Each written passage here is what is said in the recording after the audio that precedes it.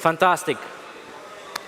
Great to be here in Munich with you guys today. I think this is the first sort of larger event that we're trying to put together in Munich. And yesterday I had a chance to meet some of the guys from the community, and I think the energy is at a really high level. Anybody else standing, can you please grab a seat? Thank you, that would be fantastic. That would be fantastic.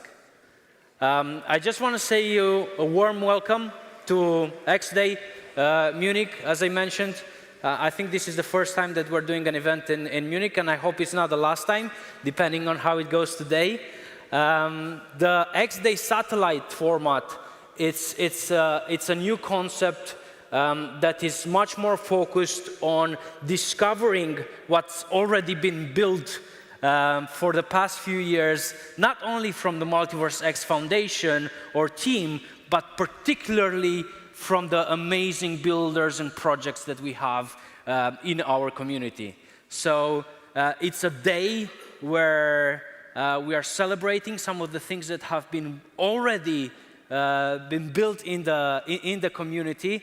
And guys, if today you came here with very specific expectations, my invitation to you is to drop them.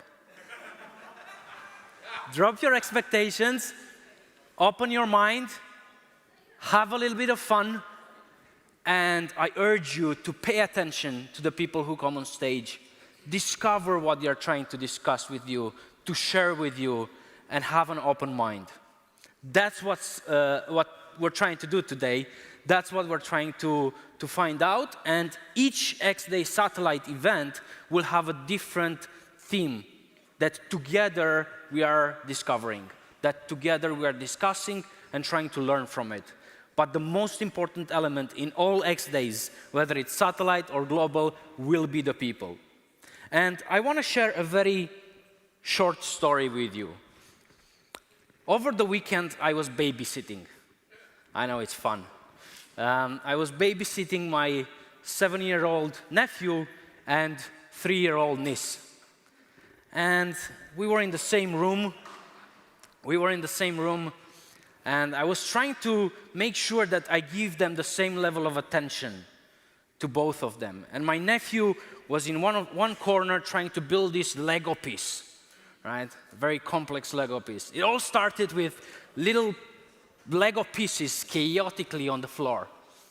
With each piece that he would add to the Lego, the vision sort of came closer to the final product. Occasionally, he would ask, "Uncle Danny, can you help me? I'm stuck." And of course, I would jump in and give him a hand. And after a while, he told me, "Uncle Danny, the Lego is finished." He was so excited, and I went and I looked closer and I said, no, it's not finished, it's wrong. 2 of the pieces are wrong. So I said, oh my goodness, I have to take half of the Lego down and then put everything back together. And after about 2 hours, he was so excited, he came back and said, the Lego is finally finished. And I didn't realize that I was so focused on him that my niece, my 3-year-old niece, was just jumping about. She was all of a sudden getting a little bit angry that I ignored her for the past half an hour, and she came by and kicked the Lego down. And you know what? I was thinking about this image, and I thought, our adult life is not so different. Sometimes we have a vision, and then all the pieces are on the floor in a chaotic manner. We put the pieces together, we build a product, and then we think the product is finished and it's nice and beautiful and working. But 2 of the pieces don't fit. So we have to take half of the stuff down and then put everything back together. And when it's all finished, something kicks us. Anyone feeling that before? Building stuff and then things went wrong and then somebody or something or the market kicked you in the head? Okay. And you know what? Everything could have ended in tears with both of my nephew and my niece. But my nephew was wise enough and said, I'm not worried about it. She's young and foolish. So he started building the thing again, this time faster. And the whole thing was completed. I think many of you sort of feel this story, right? With your products, with your story. How many of you are invested in crypto? And you're still here. Amazing, amazing. How many of you had a hardcore episode in the last year in your journey with crypto? Fantastic. Can you please stand up? All of you, please. Come on, let's stand up. Let's stand up. Fantastic. And because of that, guys, I want you to raise your right hand up and give yourself a tap on the back. You deserve it. Thank you very much, guys. Thank you. You can sit down. Thank you very much. Now, let's have an awesome day. Let's have a day of discovery. Let's have a day of encouraging the builders around us. And for goodness sake, don't be the niece in this picture, right? Don't try to kick down the things that are already being built, because the amazing people in this room and the amazing people that are currently watching have been building some really amazing products in the past year, and we want to discover those. And without further ado, I want to invite on the stage a good friend of mine, but also the founder, one of the co-founders and CEO of MultiversX, Beniamin Mincu.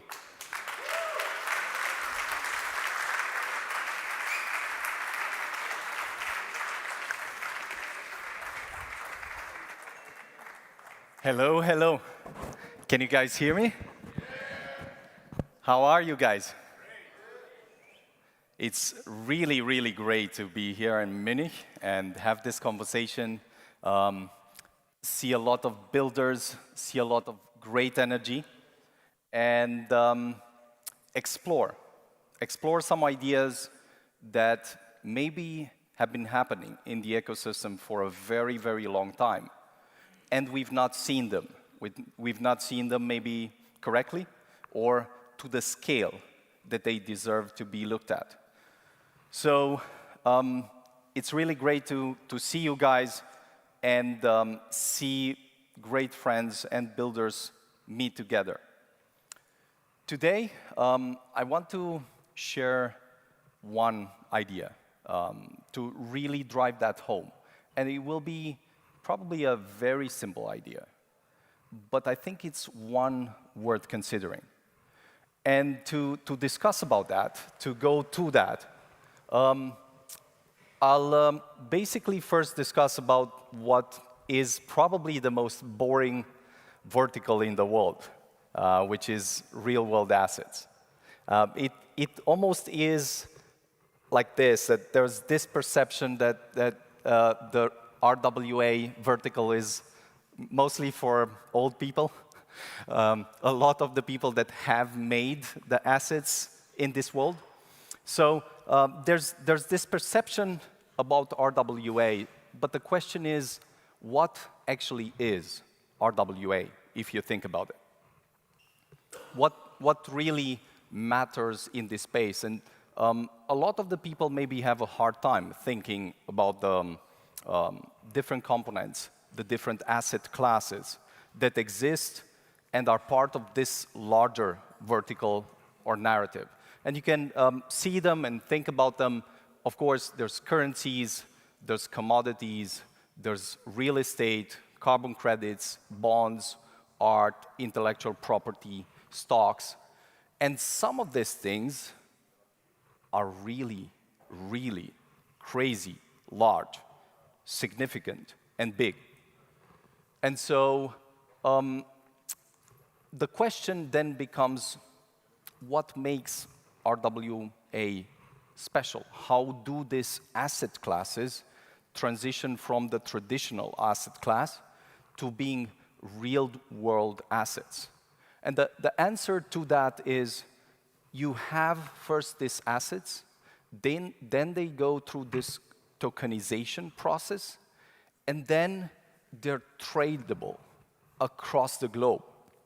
So the simple question then becomes, why would someone go through that. Why would these assets really need or pursue the tokenization process? What are the benefits that you can essentially unlock?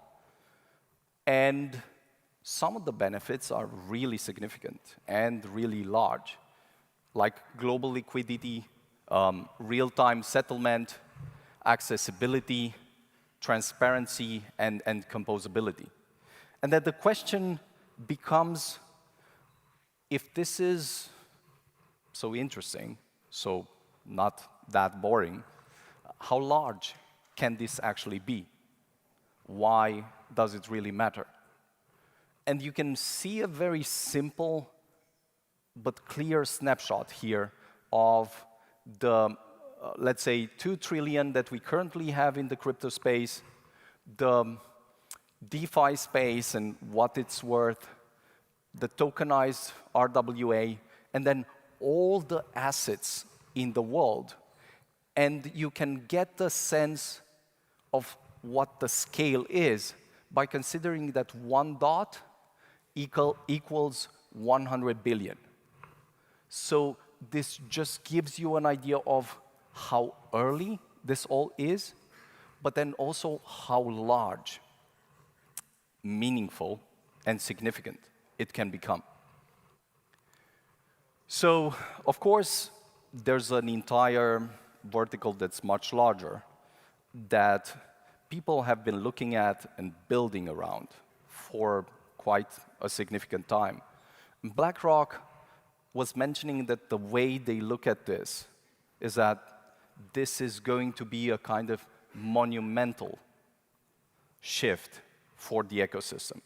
Why? Because when you sit on all those significant and crazy large assets, of course you'll want all these benefits for them. You want to tokenize them and get additional value out of them. So the question then becomes, what are some of the primitives that people should think about when they think about RWA? And of course, we've mentioned this and will continue to mention it. There is a need for a great hyper-scalable blockchain architecture, and MultiversX exists to service this, to offer this to the world. And the great part is that this is the most advanced blockchain architecture in the world that is live today. So that's really, really cool, and it's great to have that live and ready today.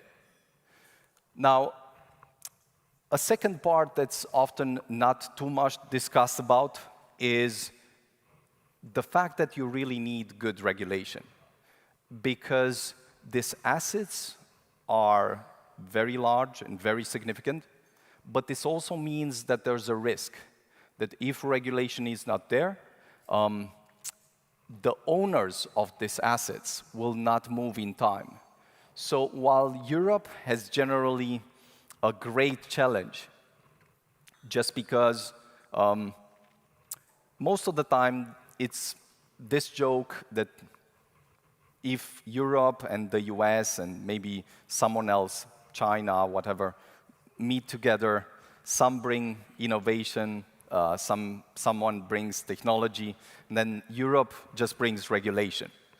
This is what they contribute to the game. So generally, it's not a good joke, but in this case, it's really good because MiCA just sets the ground for a lot of things to happen really fast. Because lack of regulation for these large enterprises, these large companies, means just risk. In their mind, risk is looked at very, very different than how, for instance, startups look at risk or builders look at risk. So good regulation is important, and we're now at the point where we really have in place good regulation in Europe for very large enterprises, funds, and so forth, to move in a direction that could be very, very beneficial. Now, if the US elections, of course, end up positively, then it will be very interesting, probably for the entire world, how the game will change, how fast some of the countries will change regulation, will adapt, and so forth. So quite curious and excited about that. Next, of course, you do need this process of tokenization that should be simple, that should be clear, and that should enable anyone to essentially go through the process of digitizing their assets, putting them on-chain, and then being able to access them, leverage them, and get all those benefits that we were discussing about. But the one idea that I think is sort of new and I want you to think about today is this idea of intelligent assets. And what do I mean by that? Well, it's clear that we're going to have these tokenized assets that are globally tradable, that are liquid, that are composable. But there's one level above that that I think might be the most interesting and exciting during the next period. And this idea is that your assets should not sit locked in a bank, but rather they should be able to be intelligent. That is, meaning you can understand the context, the broader macroeconomic context, and then your asset has AI built into it, can interact with several markets, can get the best rates for whatever you're trying to do, and can do that for you, such that when you look at the asset, you don't look just at the asset. You look at the entire broader market and how your asset fits there and how it can really bring more value for you. So, of course, this idea of having hyper-liquid, composable, intelligent assets, I believe will probably be a much faster acceleration for the entire world to this normally vertical that let's say is considered boring, or most of the people look at it from a very different standpoint than it actually is. So taking just one example here, imagine that you have a house and the house is worth $1 million, and you generally can never use that type of asset in more ways. You generally live in that house, experience it, but then you don't have a derivative of that assets that can be leveraged to bring you some additional yield on top. So to have the house and live in it, but then to also have this intelligent representation of the house that lives on chain, that just brings you some yield of the market, that gives you the best rates if you would want to sell the house and leverage it to buy something else, creates a very completely different game. In fact, if you think about all your assets and think about them in an intelligent or autonomous way, you can almost think as this very simple, useful metaphor or analogy of Uber that is actually leveraging all the cars that exist in the world. And I think tokenization of real-world assets will leverage all the assets that exist in the world much better. But then there's one level beyond that. When Uber has a fleet of cars like Tesla, which is the RoboCab, that you basically just buy, and then you not only have an asset that you can use, but that asset becomes productive, becomes profitable, becomes lucrative, such that while you're at work or sitting at home, that asset can bring you more value. Then things become very interesting. Now, when you consider that all your assets will be digital, will be hyper-liquid, and then will be intelligent, This just means that both for the average person and for the large institutions, the amount of value that you're going to get out of your assets will be extraordinary. The same assets will now get a lot more value. Now, it also means that if you have things tokenized, you can trade your house for meme coins, for instance, and lose everything, or do some other crazy stuff that's currently happening in the space. But that's all part of the process. I think people generally narrow in on something and forget that there are many, many different types of people in the world. Some of them want to understand the RWA space. Some of them want to wait until their assets for simple users can be tokenized and they can leverage them. And some of them will only trade meme coins until they can buy the houses of some other people that want to tokenize them. So if I'm just taking one idea that I want to drive home, it's that the conversation is not actually around real-world assets. The conversation is about a much broader trend that's happening in the world, that's here already, and that's inevitably going to eat almost everything we're doing.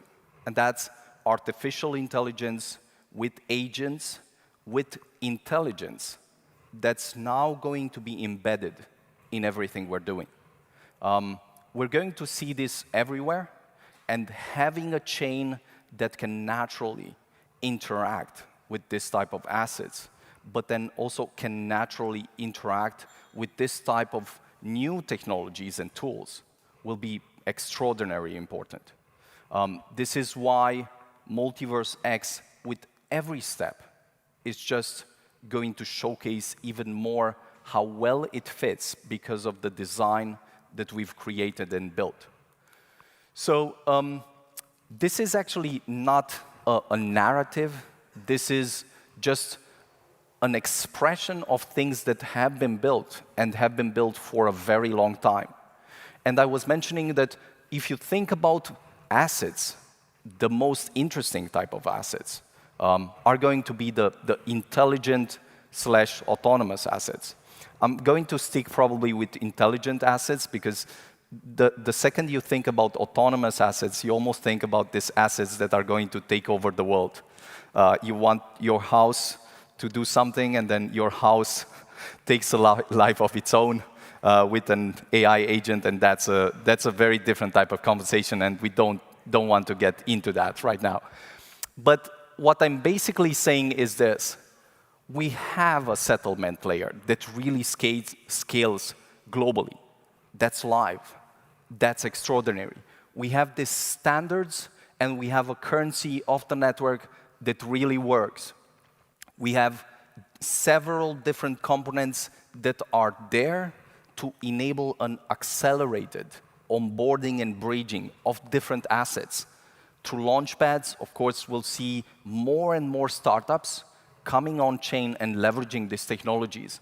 Through exchanges, of course, we'll see liquidity being harnessed and used effectively, then lending platforms, then bridges, then stable coins. Of course, we have, you might know that in the real-world asset space, the largest product market fit in the world at this point is stablecoins. And you probably know by now that Tether is the most profitable company in the world. Now, that is something very striking and very remarkable. And one thing that has been happening in the ecosystem is we've seen many interesting experiments, but one experiment in particular has been built up for years now. And the USH experiment with a native stablecoin within the ecosystem will be a very, very interesting play that I'm personally looking forward to see how it accelerates the ecosystem, how it moves us in the right direction. So most of the things are there. And this means that we are ready to interact with this new type of assets, with this new type of tools and technologies. And the most important question that I'm going to put back to you, as builders, as community, as people who think about these new iterations that you want to see exist today, is what's stopping you for building these tools, for building this type of assets, for integrating them into what you are building? I think now is the moment to take this and make it a reality. Thank you. Talk very soon.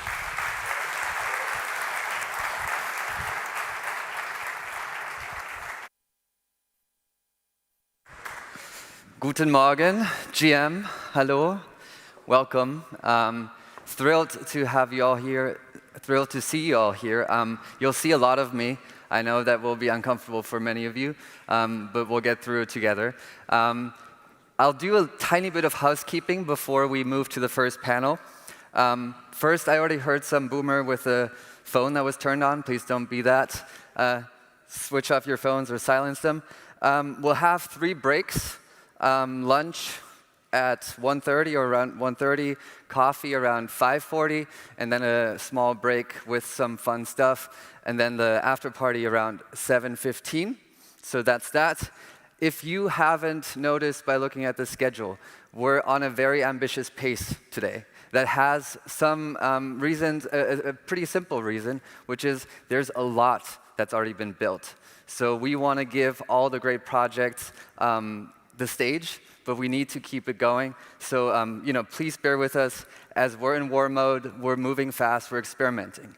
There's also some other experiments that we're running, and we're super proud to run them. The first one is this. You've all checked in using NFT technology. This is something, yes. This is something that, for whatever reason, has never been done by a blockchain at a blockchain conference, and it's very new, and we're super proud and very thankful to XOXNO for making this happen. We, and this is the great thing about blockchain technology, built stuff on top of it. So all of you who've checked in with the NFT now should find a little time capsule powered by Ethereum, another great project building on MultiversX, in your wallet. That's going to be throughout the day filled with some backstage content, some pictures. Like if you want to take a selfie and send it to us or something, maybe we'll get you in there too. So it should be some fun content. The last thing, and I think there's like a QR code somewhere here. We've built a blockchain integrated clicker game, finally. Adoption is coming. We're on Telegram. So that is going to start around noon. And while you're competing, you're going to earn tokens. The leaderboard is going to be pretty special because there is a special surprise attached to it. More on that later. That's all for the housekeeping. I'm now very excited to talk about RWAs, where it's going, what still needs to be built. I have the great pleasure of welcoming 3 great speakers, one we just heard. Please give a warm welcome to Beniamin Mincu, CEO of MultiversX, Konstantin Dagianis, Financial Services Partner at PwC Germany, and Thomas Rees, the CEO and founder of Philanthrify.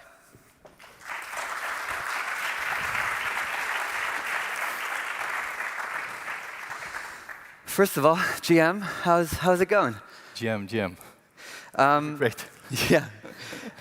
Tell us a little bit about, to start, what do you guys like in turn, maybe 1 minute, 2 minutes on what you're seeing in the RWA space at the moment, and how your business or your profession is interacting with it. I'll start with you, Konstantin. Yeah. Hi, guys. Maybe I'm a little bit the exotic guy here today because my clients are mostly, my primary clients are banks and institutions. So Exotic. Exotic. That's exotic. That's exotic, yeah. I'm partner at PwC in the financial services practice, so I consult and help financial institutions to get into that, to get in the crypto market on a compliance and regulated way. I also, of course, have large exchanges and crypto custodians as clients and help them get into the crypto market. I work on the whole EU regulation. I can explain it to them. I help them in the implementation. And of course, I have a lot of major industrial clients who want to tokenize their assets, or they want to get new products in their lines. And we help them with different chains to tokenize their businesses and bring that to market. And we see actually, because you asked about that, we see a huge traction now. I'm getting a lot of requests from financial institutions, from exchanges, but also from traditional companies like industrial companies who really want to understand that market. We are still in a very, very early phase. They want to understand that market. We have to explain them how it works and how they cooperate with different blockchains, and how the whole go-to-market process is, and what kind of regulatory requirements they have around it, and to show them there are legal requirements, there are regulations around it, so they are in a safe space now, because we have MiCA, we have a lot of different other regulations who can help them with that. Great.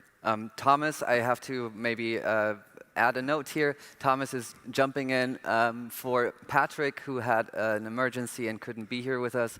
Tom, great founder on MultiversX. Tom, say something about what you're doing and perhaps how it interacts with this entire field of RWAs. Yeah, for sure. Firstly, thank you for the kind words and everything there, and it's great to be here today. Very exciting, a lot of good discussions. Firstly, I think what Konstantin said is very accurate.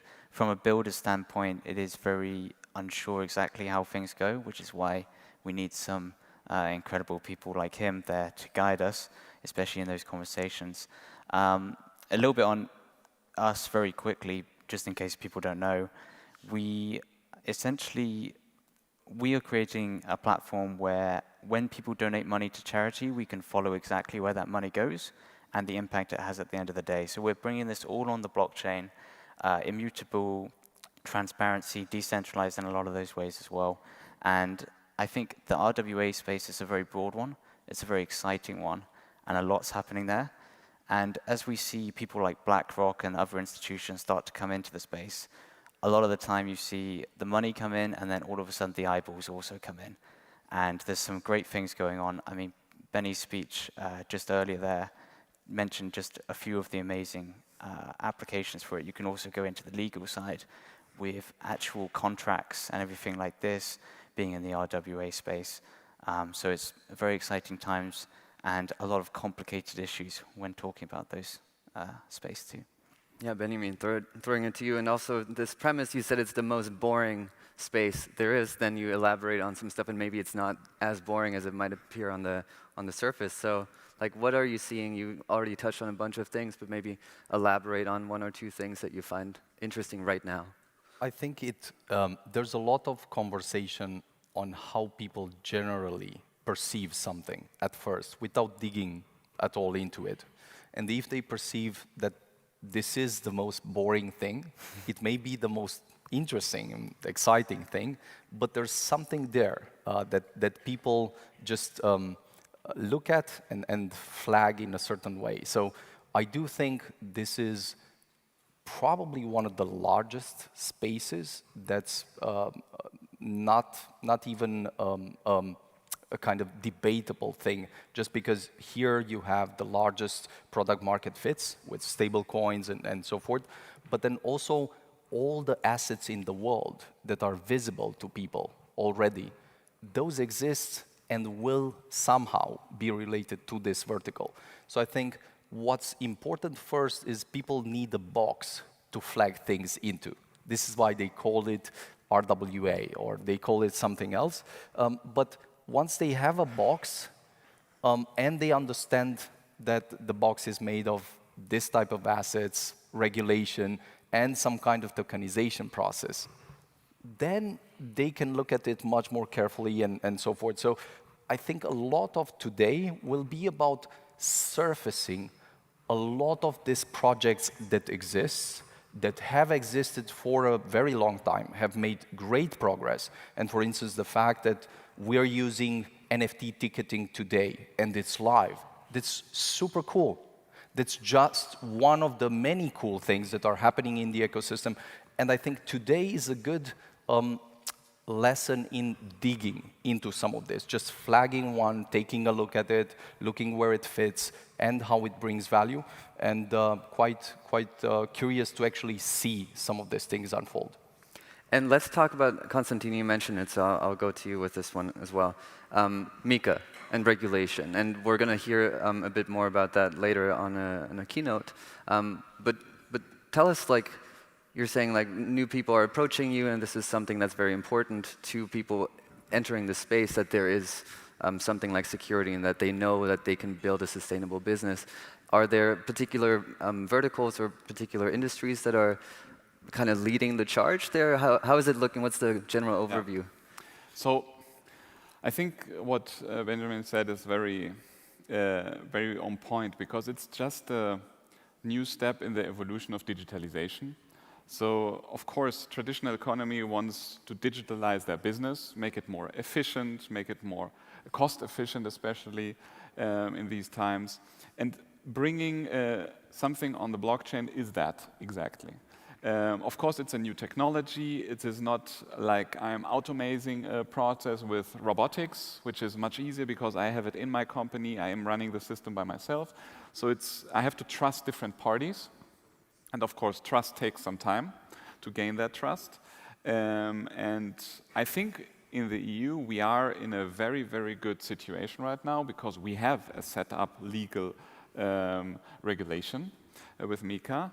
Of course, when you haven't worked in this regulatory space and you read this hundreds of pages of documents, you are overwhelmed and you say, wow, how can I really achieve all this? I have to tell you, banks and all the other financial institutions like insurances and so on have that regulations over the 15 years already, and they are still struggling to fulfill these regulations, but they are, I would say they are at 90%. When I talk to new startups, maybe big crypto custodians, where you guys say, well, this is a big company, they have to fulfill this, they are still at, I would say, 60%. So it's, of course, a big thing, but you have time to complete it, you have to understand it. Of course, you have to hire a lot of people. It will be a costly thing to fulfill MiCA and the other regulations which basically come with MiCA, because you have DORA in the EU as well, which is another 1,000 pages you have to... Exciting stuff. So it's a lot of regulation, but you, as soon as you fulfill this regulation and you comply with it, then you are a trusted party. And we see that with a couple of exchanges and large players.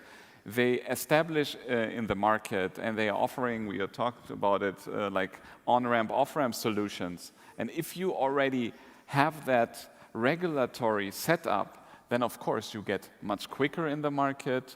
You get to the traditional companies much easier, much quicker, and you are the one player who has achieved to be regulated. And I think we don't have a lot of these players right now, so it's a big chance to really go into that direction. And in the long term, that will help. Of course, at the beginning, it's hard to achieve that level, and it's stopping a little bit innovation. Of course, regulation always has that, but in the long term, you will win that race through regulation. Yeah, interesting. Beniamin, as a foundation, is there something that you guys are focusing on in particular? Anything that you're like, this is something where we really want to, incentivize or bring in new people? So one thing that will happen even today during the day, to take a bit what Konstantin was mentioning, is just trying to translate these hundreds of pages that are requirements to the builders, to the community, that's a process in itself. At first, as he mentions, it hits you, and you really think this must be nuts. I mean, how can someone actually think about building something and then deal with hundreds and hundreds of pages that will have to be important requirements very, very soon? But once you start to look at it, sleep a bit on it, maybe sleep a few nights on it, not only one night, you start to get the translation of what it actually means, and then you can really get an edge and an advantage. So that, I think, will be very important, especially for the European players, to dig a bit into that. We'll try to organize, let's say, several conversations, workshops, and so forth, just to bring this translation to the community of builders. And then when it comes to use cases, I think we've not seen almost anything in terms of the landscape. We're scratching the surface. Everybody is essentially scratching the surface.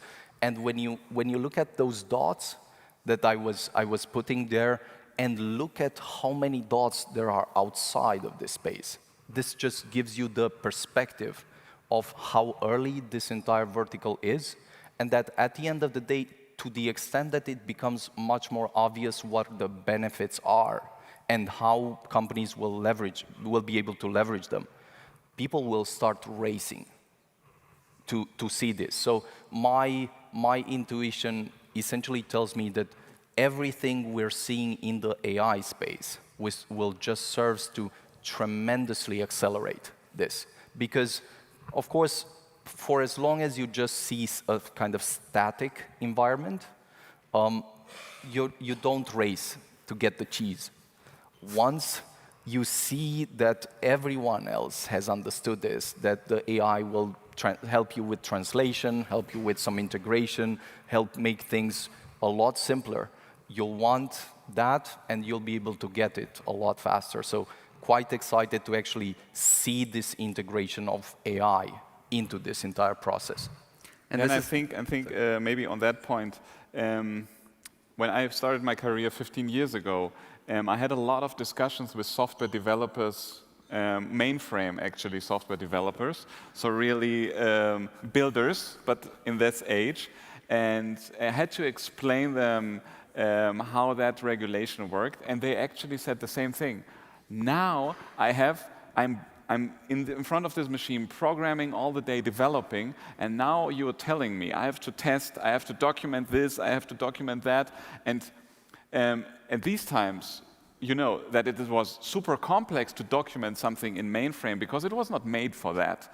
So to really, and through AI now, we are much in a better space to help us basically, well, you're coding and the program is documenting the code in the meantime. So that was not a topic when we had to do mainframe documentation. So I think I understand that it hits you hard, but it's much easier than 15 years ago when the regulation was pretty high for banks. They had to build their mainframe systems, and they really had to do so many things, and it was exhausting. Alone what they had to document around it. And now it's like more automated, and through AI, I think that helps a lot, yeah.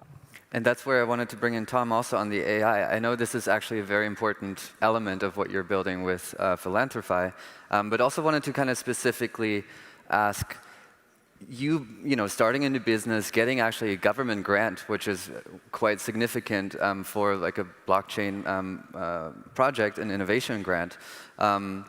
And AI is part of this. Is there something where you're still like, I can't believe this doesn't exist? Like, why hasn't anybody built this? What is this journey like?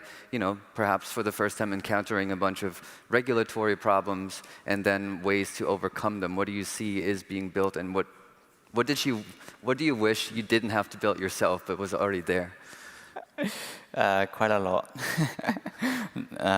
No, it's a great question, and AI really does just level the playing field in so many different ways. I mean, just for little small pieces where we need to decide like how best to do this, or we want to speed up a little bit of the process, like documentation, like you were saying. We might start with a first draft of AI and then really go in, customize it ourselves, because at the end of the day, it's not good enough to completely replace people, especially in those levels. But it is an amazing tool to speed up that whole development cycle, to speed up the way that you apply for things, because you're applying for so many different funding opportunities, grants, and all of these things here. And to your point, Lucas, that's kind of one of the things that we're trying to build as well, where we can leverage a lot of that AI to then allow charities to be able to apply for grants much quicker. And that's a huge thing. Like, they have to scale thousands of websites, read hundreds of documents, very complicated. And then at the very end, after 200 hours, they maybe realize there's one little bit in the fine print that means that they're not eligible. And AI is just huge in these areas. There's a lot of pain points. And it's also a lot of what Benny says a lot with, I think, the truth machine aspects, where you can actually start to leverage blockchain with the AI as well. And I think that is one of the big problems with the blockchain industry in terms of RWA, oracles, and all this stuff. How do you verify that this data is accurate when you're bringing it on? And I think that's a really good use case. Yeah, trust in education, I think, is an interesting thing. Do you see, particularly, Konstantin, an education gap in the businesses approaching you? Is there a lot, like, still, what do we do? We want to, but we don't know how. So yeah, AI, of course, is a huge topic. Yeah. And we have a new regulation in the EU again for that as well, the EU AI Act. So there is please accept our humble contribution. So there is a lot new stuff going on, and actually every of my clients uses AI now or wants to use it and implements it. We are building a lot of governance around security frameworks and defining ethics, what is allowed with AI. So yes, trust in AI is a huge topic, and it's basically very similar like trust in IT the past years, but now it's more complex, and it's a bigger topic. So I can tell you in the next 5 to 10 years, there will be so much work in the financial institutions, but also in the industrial companies. They will work with AI, but also all the topics around building trust around AI. So every employee can really use AI in their processes and in their everyday business, and can trust AI. And the processes can really work only with AI, because they really automate a lot. They have to be competitive in the market. So they have to have a very high trust level into AI, because if you as a bank customer interact with a bank and there is no human behind it, of course, the trust has to be very high. And I think hospitals is another topic where AI is a very important topic, and they are working a lot with in this sector. And there, the trust is immense, because if you're, as a patient, go to the hospital and you interact at the beginning with AI, it has to be a good AI, and so it has to be trustworthy. Yeah. Yes. Yeah. So to have somebody telling you, okay, this AI, I have done specific tests or analysis, and it's not manipulative, it's ethic compliant, it's a responsible AI. So this is, I think, very, very important, and will get more important as we see more and more processes with AI-enhanced processes, basically, yeah. For sure.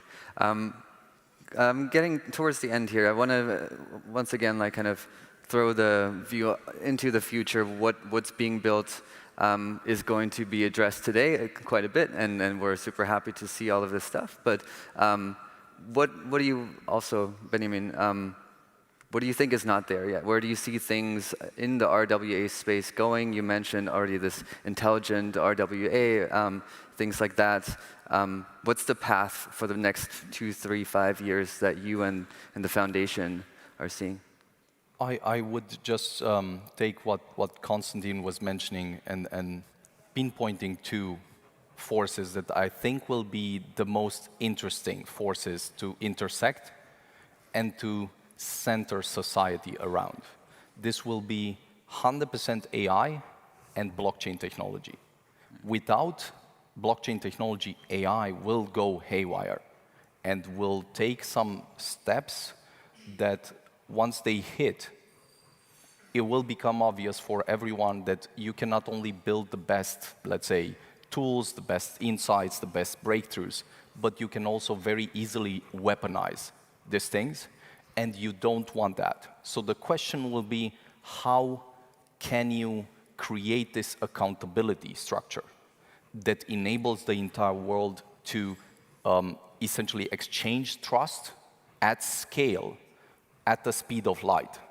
So that's literally AI agents everywhere for almost everything you're trying to do, and blockchains underpinning this type of interaction, making it unforgeable, making it transparent, and enabling humans to still remain on top. Because this can very easily go in a different direction that we don't want to go into. So this, I think, is the most exciting discussion and exploration that we're going to see with enterprises, with startups, and both where the wealth will be created, but then also where the most difficult challenges will be faced. Same question to you, Tom. Yeah, developments that you foresee, perhaps particular in the sector that you're most familiar with in the innovations, also AI, charity, that kind of work. Anything that interests you or any particular slant that you see happening? Yeah, I think I do agree a lot with what Benny says there. Trust is a huge thing these days. In my presentation later, I'll be talking about it quite a bit. You've seen the charity industry trust drop from like 74% to 48% in like the last decade. That's huge levels. You see similar things with politicians, with all of these other people, institutions, sometimes as well. And I think adding some kind of layer of that transparency in a decentralized manner can build a lot of that trust back, especially with the immutable aspects of the blockchain itself. I do see some solutions with the aligning AI with human incentives, and I think the best way to really encode that is with blockchain technology. Because if it's just in some database, the AI, for example, could just go in and hack it and then change the whole thing. Whereas in a blockchain, they'd have to have a lot of compute power for a long time to be able to do that. So someone would probably be able to figure it out and change it. So I think that's one of the major ways I really see things going. But with RWA, there's so much exciting stuff, democratizing like real estate and supply chain management. There's so many great topics and some great builders here today that will be presenting as well. I'll give you the closing words, perhaps from the institutional perspective. Yeah, so I think real-world assets is a very big topic. It's an immense market. So if you look at that, how many billions there are to really be digitalized, basically, I think it's huge. I think we have to work on the accessibility, so everybody can access it, and on the awareness. I think this is the most important because I think the technology is there. It is in an evolution state where you can use it, but the people have to understand it and they have to get easy access.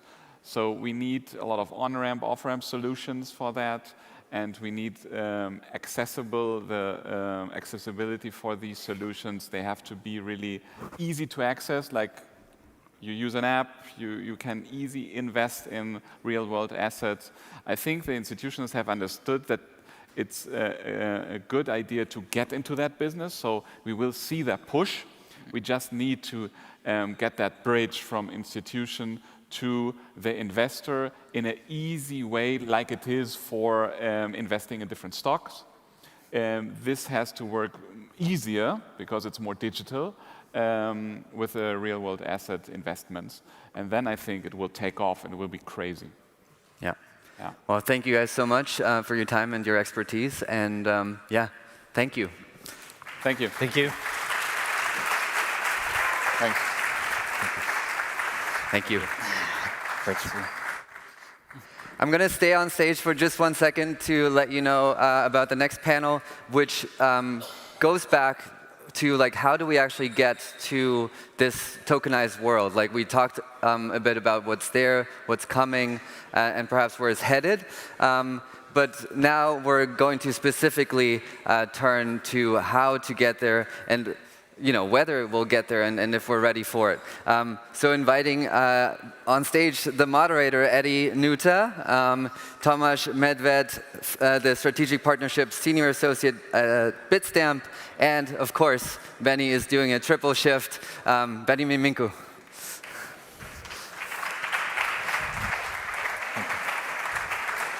So, yeah.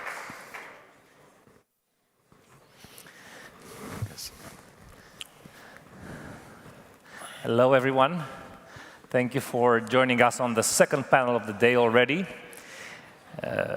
My name is Eddie Nuta, and I'm CEO and founder for Valid Blocks, XSafe, and CTO for Inspire. And we have here with us Tomasz Medved, who is a Strategic Partnerships Associate at Bitstamp.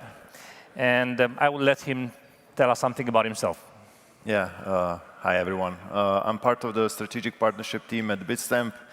If some of you don't know, Bitstamp is a centralized exchange situated in Europe.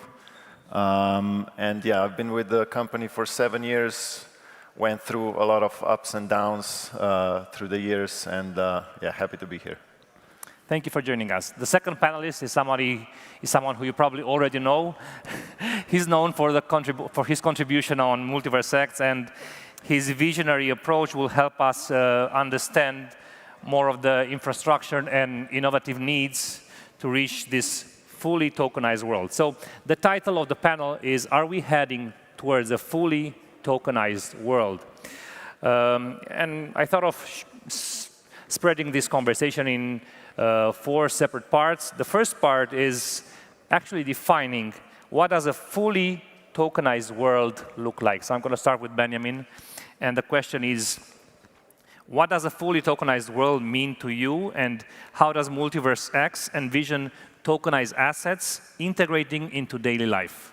So I'll mention something that's interesting and funny. You generally look at Bitstamp, for instance, and it's one of the first exchanges launched in Europe, and it's very rare that exchanges survive for actually so long a time.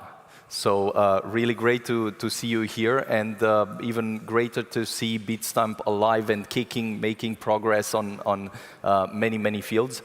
I'm looking at a lot of things, and I think in some sense, the ultimate bandwidth limitation that we always hit when we think about these new technologies is psychology, human psychology, and not technology. So we fix the technology part, you get the products in place, you get the infrastructure, but at the end of the day, it's humans who either get it or don't get it, and then this is why we need to overinvest in education, in explaining things, and it's usually that we underprice this type of thing. You generally overprice that someone builds a hardcore architecture that it works, and you don't put as much value on explaining or compressing the explanation on what works.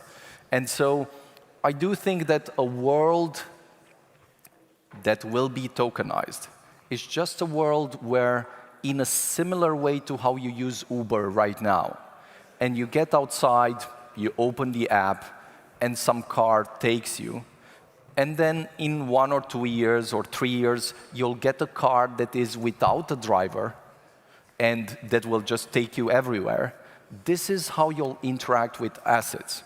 You'll just get your app out, whatever you're using, will be also digitalized, so you'll have a derivative of that. You'll get some yield for that. You'll know at every moment in time how much that is worth, and that how much it creates for you while you're using it.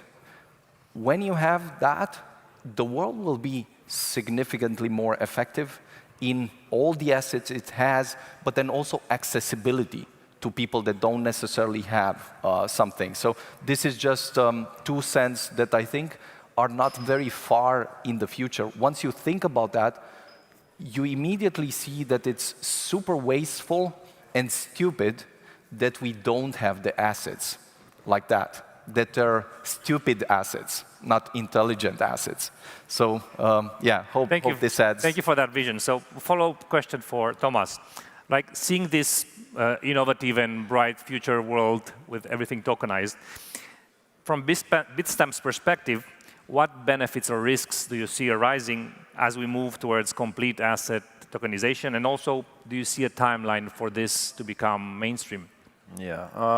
So from a Bitstamp perspective, the main benefit is that we can give those assets venue and offer liquidity and options to trade on those assets.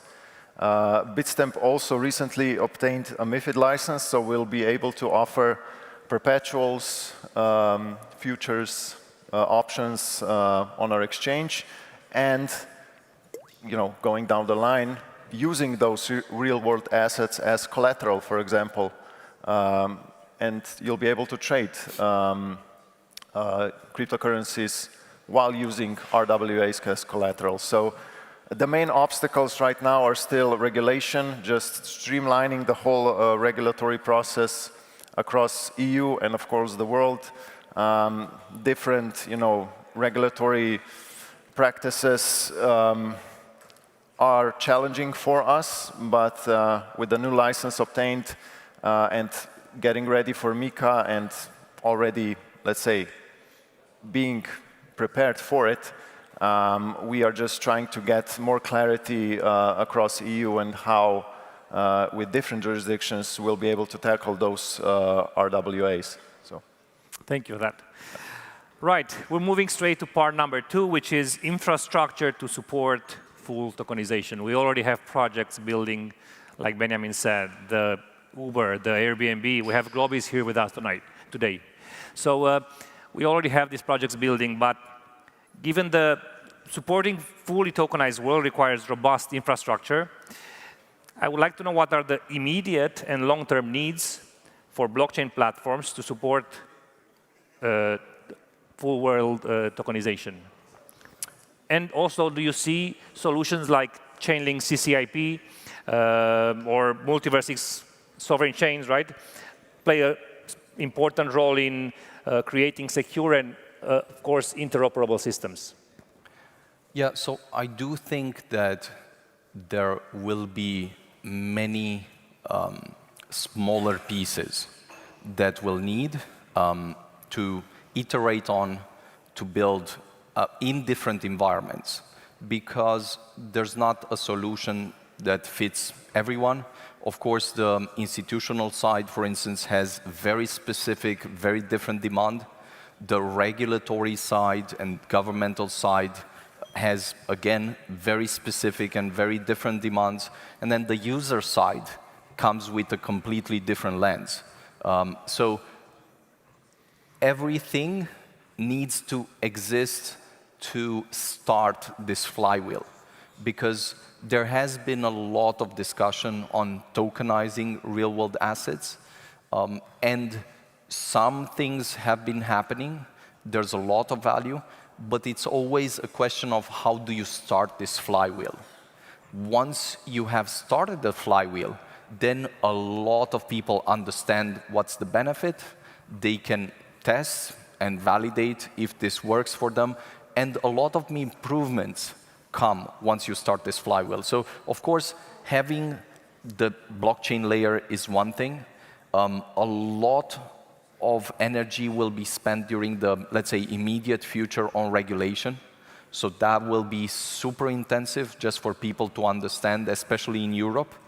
But then even though we say that we have some things, for instance, what Thomas was mentioning, having the liquidity part, having the party where you can list assets, when you can get the counterparty to buy, to lend you against those and so forth, that's also very, very significant and very challenging at first, because that's a market. So you need to make a new market with several parties and so forth.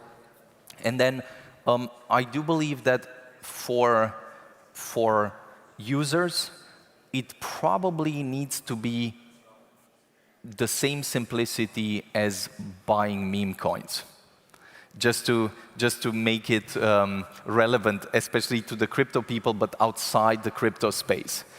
Because if it's not that simple, they will not do it. Comparatively, it will be so high a hassle that no one will do it. Whereas for the institutionals, of course, this is a completely different lens. It's like you don't speak the same language. The same thing that would get one person excited would get the other person very scared because it means risk and so forth. So maybe we'll let Thomas add a bit on how he sees this. Right, like what changes do you think BitStamp will have to make to support the massive tokenization of traditional assets? Yeah. And we're talking about regulations in the next step, because you're bringing up regulations. We have a special part for that. Yeah. Okay. Setting aside regulations. Regulations, right. Yeah, finding the right projects to work with, finding the right issuers, working with market makers to provide the liquidity itself, and yeah, just offer this to both our institutional clients and to retail clients, bringing this to the masses, so to say.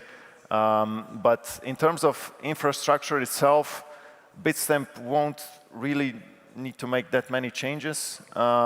We will support the chains that we support now, add a few more, but we'll work with partners to build all of this. We won't be building this ourselves, so we'll be cooperating with others, with issuers, and then bring the assets on-chain and to our clients, both on the retail side and, of course, institutional side.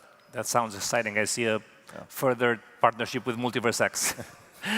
Great partner to have on board. Yeah. Right. Moving on to the third part, which is navigating regulation for full tokenization. Now, this is a very sensitive subject, right? We have MiCA coming up. So I'm going to have a question for both of you, the same question. Some of the most significant regulatory obstacles and solutions in Europe. Maybe we'll let you first, and okay. Please. Yeah, so from BitStamp's perspective, how we are going to tackle this is through, of course, complying with MiCA, but on top of that, built on our MiFID license that we obtained just last week. So we're going to go for the expanded MiFID license, and hopefully by the end of next year, we'll be able to offer tokenized securities.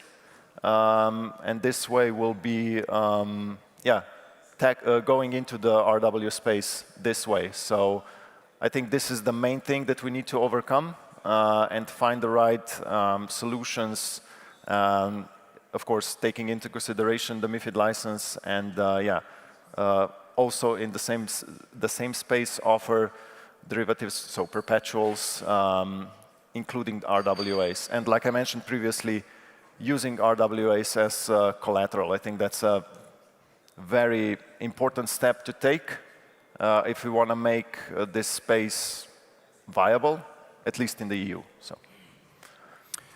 Look, I'm going to be very honest. For builders, at first, this is going to be very painful.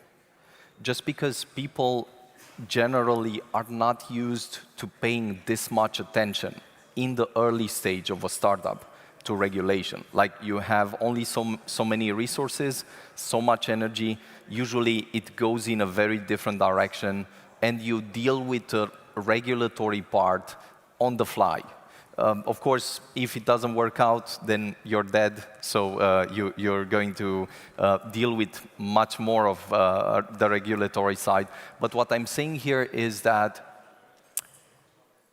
starting to need a license for any startup that has to do, for instance, with financial services that touches user funds or even is decentralized, is going to be very tricky and very tough. So understanding what are the implications for the different startups, understanding how this applies to your particular startup if you're building something, is very crucial. At first, this will feel a bit suffocating. You'll wish this would not happen and all of that, but since that cannot be changed, you're better off using everything you can to understand this very early, to act on it, to be compliant, and play this game where this can be the edge. Since most of the people will not be able to move fast and will have a very difficult time. Understanding this type of regulatory aspect and how this applies to the different startups that exist within our ecosystem or in the broader space, that will be almost a personal challenge that founders should take, because once you understand that, for instance, it doesn't have an incidence or it doesn't apply to you, doesn't restrict you, then you're great. If it does apply to you, again, you need to understand the specifics, the requirements, and to make sure that you do whatever it takes for you to not only do that, but understand the end goal. The end goal is you don't just want to be, let's say, compliant. You want to make a business work. You want to win in the market. So you want to do this. This is necessary, but focusing on how you can really thrive in this market and what the edge can be, that's something important to think about. While most of the people will struggle and will be in denial and will just complain about all these things that are happening, taking the proactive approach and running with it, I think will be very important for founders and businesses and startups. Thank you for that. I can totally relate to this, and this will be a great challenge for new startups and also existing startups, because I remember watching this in a podcast I watched lately. It's called the Full Chart Podcast. Maybe you've heard of it, about the challenges of even MultiversX at startup, right? Where you try to be compliant, where you do your best to make things the right way, and still you almost die once, twice, 3 times. So I think partnerships will be very important, and finding the right people, not jackals, not people that are out to get your money and not give you the right service. So important partnerships, I think, are a crucial point for startups. Finding the right partners for compliance regulatory. So thank you for that. I will just double-click on what you're saying, because AI is one of the best partners you can get. Open AI or closed AI? Open AI, indeed. But then also, we're working really great with some people, and I'll double-click on this. Both Deloitte, generally, and PwC are people that you can essentially skip 10 steps with, just because you don't make all the mistakes possible. So ideally, if you compress the mistakes and you do 1-2 mistakes, but not too many, to not survive, that's really great. And then also on the exchanges side, it's always worth it to look and study people that have survived several cycles, have gone through the difficult challenges and so forth, and learn some things that you can learn and see how you can collaborate. So great to look at Bitstamp, and actually quite curious how it will play the game, given all the changes that are coming in Europe. Huge opportunity for you guys. Right, so we've looked at what a tokenized world looks like. We've looked at the infrastructure that we need to to support this tokenized world. We've also tackled the regulatory needs to be compliant in this tokenized world. And the final one would be, what is the path to full tokenization? How do you envision it? Like, looking at the future, how do you see it shaping the economy, or what milestones should we look for to say, we are here, we're heading in the right direction, we're heading towards a full world tokenization? I'll let maybe Thomas first. Yeah. So for companies to exploit this is finding the right venue where they can launch or just put their assets on chain, and then finding the right partners, the right exchanges that can offer the access to the general market, and then just, let's say, having, let's say, traditional companies diving into this space, you know, tokenizing commodities in a more practical manner, tokenizing real estate or energy sector and so on, and then bringing all of this to regulated venues such as Bitstamp, and go from there. So when traditional financial institutions will start to get involved, hopefully we'll be far enough ahead that we'll still be able to maintain our competitive advantage in this space. But yeah, once you see traditional financial institutions getting into RWAs on a more larger scale, then you know that we've made it. So yeah. Okay, so good milestone is look out for traditional players coming into this into this space. So maybe, Beniamin, can you answer the second part of the question? How do you see it shaping the economy or shaping the entire world? So I think this kind of progress is always non-linear. It always looks in hindsight a certain way, but when it happens very counterintuitively. And people generally at scale need a great, compelling reason that speaks to their interests to really make the transition. And I think that this reason will be the same of what, let's say, cryptocurrencies have experienced, and then memecoins have experienced, and so forth.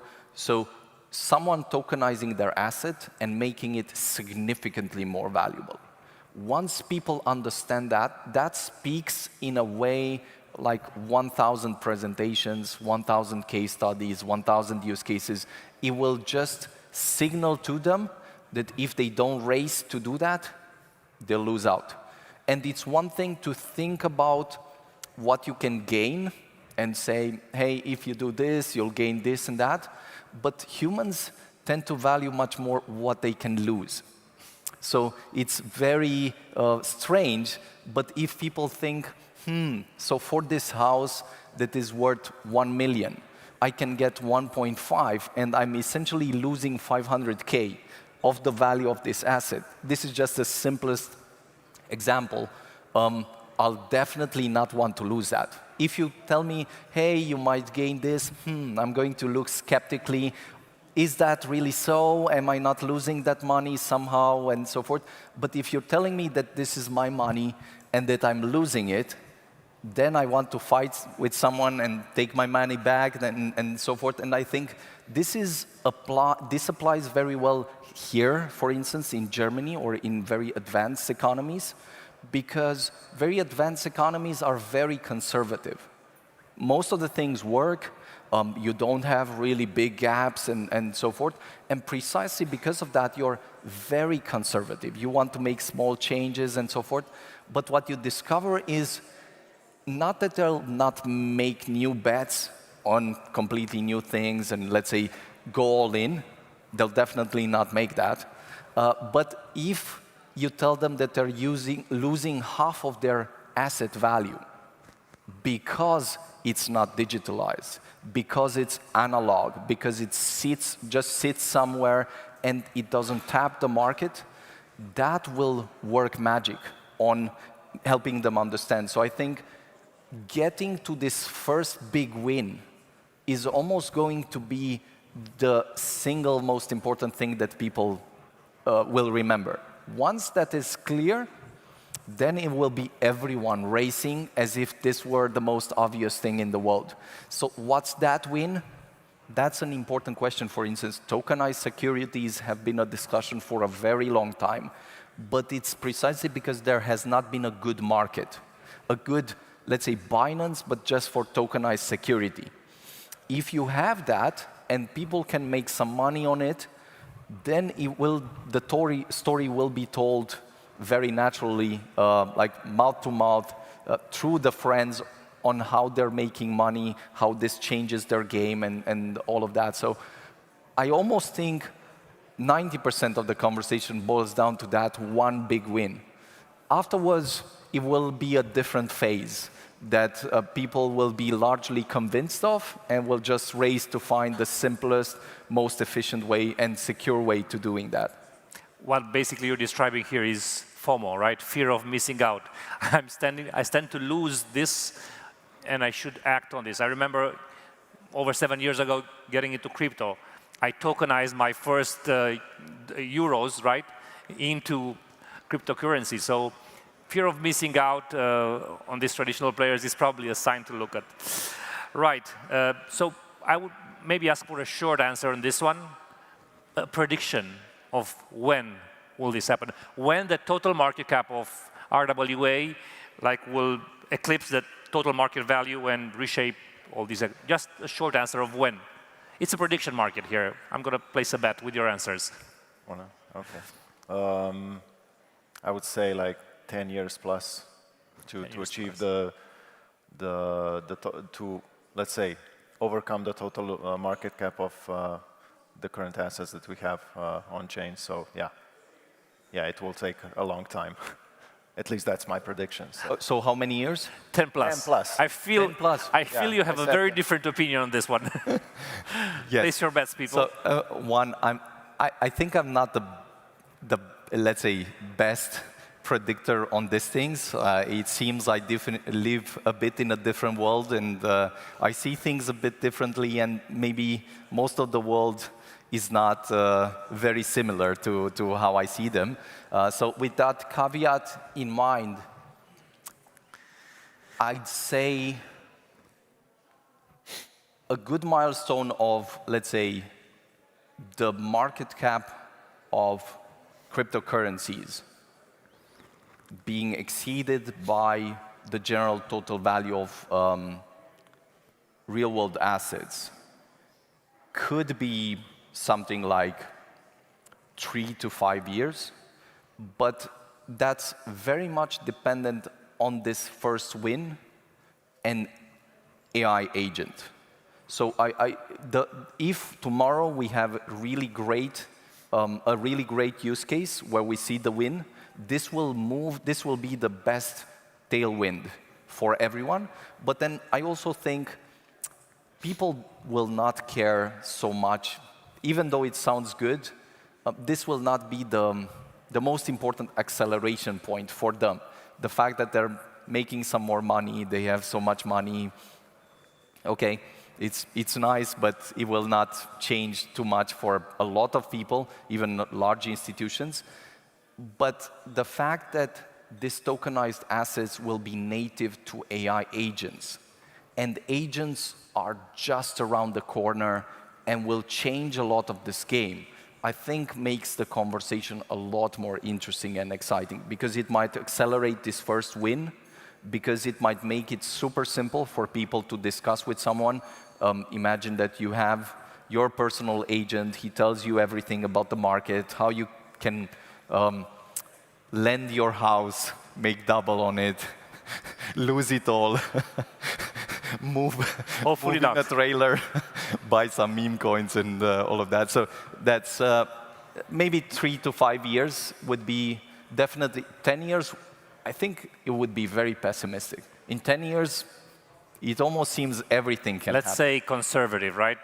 He's always talking about the business point of view. Institutionals, I understand. Institutionals, in any case, need to be moving very carefully because it's a different play. So, yeah. Okay, thank you very much. This concludes our panel. I think we've answered the question. Yes, we are heading towards a fully tokenized world. So thank you, Beniamin. Thank you, Thomas. And thank you for listening. Thank you, guys.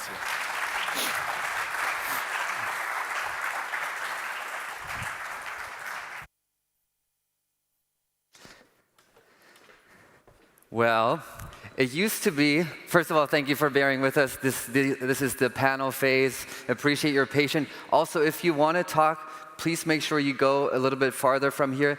I think this is a music venue, so sound really travels, and it's a little bit distracting on the panel.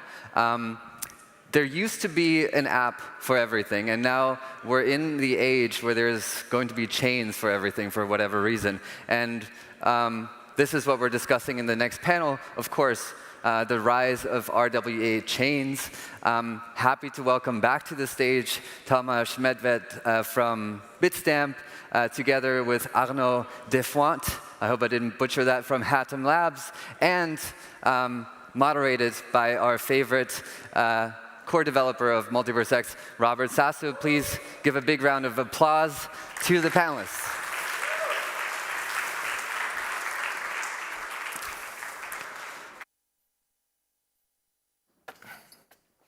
All right. Thank you. Oh, where do we sit? I will sit here. I think we have three. Hello, everyone. Welcome again, Thomas. Welcome, Arnold.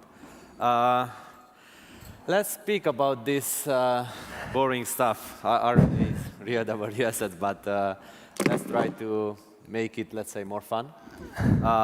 I'm a builder, and I am much in for the free and open markets without so much regulation. I think every regulation can be, let's say, automatized, and then the blockchain can do that, and you have all the information there. So let's start with that. From your opinion, both of you, what's the difference between traditional tokenization and tokenization on blockchain? So let's start with that. Should I start? Yeah. I think a lot has been said already, so I'll try to say something different. There's a person who is very inspiring. It's Mark Andreessen from A16Z. And he's an early-stage Web1 builder, and he often talks about the Internet's two original sins, which were Internet was not being able to handle money or ownership at protocol level. And when you think about it, blockchain is the upgrade that fixes this. And I see RWA assets as the bridge, the perfect bridge to finally fulfill Internet's original vision. That's a good response. Thank you, Robert.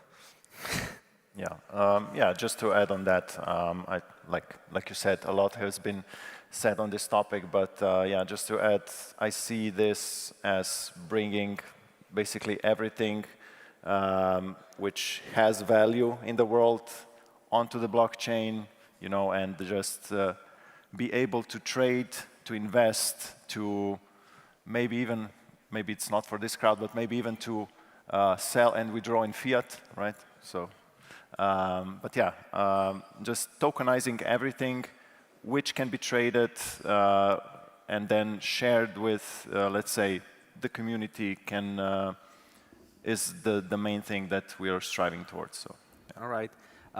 There was a big story in the last month in Romania, where a big company who was building all kinds of hotels and people could invest into it, they were really fraudulent, selling the same apartments twice or 3 times and still not giving to the people. I know that there are some better regulations for this kind of thing, for example, in France, but in France, there's a regulation for anything. But in this sense, I think that, from my perspective, real-world assets If you link it, those kind of anything you buy directly on a ledger which you cannot modify, these kind of things could be eliminated.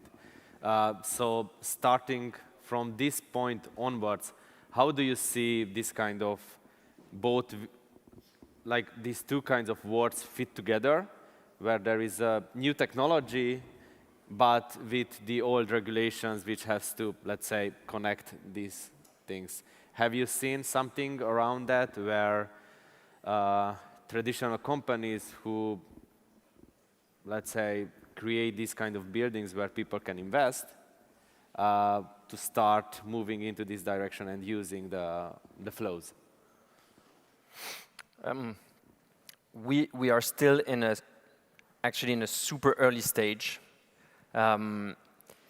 Everything that you build is built upon something, an infrastructure usually, and I don't think many, you will say the contrary because you will say MultiversX is ready for that kind of adoption, but we haven't seen blockchain infrastructure as a whole ready to completely disrupt this previous world. We can't argue that it's a 10x improvement in many ways. Double spending is one of them. But for now on, the builders, the people who are actually doing this on blockchain are early stage innovators who see the opportunity and try to capture it. And it's a good market effect. It's a natural market effect because it pushes the traditional actors to evolve or to die. Yeah, and from what I can see is one of the main benefits of what you mentioned, if we go into the, let's say, real estate example, is the true ownership of the asset, right? So it cannot be modified, it cannot be replicated, it cannot be stolen, so to say, and it can, allow you to, in a non-traditional way, own various assets across different asset classes without going to traditional financial institutions for that. You can do this on your own, and you can use venues where you can exchange those assets against other people or with other people. So the main benefit of that is exactly that. So leaving the traditional financial institutions behind and just using blockchain for the adoption of other asset classes. So yeah. I think if we talk more about like the communities and not necessarily about corporation and companies, how do you think that this kind of trustlessness or trust in the blockchain and everything there, how could, let's say, create a better platform for there to, let's say, co-invest in things?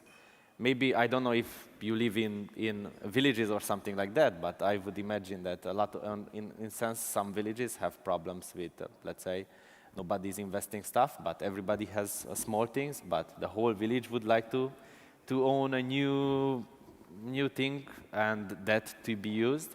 Would you see why?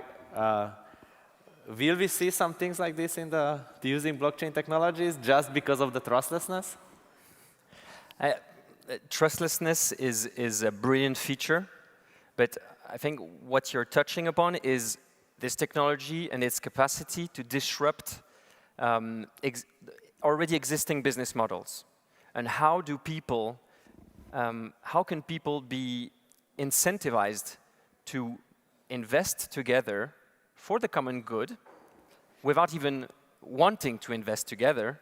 Maybe I like a topic, you like a topic, and through blockchain technology and RWA, we invest in the same project, whether it's real estate or whatever, a new sewage system for a village. And there is a way for the village to profit from this, and the way for the investors to profit from this. So I think there's a very interesting array of opportunities that is going to rise from this. Yeah, I agree. And yeah, to add to this, so your village example, you know, as a village, as a community, to invest in certain projects, let's say, for example, the energy sector, right? So if a village as a group, a community as a group gets together, invests into, let's say, a certain energy project, maybe they can get a better rate as a group, right? So they can benefit through a real use case, plus get benefits from the investment itself down the line. So absolutely, use cases are there. And do you think that any kind of regulation, especially as we are here in Europe, can stop these kind of things, or be in, let's say, help, or be much more like blockers before doing such of things? And if there are blockers, what would be the steps for, let's say, those who regulate to understand that this technology is actually simply better than any kind of regulation? Am I allowed to go full cypherpunk here? Maybe I can start and then you can go full on, go regen. on. Okay, so yeah, from a regulatory perspective, so the main issue is that there is no streamlined process across the whole region. So okay, we have in EU we have MiCA, which covers the basics now, but in order for regulation to really take advantage of what we're discussing here, they'll need to start crafting the regulation together with the industry. So not just the politicians themselves crafting this, but every layer of this business needs to be included so that all benefits, pros, cons can be discussed, and then the regulation can be shaped this way. But yeah, just ignoring the majority of the industry while crafting the regulation won't get us anywhere, and this will be the major blocker down the line. So using the major players in the space, which can then pull together minor ones as well, is a good, let's say, step forward, but we'll see. It's can be, when you're this, let's say, researching this topic, it might get a bit depressing, but yeah, I'm still hopeful that this will not be the case. So. I think regulation is a competitive market. When you're a builder and you have to create a company, today you're looking at the best regulatory framework. So it means that you want to build somewhere, but maybe it's more advantageous to build somewhere else. And I've been part of a podcast for now almost a year, and we're welcoming entrepreneurs every week. And I'm not going to cast stones on Konstantin from PwC, nothing personal, but most of the builders, they flee Europe. They flee France, especially, because it is horrible to build in this context. I mean, when you think that you're raising money, an early seed, and to comply with MiCA, you need €500,000 euros. You go to your VC and you say, hey, so I'm raising $1 million, and half of this is going to comply with MiCA, and the other half, you know what, is going to stay compliant next year. I mean, you can't go to builders. Of course, when it's major banks and exchanges, they have the money. But you can't go to builders and say, you know what, maybe if you comply first, you will be able to build and compete and gain and bring your value to the market. This is, sorry, but it's utter BS.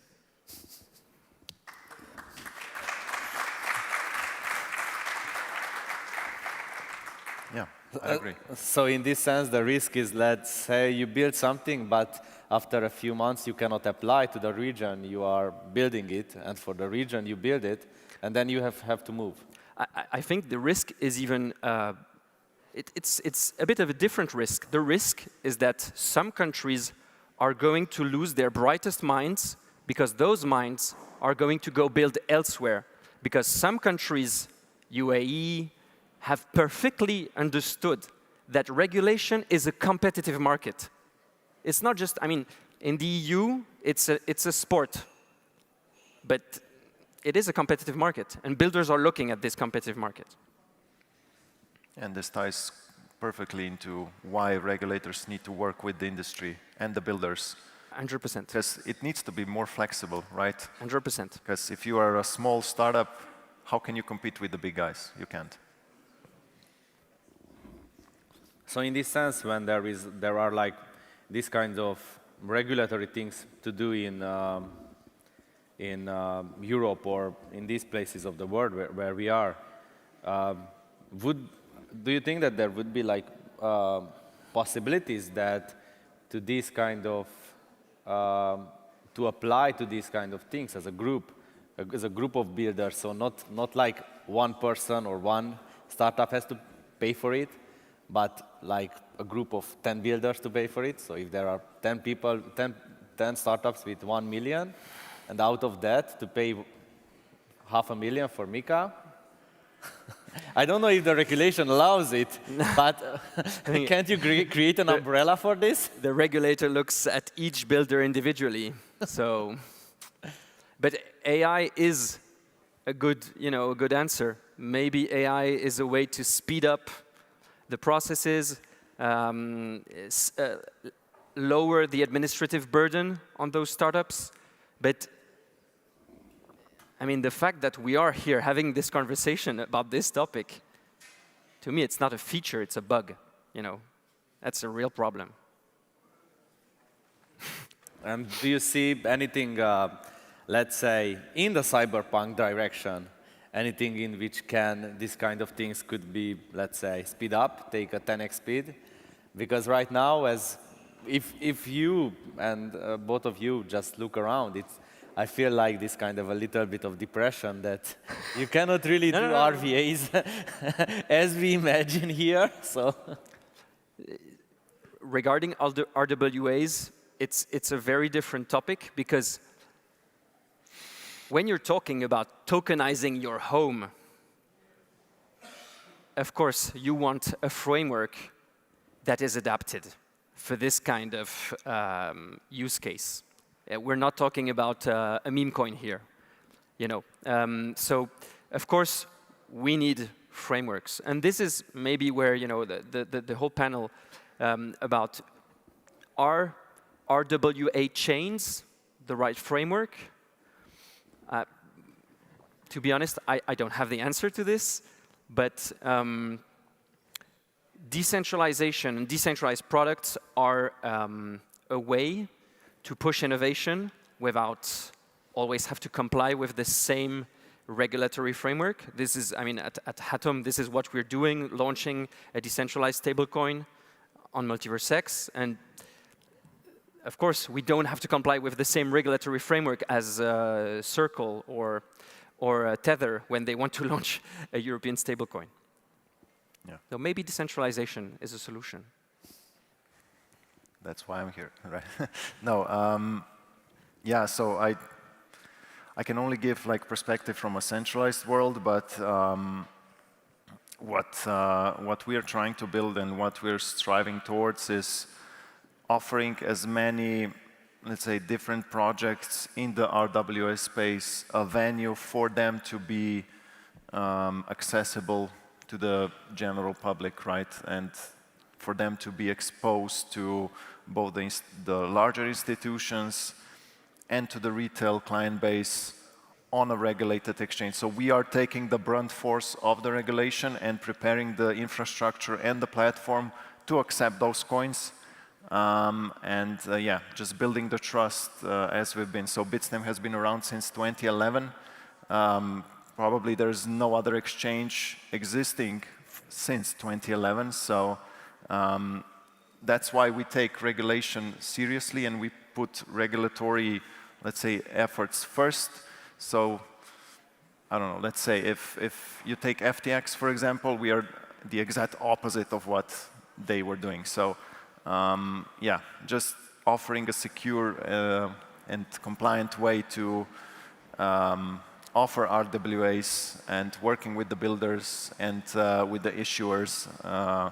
So I think this is our way of accepting this space and wanting to improve it, so to say. Jumping in, let's say, in a totally different direction about like community and involvement and like we do know that governance is hard in a chain, or decentralization is a process and you have to teach people around that. And we can imagine in a world a few years or a few months from now, let's say, where a community owns a thing, or there are a set of RWAs, whatever ownership in that sense means, but it's a community. How do you think that the community should react or should do things against centralization of power against in that community, or like somebody having too much? How does this go with, let's say, in the free open markets, where you have to balance this kind of one person taking over everything, or leaving still enough for everybody else? This is a bigger, even in a layer one chain, you can discuss about this, but especially in this sense of community involvement. You seemed inspired by this question. I will leave it to you. Yeah, so just putting, let's say, a framework in place where consensus is needed for basically any decision, also in the same, let's say, sentence as the ownership. So if there comes a player who wants to own the majority of it and the consensus from the community is that, yes, let's go this route, then what can you do, right? But having the framework in place where the community decides which way they want to go, so if the ownership will be fragmented and cannot be changed, or no one can, let's say, own the, let's say, 25% or more of a single asset, then okay.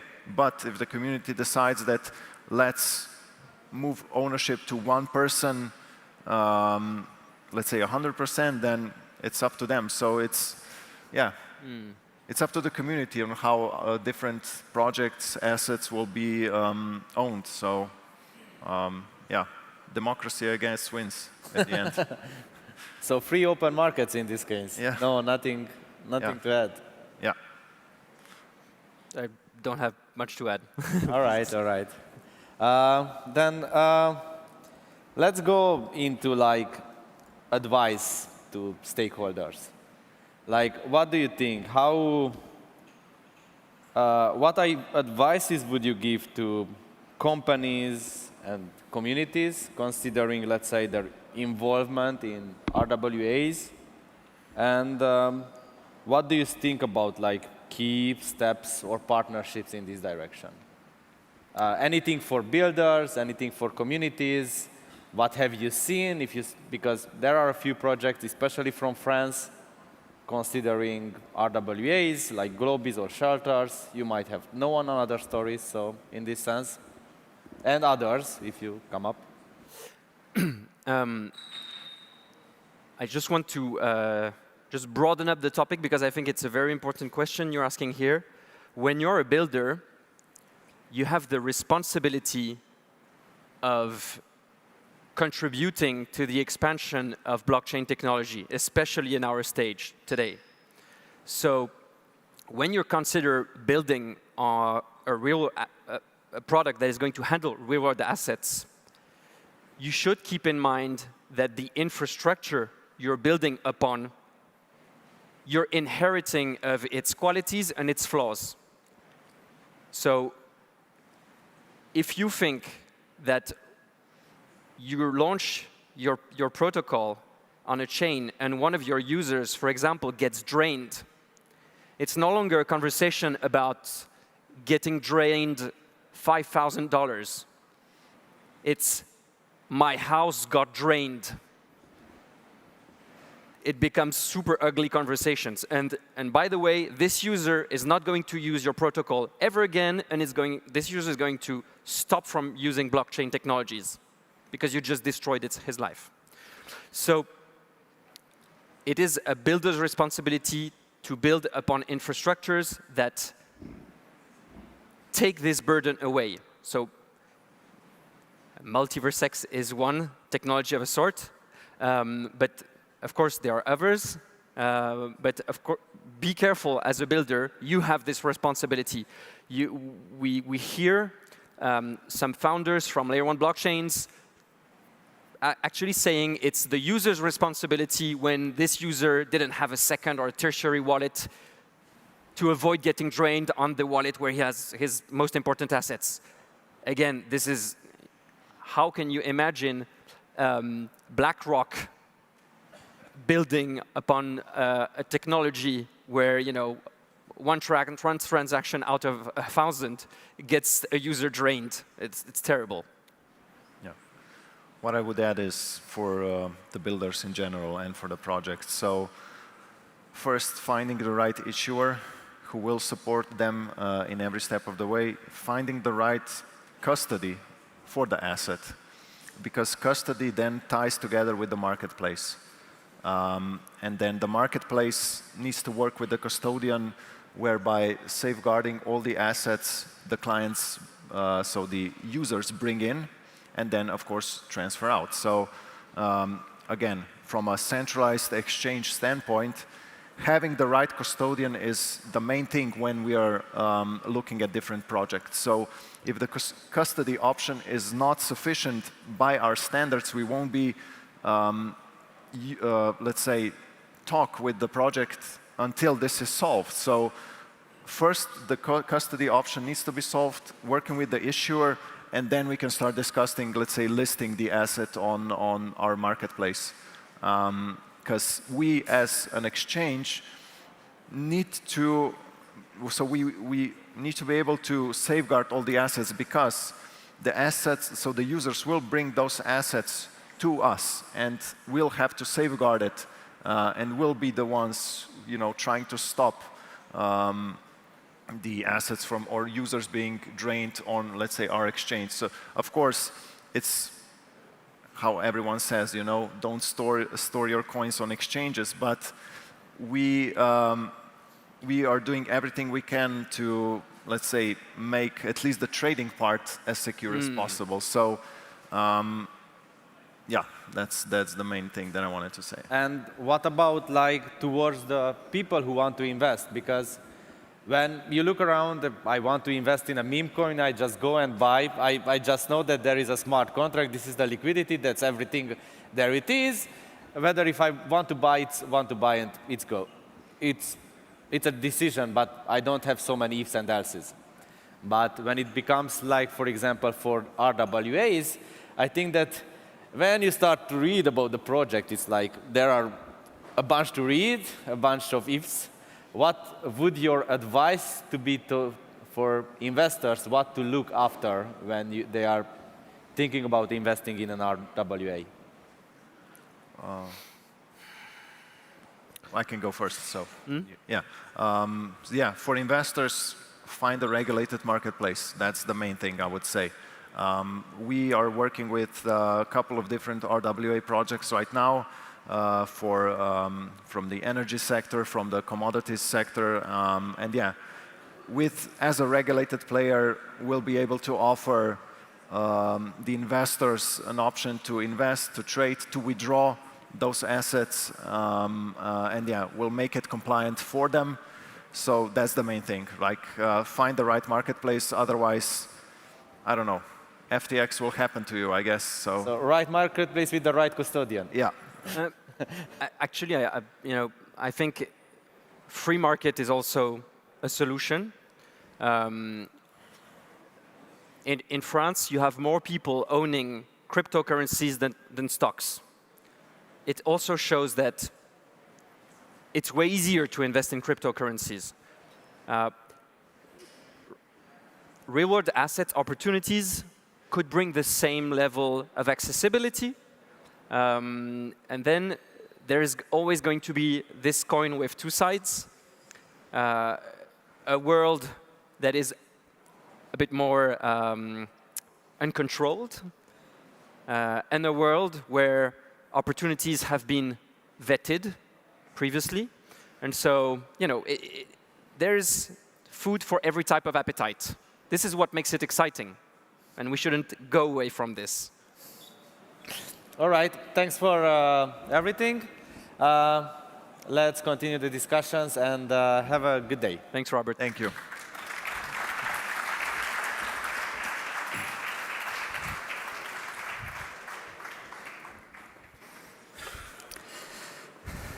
Well, I'm back. How's everyone doing? Everyone holding up okay? We have about 20, 30 minutes before lunch.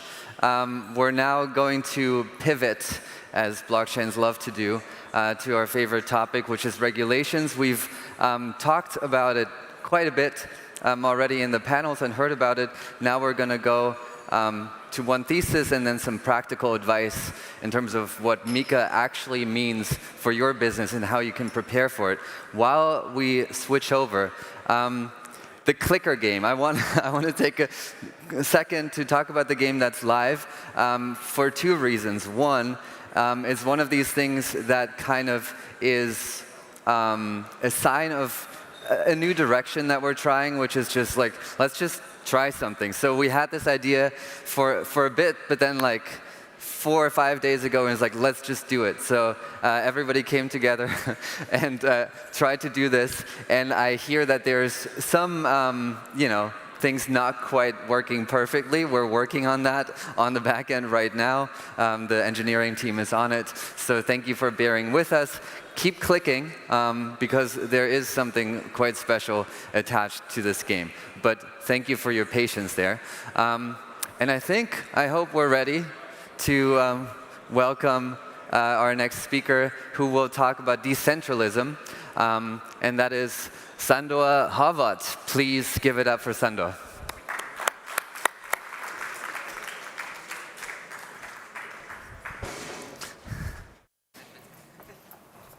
Danke dir. So.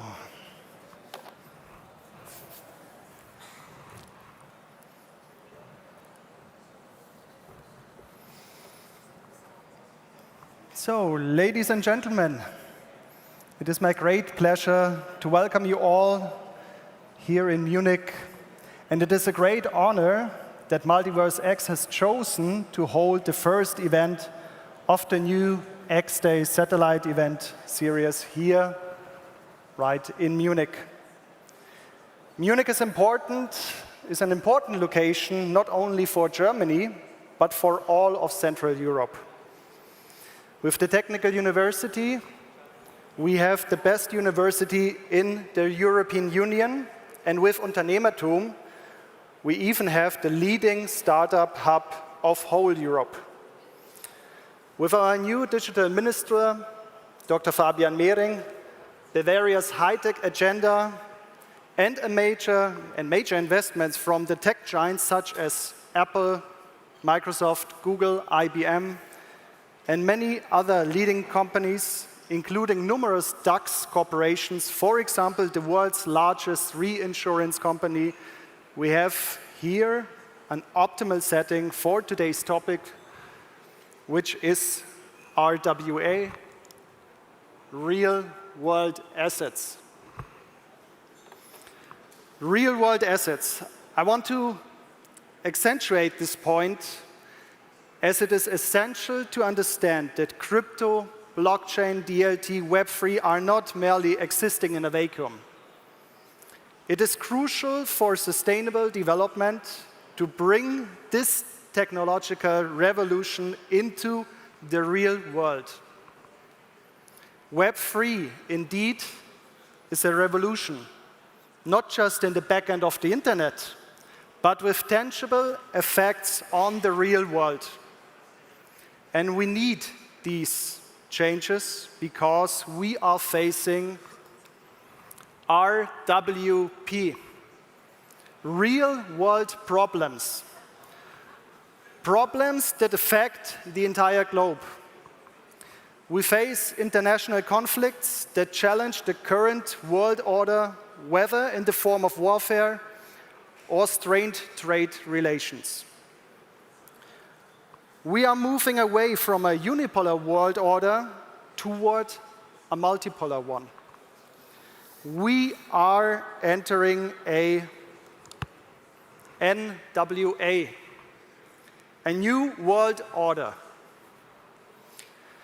We see the US dollar as the world's leading currency under pressure. The US itself, as the reliable leader of the Western world, can no longer be unconditionally assumed, especially in light of the current political climate. The Global South is asserting itself, seeking a seat at the table of decision makers.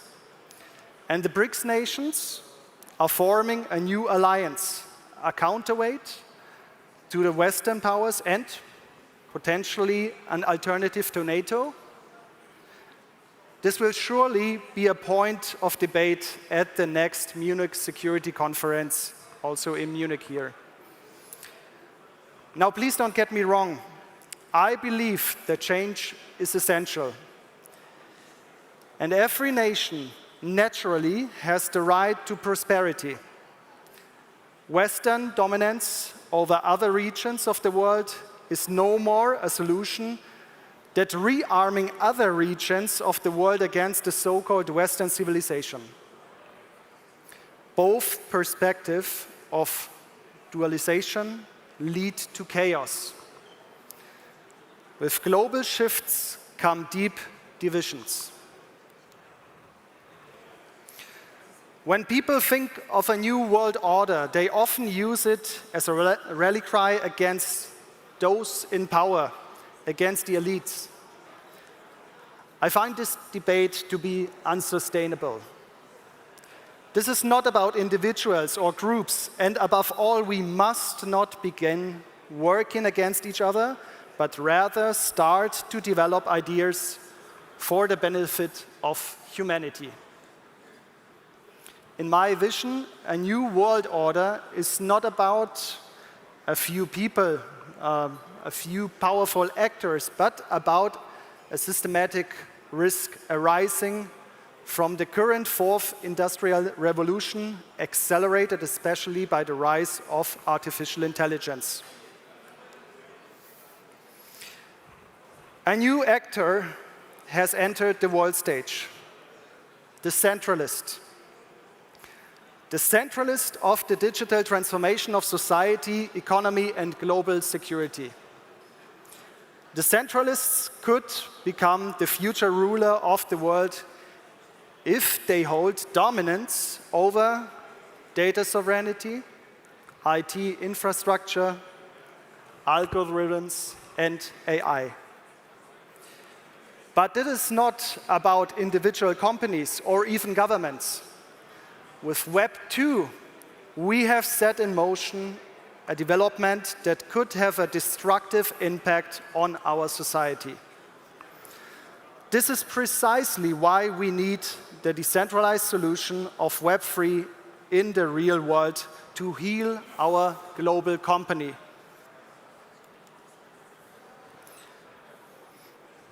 There are limits to centralization, especially when a multipolar world brings various forces together towards centralization, risking a fragmentation of the world. A centrally planned economy, for example, like socialism, or the oppression of people in autocratic system. Both centrally organized power structures must not be allowed on a global scale.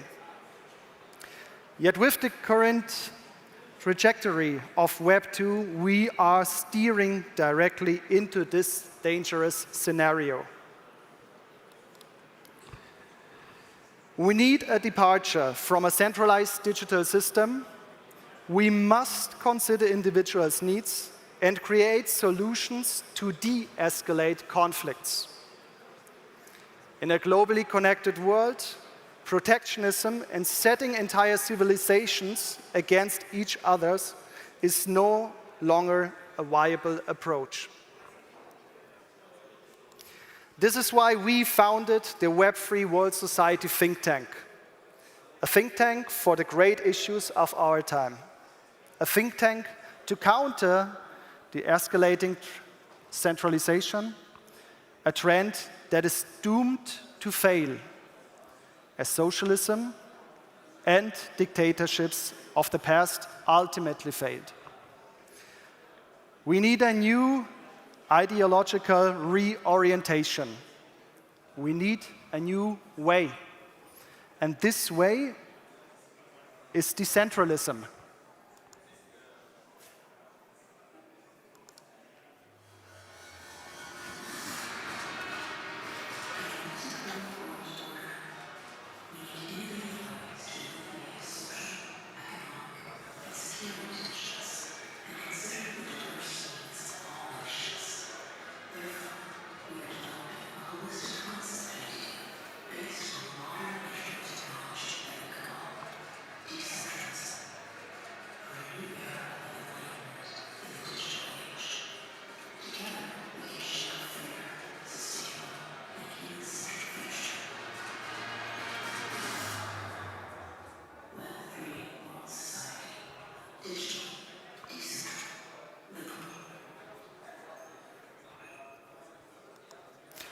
Ladies and gentlemen, thank you for your time. Let us join together to shape a better future for our global society and humankind. Let us build Europe as the nucleus of a new era, an era in which the digital transformation benefits everyone. Let's develop the idea of digital freedom from Europe as a role model for the whole world. I look forward to walking this path together with you all. We all together are the forward thinkers of a decentral and healthy future in the digital age. Thank you very much for being part of this Web3 community, of this Web3 ecosystem, and of course enjoy this event of MultiversX in Munich. Thank you.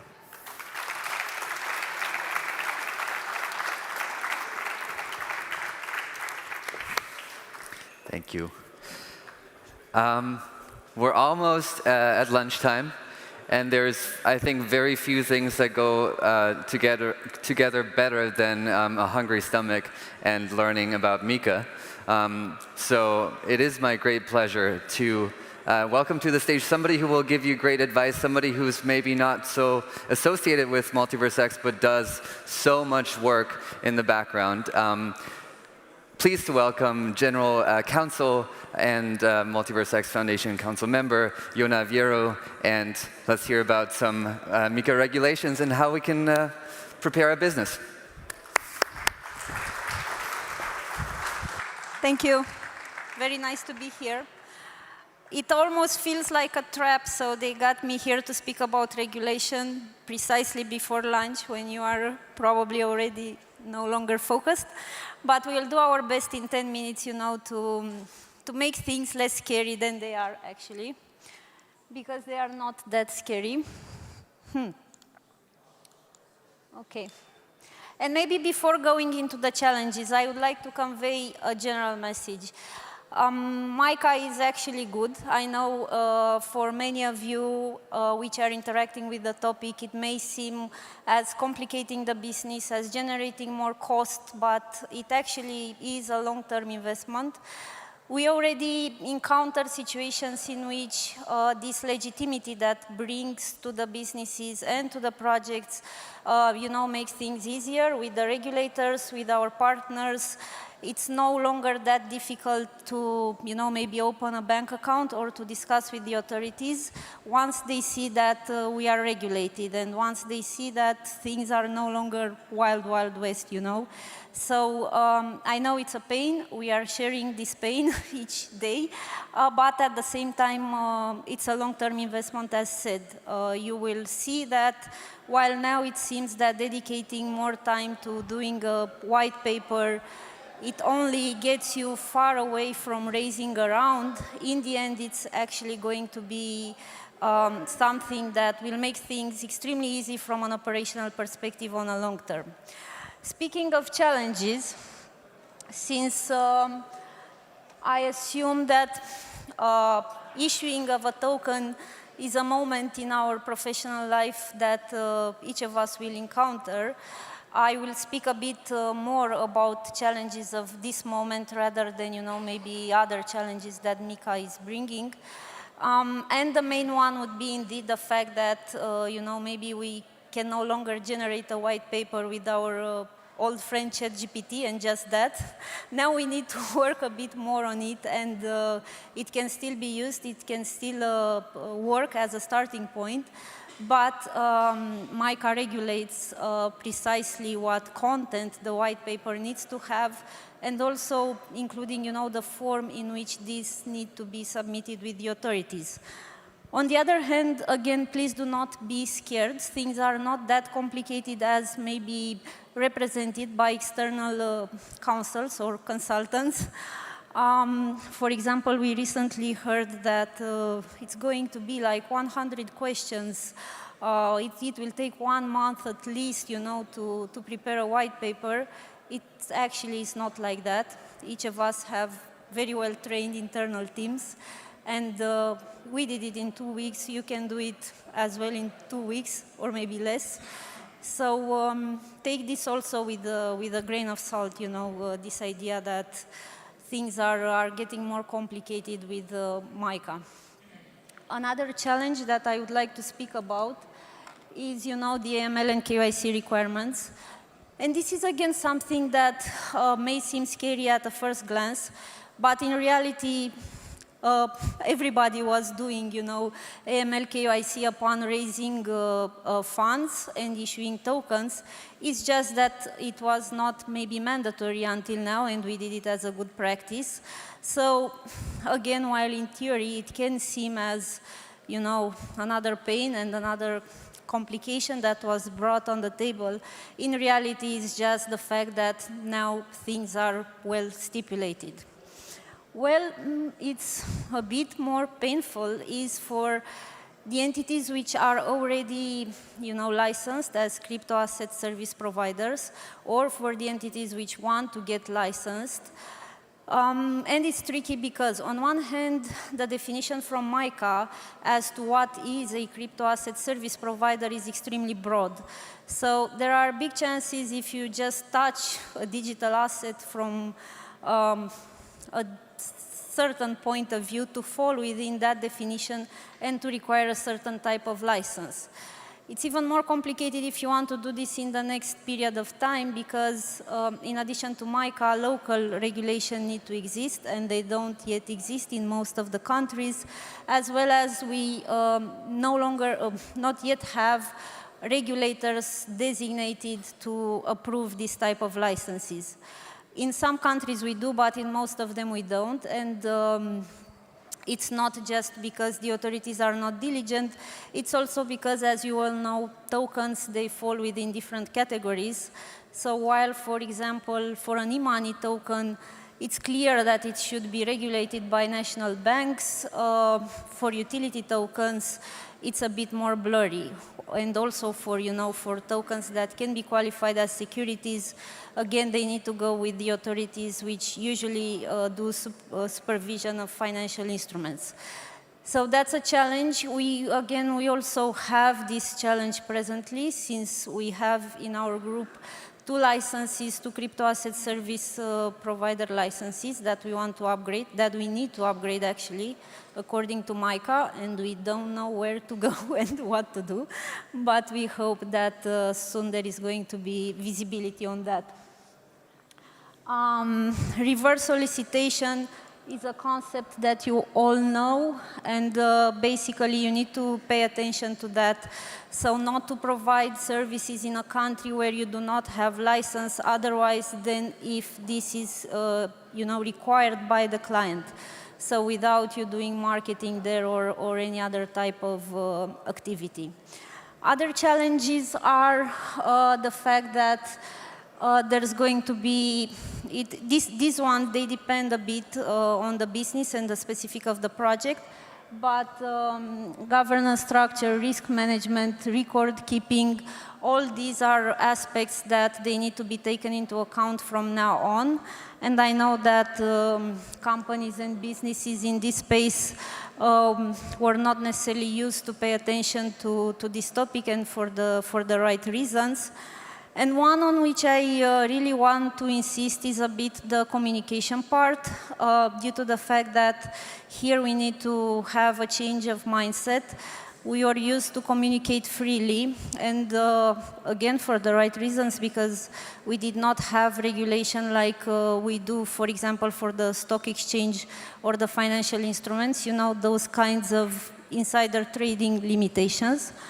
Well, now we are going to have that, so we are not going to be able to communicate maybe as freely as we would want, and we need to pay attention to that type of information that could be deemed as influencing the market, you know, and the price of the tokens and so on and so forth.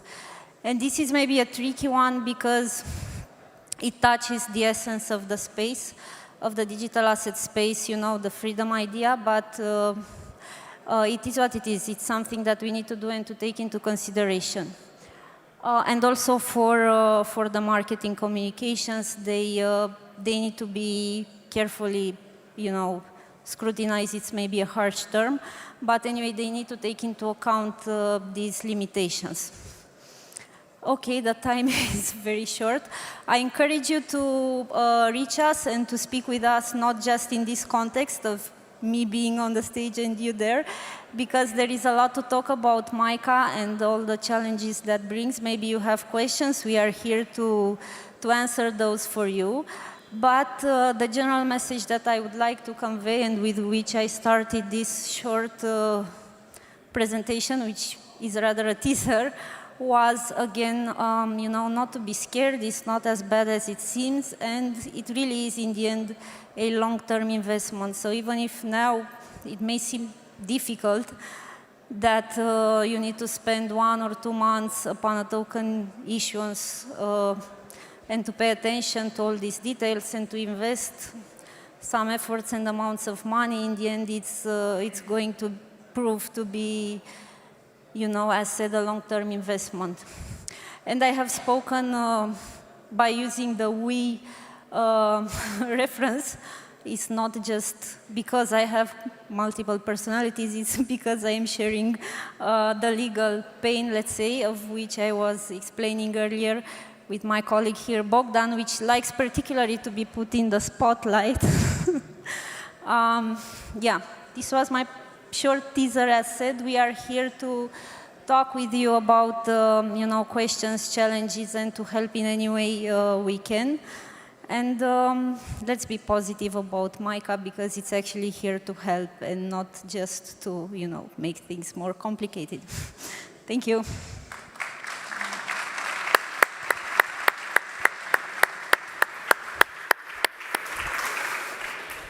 So this is going to be my favorite part yet. I get to declare the buffet has been opened. Lunch will be served shortly. We will regather here at 3 p.m. I was also told to tell you there is like Fußball, Kicker, things upstairs. There's a lounge up there. So enjoy the food, enjoy the drinks, enjoy the socializing, and we'll see you back at 15 Uhr, 3 p.m. sharp.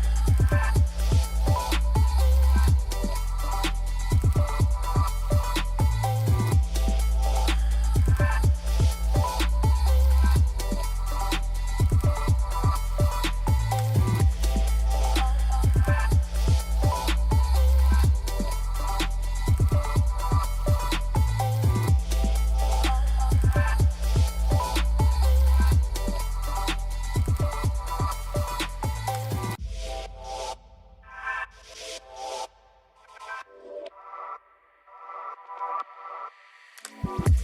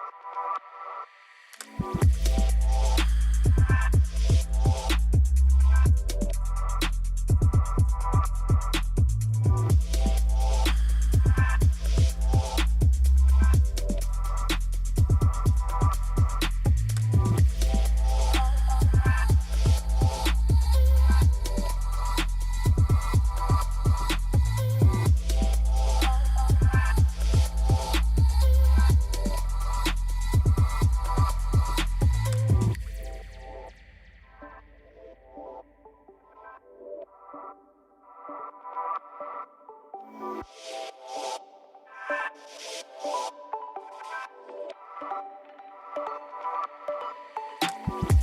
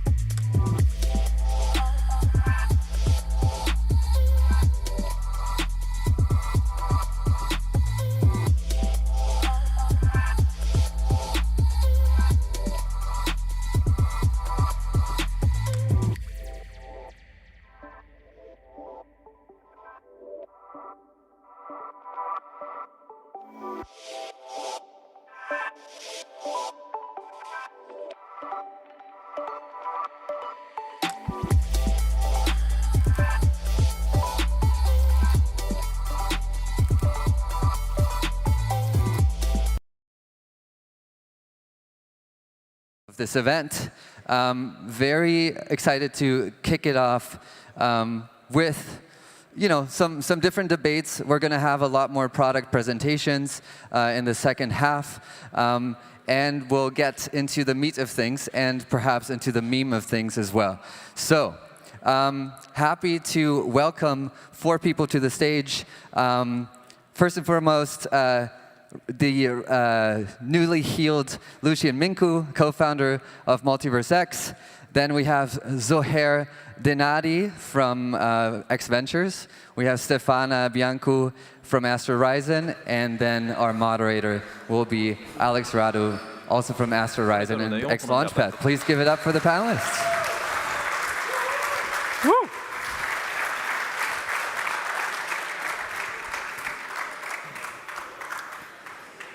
Hi, everyone. Glad to be here, and glad to be the moderator of this panel.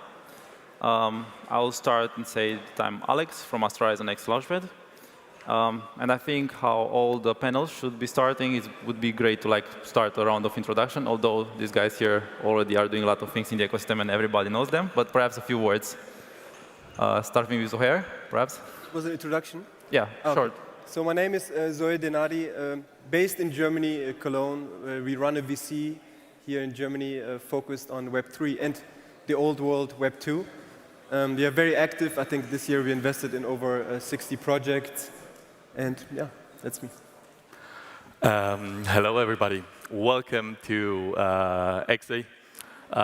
Literally a pleasure and honor to be here.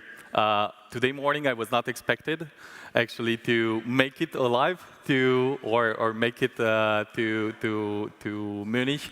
But yeah, as posted on Twitter, miracle happened, and yeah, really pleasure and honor to actually be here. So I'm Beniamin Mincu. I'm one of the technical founders of MultiversX. Thank you. Thank you. Yeah, I'm Beniamin Mincu. I'm one of the co-founders of MultiversX, and pleasure to be in the panel today. Glad to have you here. Stefana? Hi, everyone. I'm super excited to be here today. I'm part of the Astro Horizon team, where we're super focused on accelerating projects, accelerating startups. So really looking forward to the panel today and discussing some RWA topics. Cool. So guys, the panel is about RWA, and specifically what do investors want from RWA. We'll start perhaps with an interesting aspect of it. It's the fact that RWA got a lot of traction lately. It was not that hot a few years ago, but recently, it's been one of the hottest topics in the Web3 space. Very curious about our perspectives and the perspectives of the panelists, why it got so hot. And yeah, Zohair, perhaps you can start this one. I think currently we can boil it down mainly to 2 forces. The first one is actually a bit funny because all the big institutions are playing cheerleaders for RWA and blockchain. I think you see every day Larry Fink from BlackRock being the biggest supporter of Bitcoin. And I think it was yesterday at CNBC where he said, every asset will be tokenized. And I mean, it's a very big statement. So the number 1 force is we have a growing demand by institutions. They are basically smelling that they can make a lot of money, of course. But supporting that and, of course, adhering to this wish of the market, we have an improvement in regulations. So we have in Germany, for example, or in Europe, we have MiCA. In Switzerland, we have the DLT.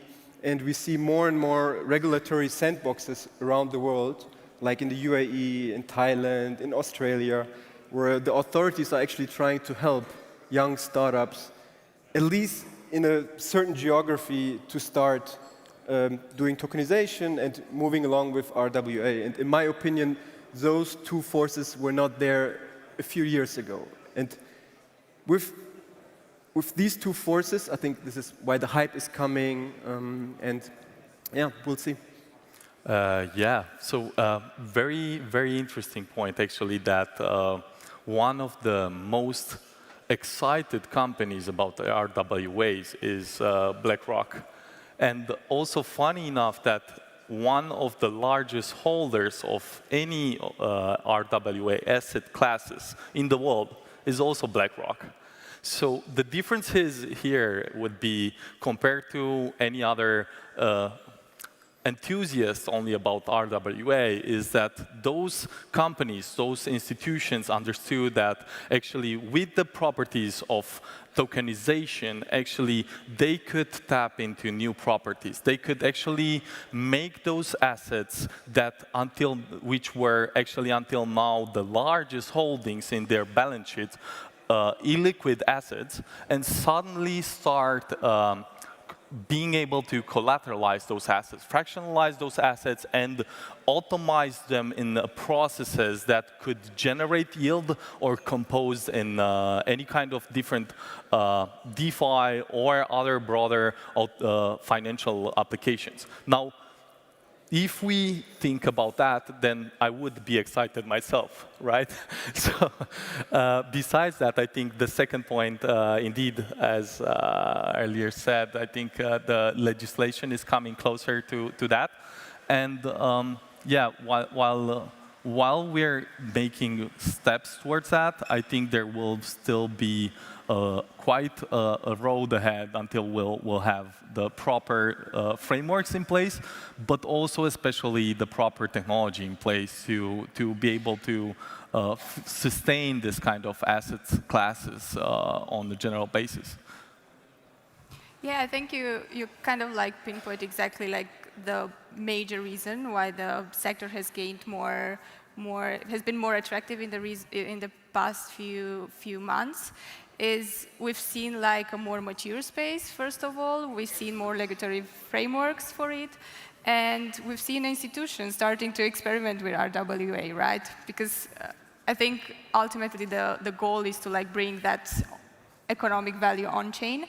And with more regulatory frameworks, technological advancements, a more mature space, institutions starting to like play with it more, these are like one of the main reasons why we see this space gaining more traction. Thanks so much, Maybe guys. if I jump in quickly, there is actually a very nice quote by Jenny Johnson. She's the CEO of Franklin Templeton, which is, I think, one of the top 10 mutual funds in the world. She manages, I think, 1.4 trillion. And she famously said, Bitcoin is the biggest distraction to the biggest disruption, which is blockchain and tokenization of assets. And in this quote, you kind of feel already the energy or the hunger for RWAs. Yeah, thanks so much, guys. I'll continue now with an interesting question. I would say that this conference got very serious. There were a lot of great and big companies, like the biggest exchanges, X-Ventures, some big VCs, MultiversX, of course. And the conference got really serious about some really important subjects, but I wanted to like tap into like a specific interesting comparison. So we've got, on one hand, in the Web3 space, there are many verticals like DeFi, infrastructure, a lot of things, and RWA, a very big one. But then we've got meme coins on the other side. A big industry with a lot of things. How would you compare these two things in terms of like investment perspectives? What do investors look? Because this is the name of the panel, and how you would compare these two things. Perhaps starting with Lucien. Yes. So I might be actually more appealed to meme coins at this point than to RWA, to be frank, but not limited, definitely. But and here's maybe one of the reasons why. I've been we just actually chatted a few minutes ago about one of my deepest concerns when it comes to RWA, why I've been so skeptic, and perhaps many people like me have not looked deep enough for a very long time into this direction. And the main reason was that whenever there has been a fundraiser involved into RWA, most of the time there was not a fundraiser that would build a platform that will tap into an existing very large market and generate or capture a part of that market, but rather would mean that immediately someone will take the liquidity from the Web3 space and buy properties in real world. Now, if we look at the financial mechanics of the Web3 space, $1 took out or liquidated or squeezed from the Web3 space is not equal to $1 in market cap or $1 in real liquidity from those digital assets. Now, those assets, I think, are not ideal to be squeezed against bricks and mortar. And I don't think that anytime soon, if we think at the time that we're actually we're borrowing those assets to put into the real world assets for the time being to generate revenue, the question is how long would it take to bring those assets back on chain, or if they would be ever be brought back on chain for the investors, right? So I think the question is everybody wants some revenue, everybody wants some interest, everybody wants some excitement and be able to laugh at the end of the day. But I don't think those, like, fundamentally, I was very much concerned that, like, how can a token can increase in price if the base token, which is mostly traded against, is being hardly sold to buy brick and mortar in real life? So this is an open question that maybe I'm looking to answer and very much concerned. So, but where in comparison the meme coins are harmless, I would say. They don't consume that much of a brain when look at. But this is just more of a funny comparison to make everybody laugh. So. Cool. No, totally agree. And I think if we're specifically looking into like retail investors, like choosing a specific sector like RWA, you need to do like a lot of due diligence to see the rationals, do your due diligence before. Whereas like with meme coins, as you said, it doesn't require that much of a brain, right? You just have fun, and at the end of the day, we have to like also admit that a lot of people are in the space for the fun, and I think that there are two completely different sectors to be even compared to each other. Maybe I agree and disagree a little bit. So they're definitely totally separate. And there are mornings where I wake up and I just think, okay, sorry, what the fuck? What a dog with head, why is it worth billions, you know? But then there are other mornings where I wake up and I think, actually it's really cool that we work in an industry where there's such a big freedom of expression. It's actually, you could say meme coins are kind of an expression of culture. You could say it's a tokenization of culture even. And I love the fact that we have this fun in the whole system. But of course, RWA in general, it's more like the opposite voice, the institutional voice, the more boring and more serious voice. Bottom line, I think it's good to have meme coins and RWA both in the market. I would summarize. I think meme coins are more casinos, and casinos are part of the real world assets. I kind of like what you said, that like it's a kind of like tokenization of culture. It's like really cool. So we could say that memes are RWA, or sorry, say that again. We could say that meme coins are the RWA. You could maybe see it from that lens also, you know, like it's an expression of, mostly it's silly, but it's still an expression of culture, and you have a token behind it, so it's a tokenization of culture. Yeah, that was also my next question. Like, where would be like an intersection between these two things? And that would have been like that comparison of like meme coins being a casino, a real world asset for that perspective. But perhaps like some use cases or some utility intersection, could there be some like 100%. So let me be also very, very serious when it comes to not taking the substance from the RWA. Actually, on the one side, as I said, it is meme coins are literally fun, and you can gamble pretty much your entire life in one click. However, on RWA, it's quite the opposite. I expect you should not be able to gamble, or even if you can gamble, or you would buy an asset which is a property, you won't have, you might most probably won't happen that you'll get the return of investment overnight or in 6 seconds of 200%, but rather more like in reality where it comes to property management or property yields, when it comes to maybe you would, when it comes to, again, to real world asset, you'll have a lot of traceability, supply chains, maybe a lot of data monetization, and more, maybe even more than anything, I think at the intersection of AI, I think that will be a even crazier model where pretty much everything will be tokenized. So if we think from that point of view, that's my smile goes away because how serious the composition across all the elements will need to be. So yeah, that's pretty much, we can combine them. They are pretty much at the intersection where they can be flipped. You could, with a meme, some meme coins, flip and buy some RWAs and so forth. But on the other hand, they are very, very serious and engineering-wise heavy to solve and embed in real world, literally real world assets and solve real world problems. But very curious how you guys see it. No, I think overall, as you're mentioning, like the space as a whole is like really something where there's a place for a lot of intersections, rather bridges between like sectors. So specifically when it comes to like meme coins and RWA, although I'm still on the side that they are two completely different things, there are a lot of like intersections between these two.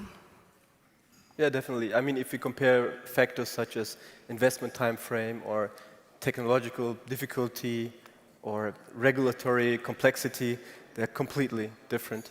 But it kind of feels like that meme coin side is showing the fuck finger, sorry, to the more professional, institutional side, because they kind of feel like left out.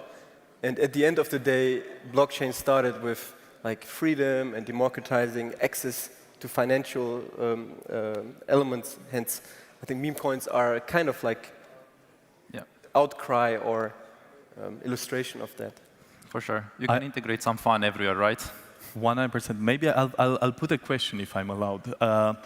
If I'm allowed and I'm not spoiling too much, I know you're having the new product, the pitch scan, which actually is an AI LLM, I think, that analyzes and automizes the due diligence process on projects. I'm also, as a disclaimer, part in the onboarding process, but very curious when it comes to building this kind of lens. What are you looking? What's the reasoning maybe built behind, especially if there's an angle for built for all the RWA projects?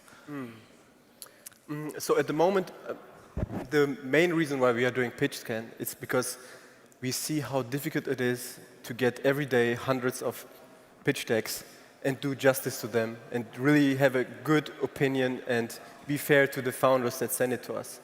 So we try to automate the whole process, use AI and LLM in order to get a really, really good filter for understanding complex industries within a minute. So basically, we reduce analysis time by 99%, we reduce cost by 99%, and yeah, the goal is basically to have an AI team that is better than any analyst team out there in order to filter out the good from the bad projects. Yeah, I must admit, actually, on the way to proof of pitch, actually, I was part of the jury there. And I was a bit late with the preparation, and on my way to I was walking through Paris, to the event, to the proof of pitch, and actually listening with Speechify, another AI model, listening the exports from the pitch scan. Oh, wow. AI helping another, reading me the output from another AI about a due diligence process made on the projects. So I think that would be also a very interesting angle that could help the RWA projects to improve. I think the more data you will collect, you will have perhaps one of the most powerful engines to scout and look at. And yeah, if there, the more time passes and the more data you have, will be very, very interesting to look at. It's actually a very good point, because one of the most difficult part with RWA is the global regulatory complexity. And for a single project with just a few guys to understand every regulatory framework is almost impossible. And most companies cannot afford to have a big legal team. But actually AI can know how you could theoretically expand globally and which elements you have to adhere to in order to be compliant, much better than hiring, like, I don't know, like 20 legal people. So basically, you can throw in your pitch deck, tell the AI, hey, I want to expand into this geography, and the AI will tell you and advise you exactly how to do it and which steps to do it. That's one point, but I think specifically looking now into like AI, they can provide a theoretical strategy on how you could navigate those like jurisdictions and regulatory frameworks. But like in practice, I think that's just a step forward that like every founder, when it comes to like expanding their RWA project, they're for sure going to like encounter some other problems that like AI cannot yet solve, because I think that we're still in the phase where AI can like solve only on a theoretical basis this kind of like, you know, navigation of like legal frameworks and everything. But it's like a really good start. Cool. My next question is going to go into like an actionable direction. We've got this very nice crowd here. We've got builders, we've got press, we've got centralized exchanges, we've got big companies, and we have some players here in the panel. And perhaps it would be cool to direct the discussion in the actionable points on like how they can interact, how we are backing the guys here on the panel, how we are backing this RWA industry, how we interact with this, how they can have some conversations with us, and like go into like an actionable perspective of RWA, so that the crowd can know how they can approach things. Perhaps if Lucien starting first, as there are many ways in which we can interact with MultiversX. I'll start with inviting, especially for enterprises, if they do want to interact. I think that the first point would be, even though I don't like it that much to say, but we invite them to talk to the legal team. I think the lawyers would be able to advise them actually and guide everything in the right direction. However, I think the discussion would be always for me personally, to understand which of the company comes from. And then from there on, look if there's a similar path from which has been already executed and has been proven to be a success. That's my humble opinion, what I'm trying to do every day and iterate, not try to reinvent the wheel. But yeah, that's the first point. Cool. Stefana, it's fun that we are in the same panel. Perhaps curious to see your perspectives on how we work on this side. Sure. So I think on a general note, like what investors want to see in like an RWA startup project is, of course, first of all, like reliability and, as you mentioned, like knowing that they have a strong legal perspective behind. They want to see like a lot of transparency, clear frameworks. On our side, we haven't been like focused on RWA so far. We were more like on the infrastructure and DeFi side of things, but now we are kind of like, I wouldn't say riding the wave, but like embracing more diversity. And specifically also with our accelerator program that we just started, we took over a bunch of like projects that are on different side of things. So yeah, overall, of course, again, reliability, transparency, and how they are going to be able to like breach this like traditional finance into like the DeFi space. Because for us specifically, being so focused up until now on the DeFi sector, for us it's important to see like how can they like bridge this into like the DeFi space. Cool. Zohair? Yeah, I would totally agree. So for us, mostly it's about compliance and transparency. I give you an example. We did due diligence recently on a company from Australia. Their name is Red Belly Network, and it's a layer 1 for RWAs. And they have supposedly, they claim several billion TVL already, but they are in Australia. And when we do the due diligence and we ask them, okay, how do you want to grow? They point towards the whole world. You know, like, yeah, we're going to go to the US, and then we go to Europe, and then we go here and there. And then we ask them, okay, but what about the regulatory stuff? Have you taken care of it? Yes or no? And of course they say yes. But for us now, it's very, very difficult to prove or to agree or to verify in the due diligence if it's really bulletproof as they claim. Right? It's super difficult. And it's not very transparent and clear for us if they actually can grow or not. And we advise them, like, it would be much better for us to have a business plan where we know you are in your regulatory sandbox in Australia and you will build a viable product in Australia with the framework that you already know, and you get ready once it's a bit clearer what the global regulatory context looks like. And then you show us this crazy growth plan going globally. But it's often difficult because companies in blockchain, they're impatient, you know? They want like quick, kind of, even in RWA, they want like have still this casino mentality.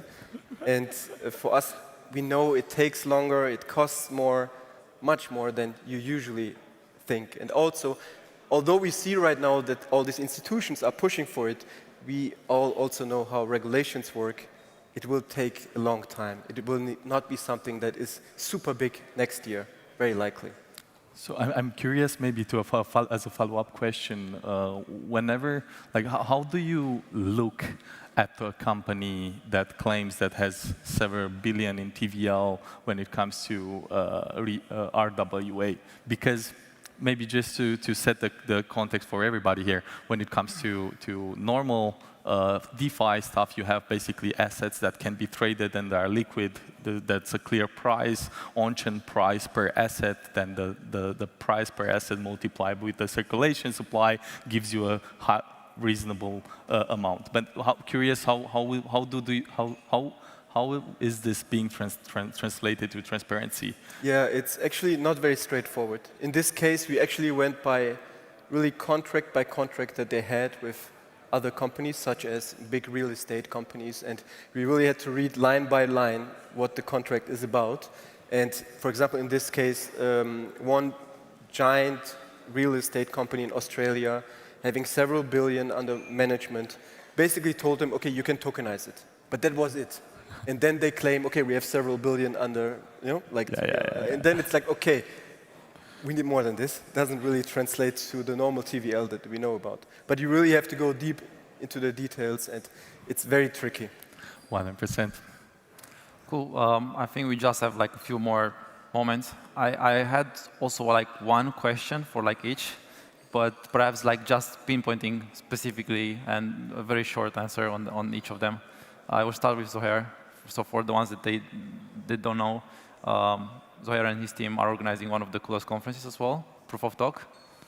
So I was curious about what are you have you seen in the space in terms of like the conferences and the people that have joined the event and the trend of like RWA of the people that have joined. Can you tell me what is? I think if from your experience from Proof of Talk and other events, if you've seen how was the RWA event trend picking up, right? Yeah, exactly. Something like that. So I think it's slowly starting. It's much less than the enthusiasm of the BlackRocks and the Franklin Templetons of the world. But we see a slow momentum. We see, for example, MultiversX is doing a great job, and we see, I think there is has some new interesting projects. I think one is called Liber.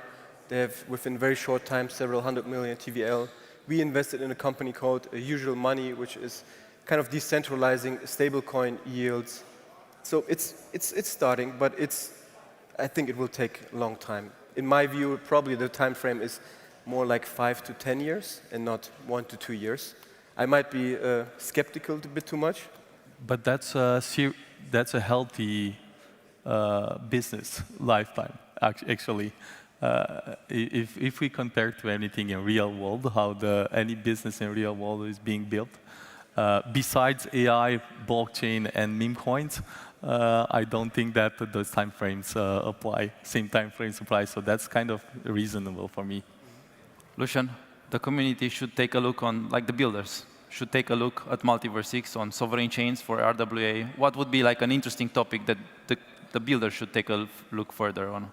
100%, 100%. So even though I was a bit skeptical, that doesn't mean that I don't see the substance in it, but rather I'm here to signal that I'm looking to back and support the serious founders that wants to build meaningful and solve real world problems with their work. So for those guys, actually, I'm here. That's why I came actually and showed up with to show respect and be actually proud of the work that those guys are doing, and more than happy actually to support with not only sovereign chains. I think also the main chain will be a very good home for everybody, but yeah, not limited to. Awesome. Stefana, call to action for the ACC program or something interesting that you find is exciting on that side? I think ACC is really, really excited. I'm super excited again about all the projects out there, about the diversification, like how diverse the projects are, and yeah, super excited of the next few months. There's going to be some extensive like incubation of the projects. And yeah, looking forward to the next cohorts. Maybe we'll do a cohort specific for RWA. But yeah, let's see. Cool, guys. That's a wrap. That was the panel. Thanks for joining. It was very great. And thanks for the community for joining. Thank you. Thank you. Well done, well done. Well done. Thank you, guys. Yes, sir. Thank you, everybody.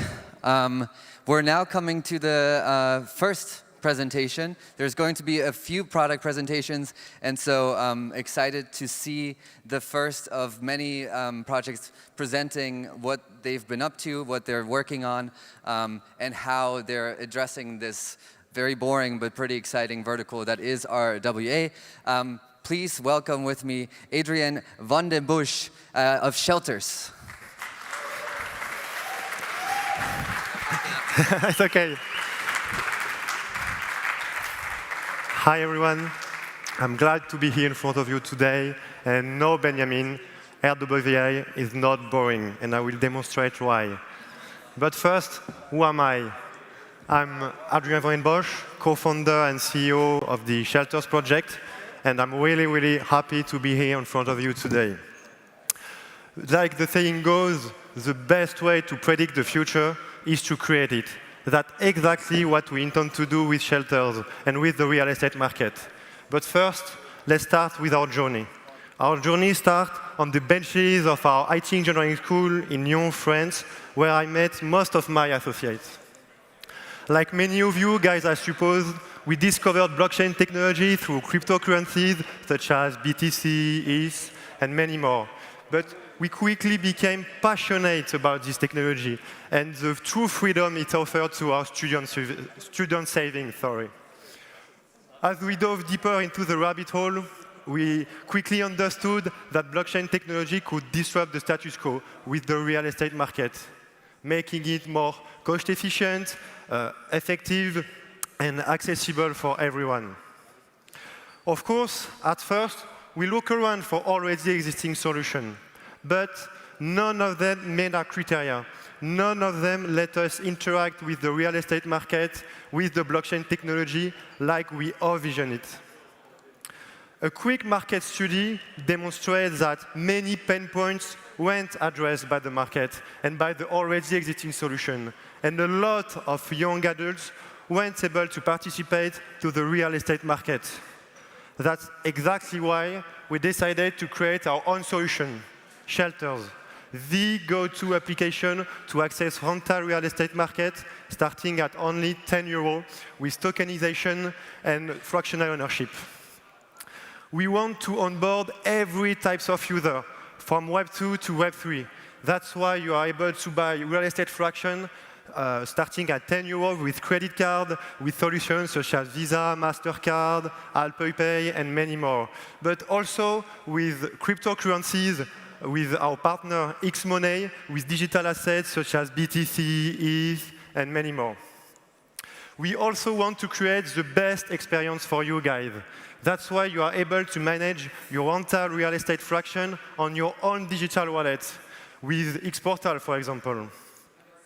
We also create a full personalized dashboard for you to track your entire real estate fraction for full transparency that display key data information.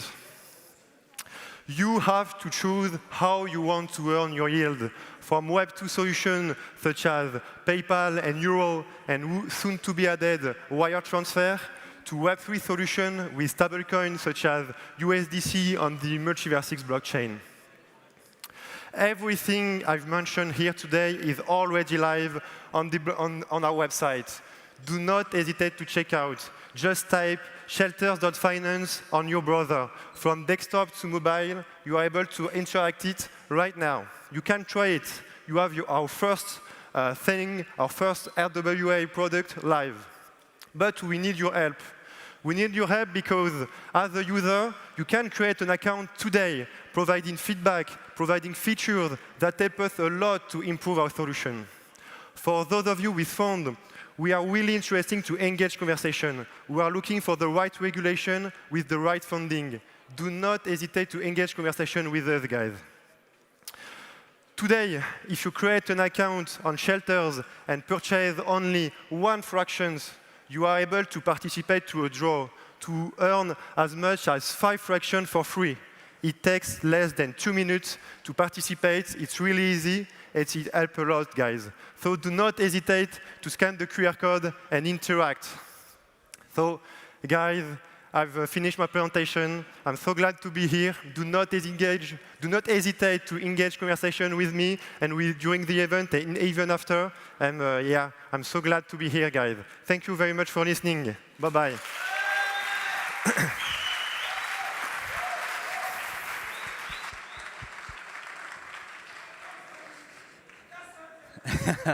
Very nice. We're going to have a lot more of that.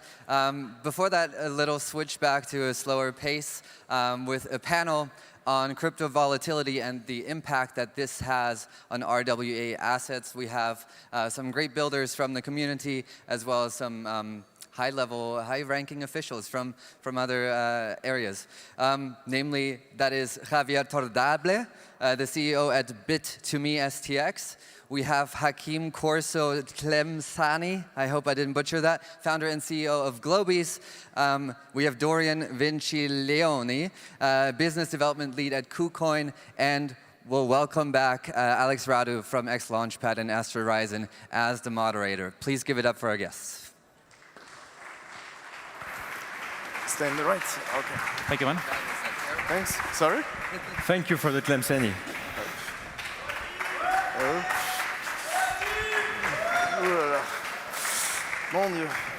Hi guys, glad to be here on a panel again and to have the interviewer role during this conference and to ask a lot of questions to a lot of brilliant minds in different verticals. And this panel is a bit different than the investment panel that we had before. This is about the crypto volatility, of course. In the crypto space, something even more expressive than in the normal space, in the Web 2 space. So it's great that we've got with us 2 centralized exchanges and Hakim, RWA, like the founder of an RWA startup. I will let the guys introduce themselves, and then we have some interesting questions prepared for this panel. Well, I think I'm the only Spaniard in the room, so I'm based in Madrid. Thank you.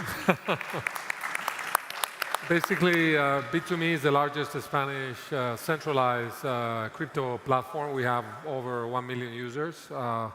We are not only the leader in Spain, but one of the leaders in LATAM. And I'm the co-founder and CEO of the securities arm, because we're launching a security tokens exchange very soon. in our cap table. Well, the company has been bootstrapped, but we have Telefonica in our cap table, BBVA, several banks, because we are a crypto-native platform, but we are embracing regulation and we're embracing TradFi. So happy to be here. I'm Hakim. I'm going to present Globies and myself like just after this panel, so maybe I make it short. And I'm just the founder of Globies, and I let the mic.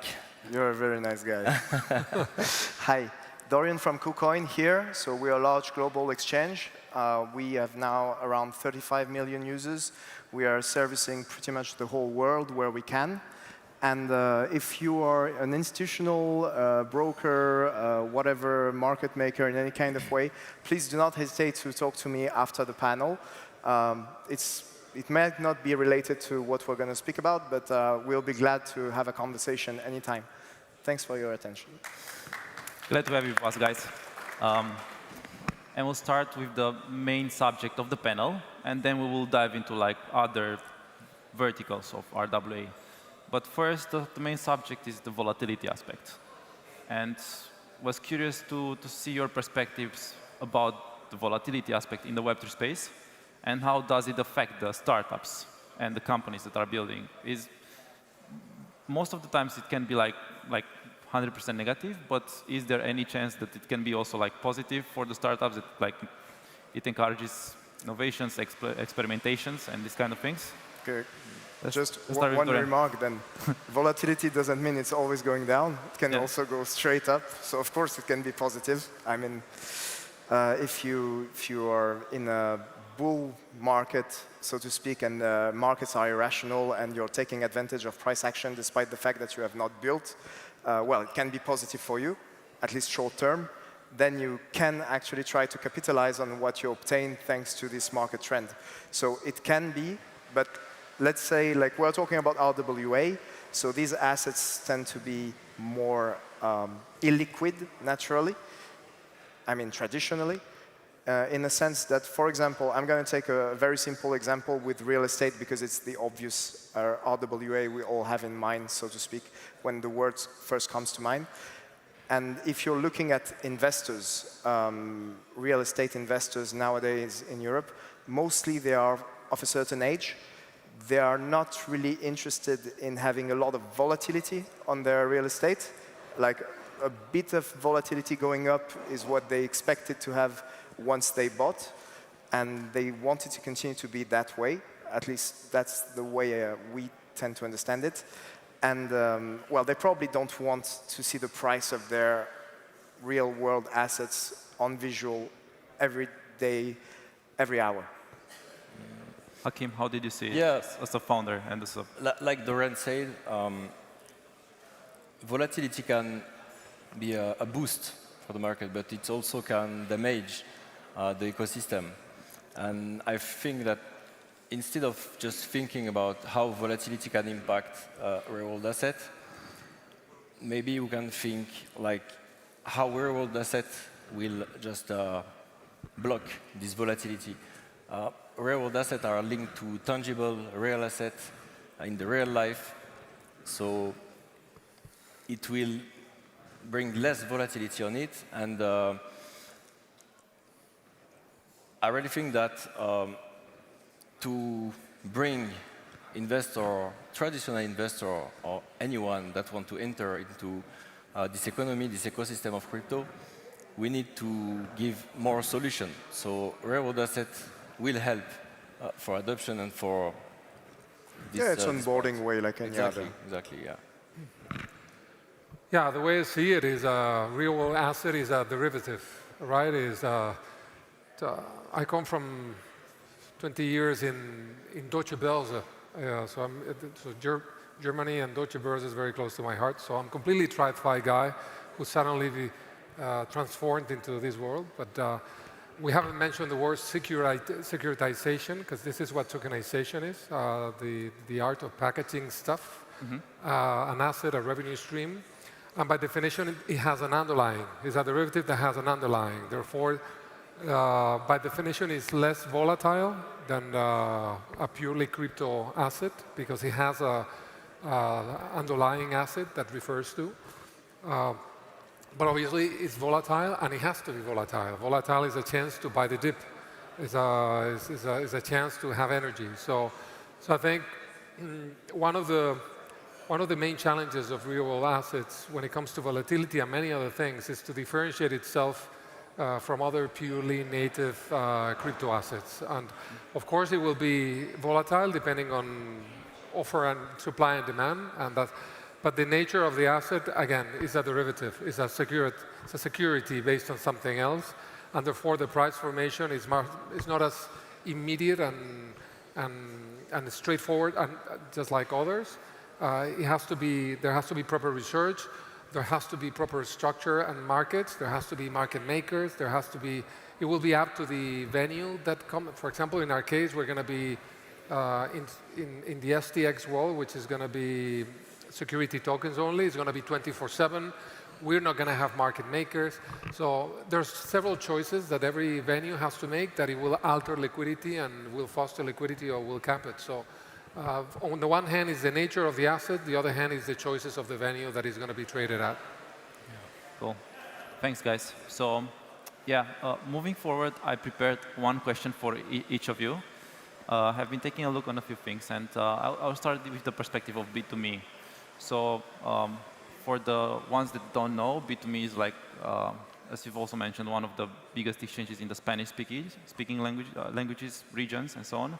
So although you like have users outside of these regions, yes, you've got like a big niche or like a big percentage of the user base there.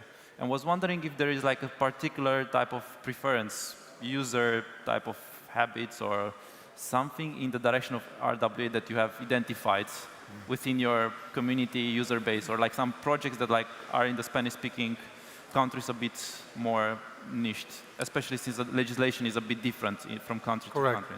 Yeah, out of our 1 million investor users, I would say 20% are outside of Spain, mostly LATAM. The other 80% are from Spain. Spanish, by definition, we are quite conservative. We only invest in real estate and some stocks. But still, we calculate that there's out of the 49 million in Spain, 5 million invest in crypto. And therefore, that's why in our security tokens offering, we're going to start with shares and bonds, not from the real estate world, but from companies, from scale-ups, from venture capital funds, something that they quite quickly relate to. Again, the Spanish-speaking world most likely is more conservative than others, so seeing is believing, and if they can somehow see or relate close to the underlying, the better. So apart from Bitcoin and the Ethereums and Solanas of this world, when it comes to real-world assets, we are going to be focusing on shares and bonds that represent either funds, scale-ups, ESG projects, and pharma, basically, because it's easy relatable in a sense. Thank you. Hakim, I know you personally for like a few years now. You've been in the space in the RWA space for a long time. And we just had a panel, in the investment panel, we discussed about the fact that RWA was not that hot a few years ago, and now it's getting a lot of traction. Yeah. You've been a builder in this industry. How did you like see the momentum, the change, the traction? Did you see this as a builder, and did you see more traction, or how did you ride this whole journey across these years? This is interesting. I will also speak about that after, but what I can say is it was said before, I think, in the first panel, maybe we need to still wait to 2035, 2040. That's what the Big Four is saying before this mass adoption. And traction and adoption is something that needs trust. So right now, do people trust into real-world assets? Are people enough educated for investing, or do we have only casino player with meme and this kind of thing?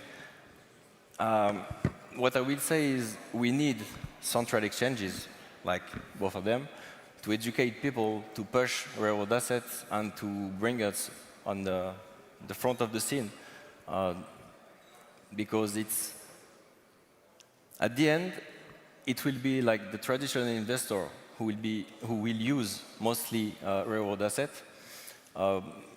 Because like I said, the market today is driven by the FOMO and the fun of playing and try to make some X100 or, So yeah, adoption is coming, but it will take time. But happy to be here at this moment because we are at the best moment to start building. Wow. Awesome. And congrats for the launch of the platform. Thank you. Torian, we've met across several conferences now, and I've been hearing you at a lot of panels. And I know that KuCoin has different type of modules, verticals, KuCoin Spotlight, the Launchpad, the checks, the ventures. I've been hearing you about discussing a lot of the things on that side. Perhaps is there a particular vertical or focus from the KuCoin side that is interesting for the RWA projects? I'm sure all the things are the listings and so on are interesting. But if you are excited about a specific vertical of KuCoin that is Well, the truth is, and getting back to the answers of my colleagues, I would say that it's not going to be us. So this will be my personal answer to it. Don't see the voice of KuCoin as this answer, because that's not what it's going to be. But from our understanding as a centralized exchange, RWA and bringing it to the blockchain is actually getting us back to what we tried to escape, which is in some ways paradoxical, but there is no two ways to it, because if we don't do this trip, we will not get RWA on-chain at all. The truth is that we cannot guarantee anything on-chain except the data that is on-chain. Since we are talking about our ownership of these RWA, real-world assets, then we need an intermediary of trust back again in the transaction. So we are getting back to traditional finance system, etc. So the way I see it is we had crossed that bridge. Now we want to recross, but it's heavily guarded. They are not going to let us just walk in. They want us to play by their rules. They want us to abide by all the regulations that's already in place, or even to create new ones to make it possible for them to compete and maybe beat us in the end, because they have no interest in just handing us such type of markets.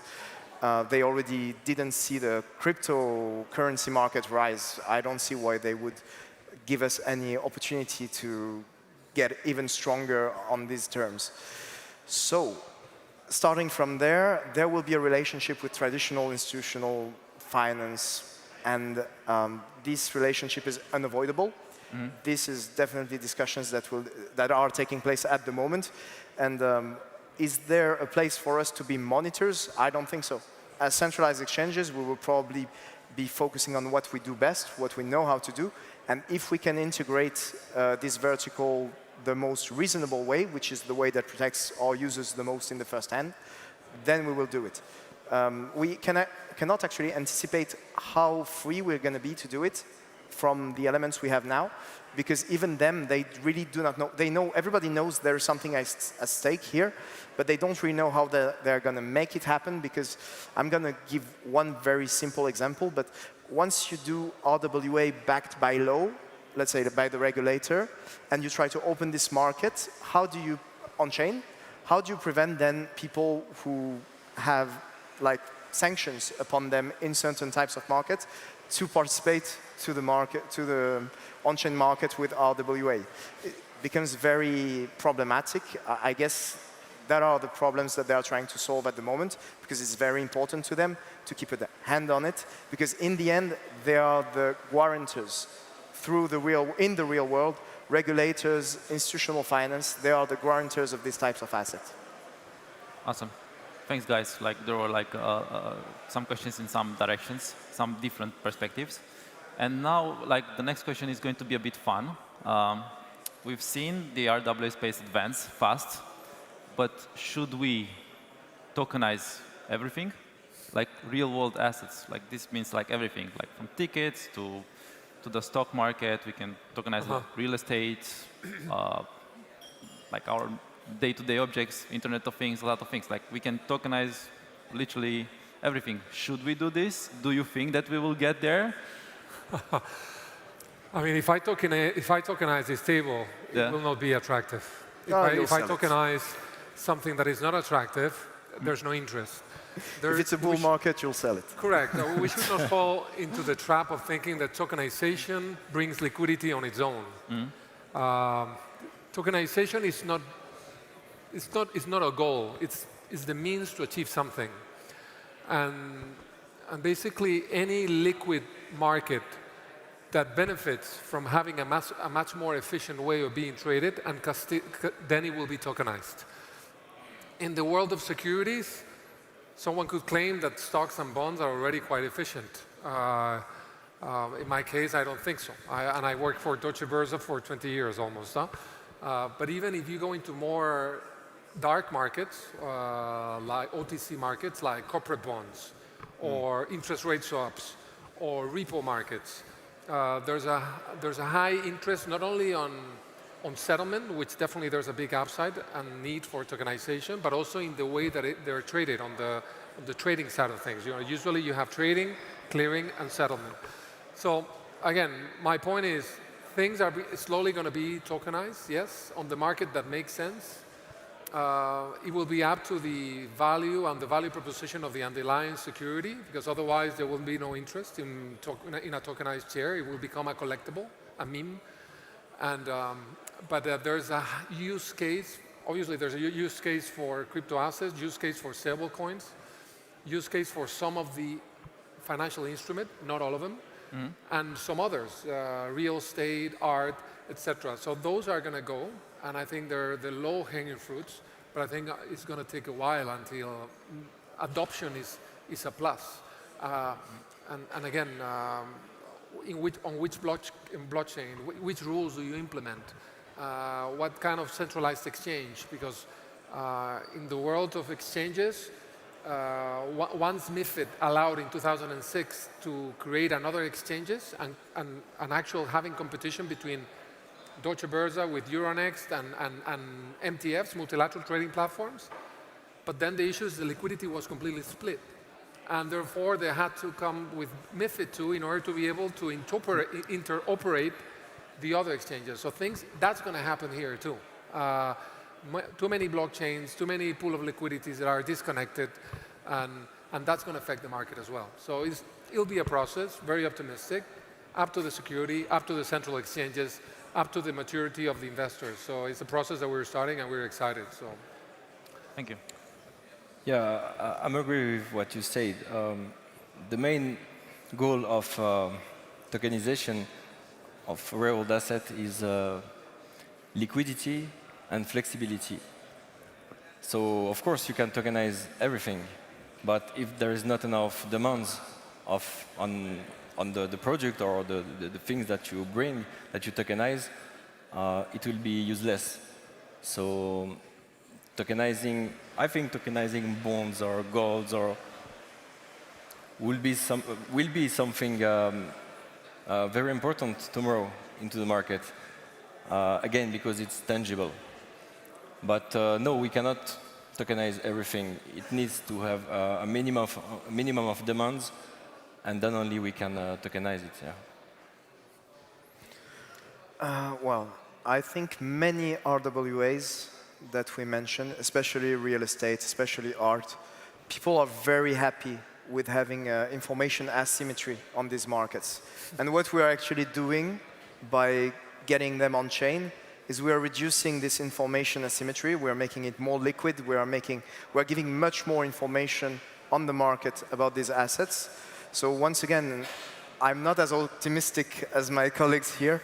I think there are people who are big holders of such assets that absolutely don't want this to happen, and they will fight for it not to happen, because the moment everybody knows what a piece of art actually is worth on the market at any time of any given day of any given month, there is a lot of people actually owning, in theory, a lot of money who will potentially lose it.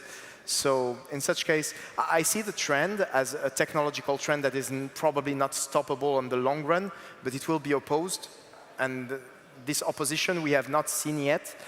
we can estimate what type of opposition it will be based on the opposition that the commodities ETF for Bitcoin and Ethereum encountered, except this time it might be stronger.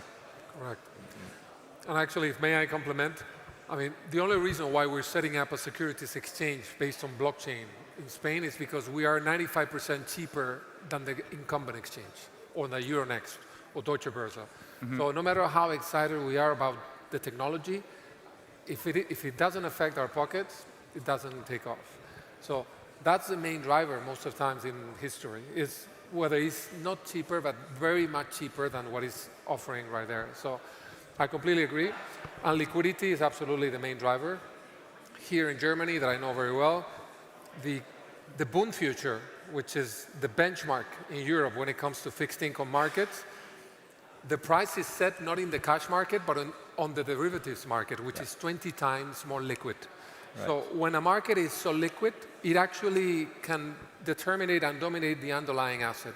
So liquidity is a big driver of whatever happens in the future.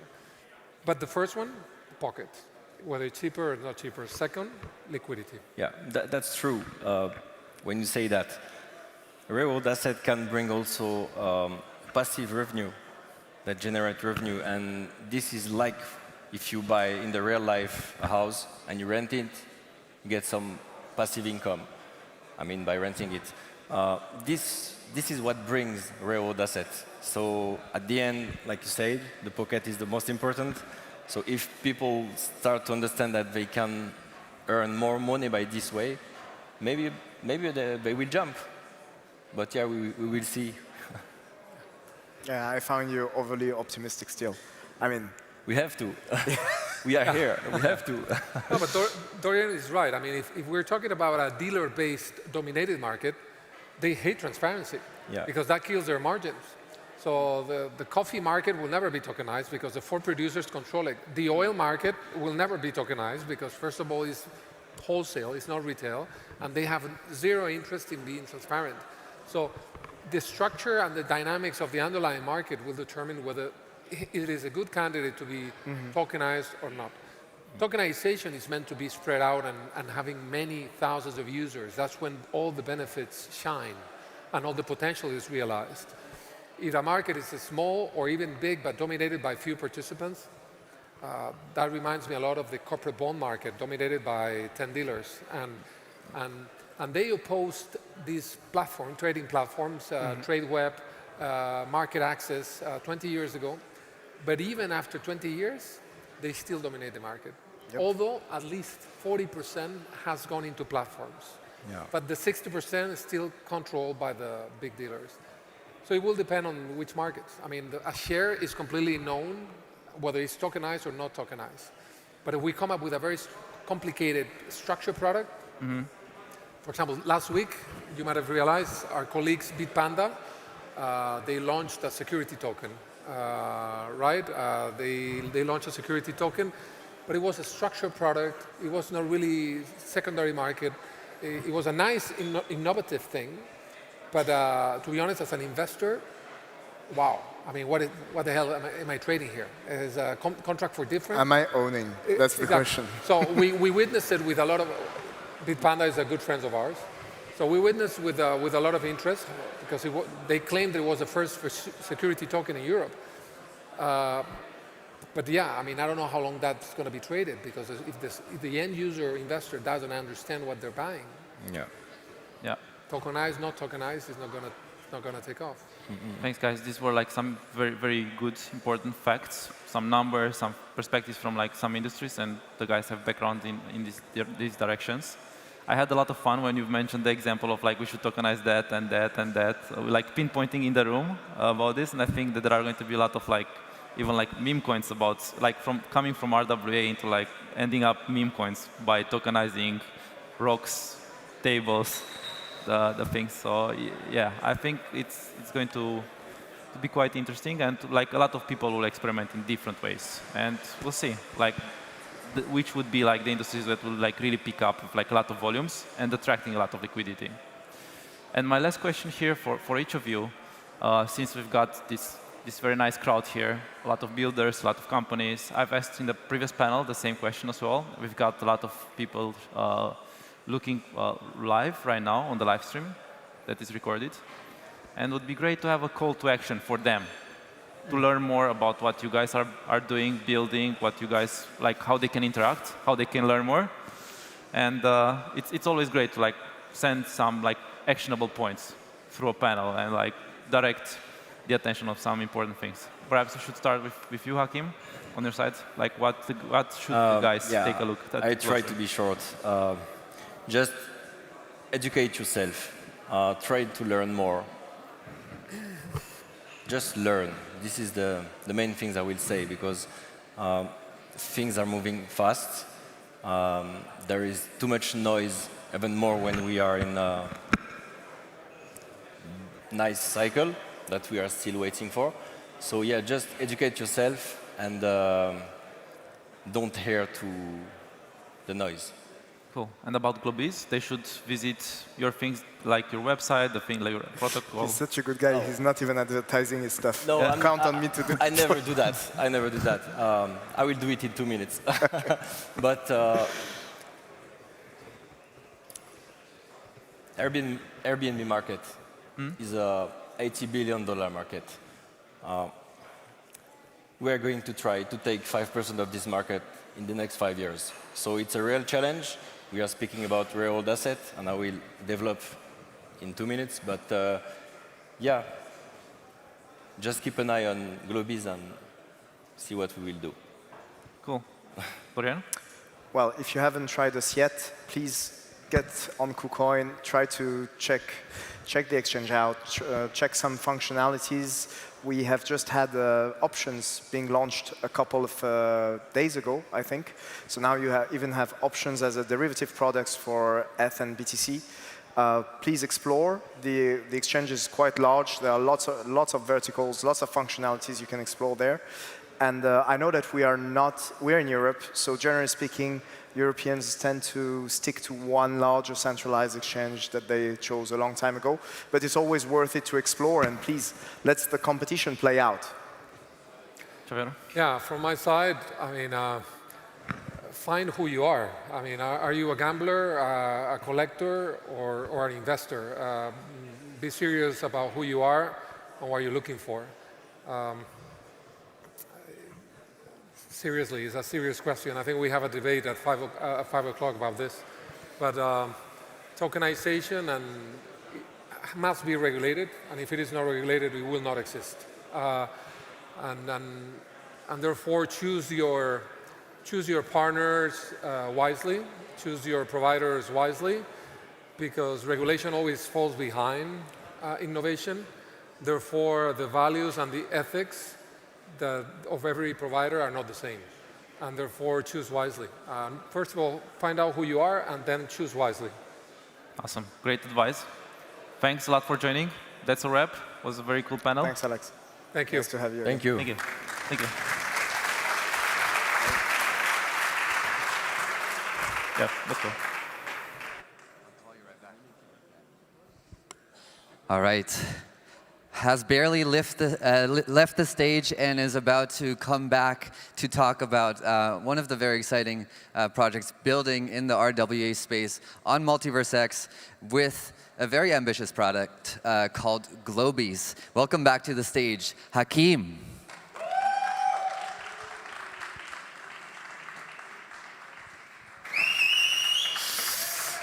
Yeah, I told you I was coming back soon. So I don't know how this works. Do I have to click somewhere? How it works? OK. So hello, everyone. You never used this service before. Can we do it again? Sorry. Here I'm talking about Airbnb. You all use it before, and you're still using it, and you always had some problem with it. So here, how this work? Okay, it was a video can we make play on the video?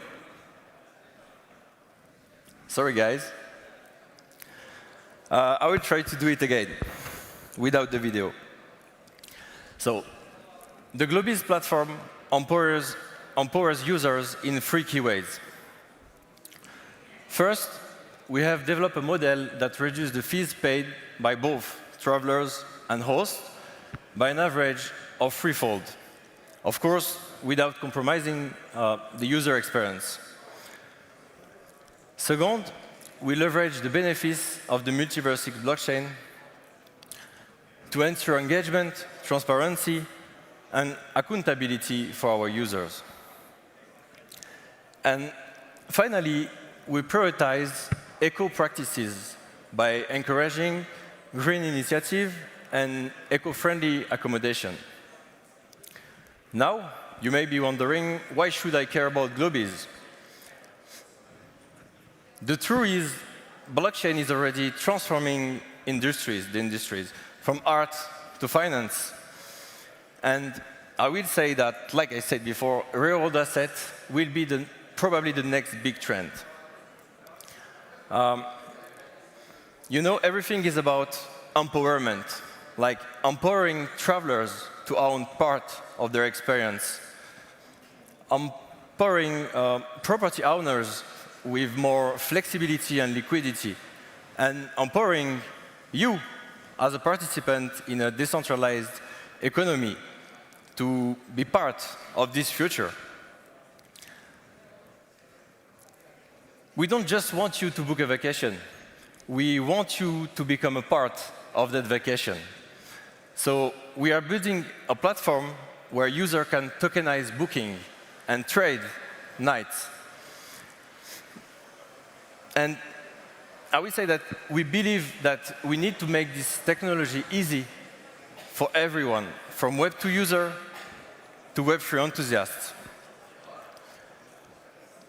You know, the Web3 revolution should be into your everyday life.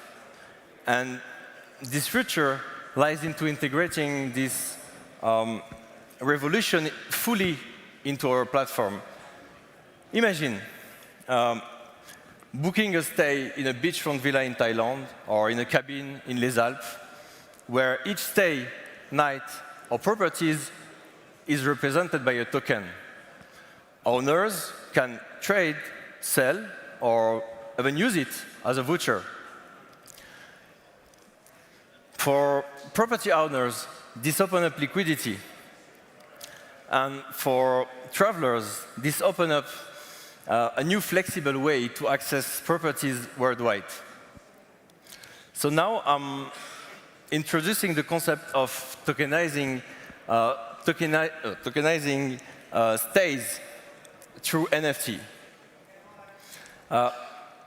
We want to bring together the best of both worlds, like physical booking and digital ownership. The real challenge is ensuring that people like you, your mother, your grandpa, take easily advantage of it. And I just will finish by saying that real-world assets, it's not tomorrow, it's now. So let's turn together the future of ownership into reality. Thank you.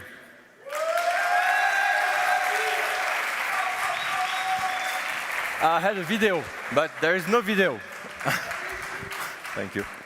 We'll add the video to the highlight reel, maybe the time capsule. Maybe send me the video and let's put it in the time capsule, Hakim.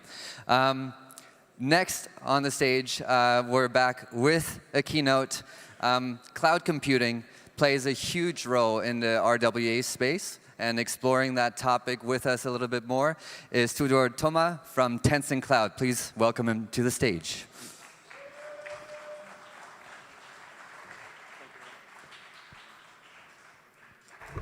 So hello, everyone. Hello, thank you for being here today. Thank you also for the 10,000 people watching online. Great to have made it. Okay, waiting for the deck. No. Okay. Yeah, so today I will try to briefly go through the role of cloud in tokenizing real-world assets, and especially powering real-world asset projects with Tencent Cloud.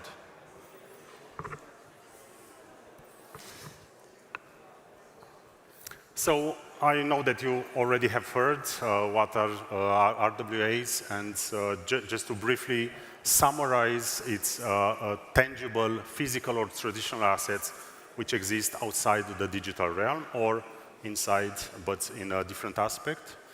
They are represented by digital tokens. So essentially, in the blockchain, they will be immutably written, and they will, of course, bring new liquidity, untapped liquidity to normally illiquid assets. And these new asset types offer, like we've previously seen, fractional access to assets, which is something new. And also, they are unbound by location. So, for example, you could also tap the liquidity, these assets in different locations than where they're supposed to be. Looking at challenges and opportunities, so we always see these two sides. Every challenge is an opportunity. In this case, focusing more on technology, we all know trust is the single most important thing, and the way you ensure trust and the way you, through security and compliance through the whole chain. Also through standardization, there are some existing solutions today on the market. There are some existing protocols which try to solve some of these issues. Also, a challenge would be the liquidity and also the access of people into working with these assets, these new assets, and also the adoption part. And of course, as Benny said, we need that first use case that basically booms the whole market. In terms of opportunities, having access to these illiquid assets, we have the opportunity of presenting a new type of service to have a value behind things that normally would not have a value. So, for example, like a parking spot that is rented on a monthly basis. We have global adoption and access. We have, as an opportunity, the fractional ownership to assets that normally you wouldn't afford. And also you have a transparency. Of course, it's blockchain. You have also reduced costs of transactions. There's no middleman. There's no third party or yeah. So who is Tencent? Tencent is a company that has been founded more than 25 years ago in China, in Shenzhen. And we have a very large base of services, mainly focused towards consumer services, centered, let's say, in QQ, which is the first chatting system that was released, and then with the WeChat super application. But these are the services at the center. Around it, we, as Tencent, we basically offer all the important consumer services that you can find in China. So from digital content, the utilities, services, public services, work and collaboration for enterprise or for personal use, financial services, games, of course, you already know. And all these things are accessible very, very fast and in a common way through WeChat. Where do we bring value? First of all, in the trust chain, we always forget that there's not always the end user application, the end user part, but there's also a whole backend of services that are important to secure. So from the issuer infrastructure endpoint to communication channels, to blockchain infrastructure, to the data in the blockchain, and also to the end user application, the way the user accesses the data and the assets. So we try to have this for every step of the way, certifications and compliance, and an end-to-end security chain, all accessible through the cloud. Also, in terms of end-user application, we also have services that ensure every possible testing way for application, functional compatibility for all types of devices. Also, we do bring value in terms of access, in terms of how do we ensure the content, the connectivity, and these applications and services reach the customer. So we have more than 3,000 acceleration nodes worldwide, so huge 200 terabits per second bandwidth in more than 70 countries. In terms of service connectivity, that's what we do. That's our DNA, to connect consumers with businesses through our services. So mini programs, WeChat Pay, that's the ecosystem that powers the whole chain. We also bring value in terms of adoption. So here we have been working with traditional and modern financial companies, providing not only the cloud infrastructure, which is quite common, but also technologies on top, a lot of managed services, a lot of AI-powered services, but also in business scenarios, an end-to-end type of service. So we are a trusted partner for this type of companies, and we strive to bring modern way and modern thinking and approach to finance. Our customers are numerous, so I just listed here a couple of them through the biggest names. They all trust us, they all partner with us, and we offer good services together. Another chapter where it's very important that we bring value and is important also for the adoption is the user experience. So for example, Edge One is a composite service where we offer all the content delivery and content acceleration together with the security.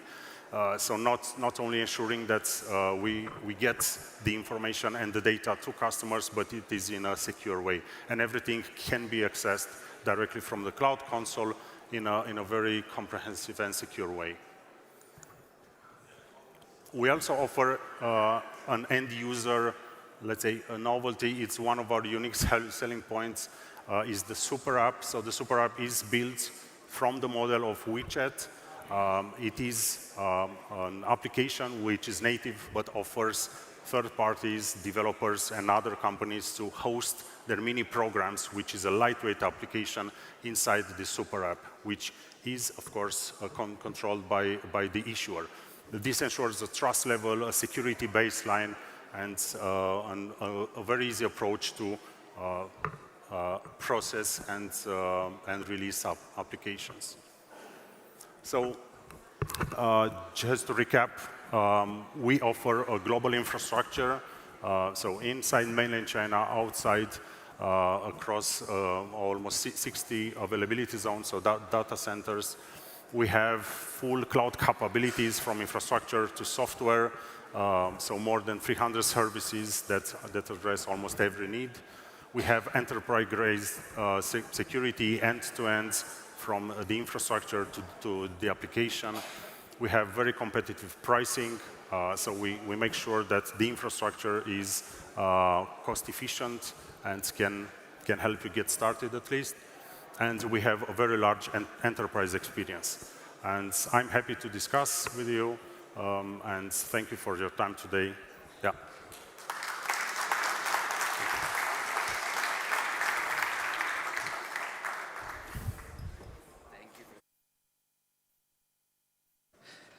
Thank you very much. We're now going to go into rapid fire mode. We have 4 product presentations lined up, 4 great builders from the ecosystem.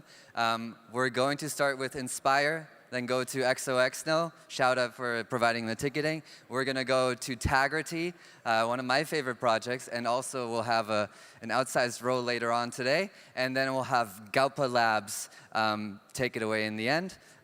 Have fun with 4 great product presentations and give it up for Inspire.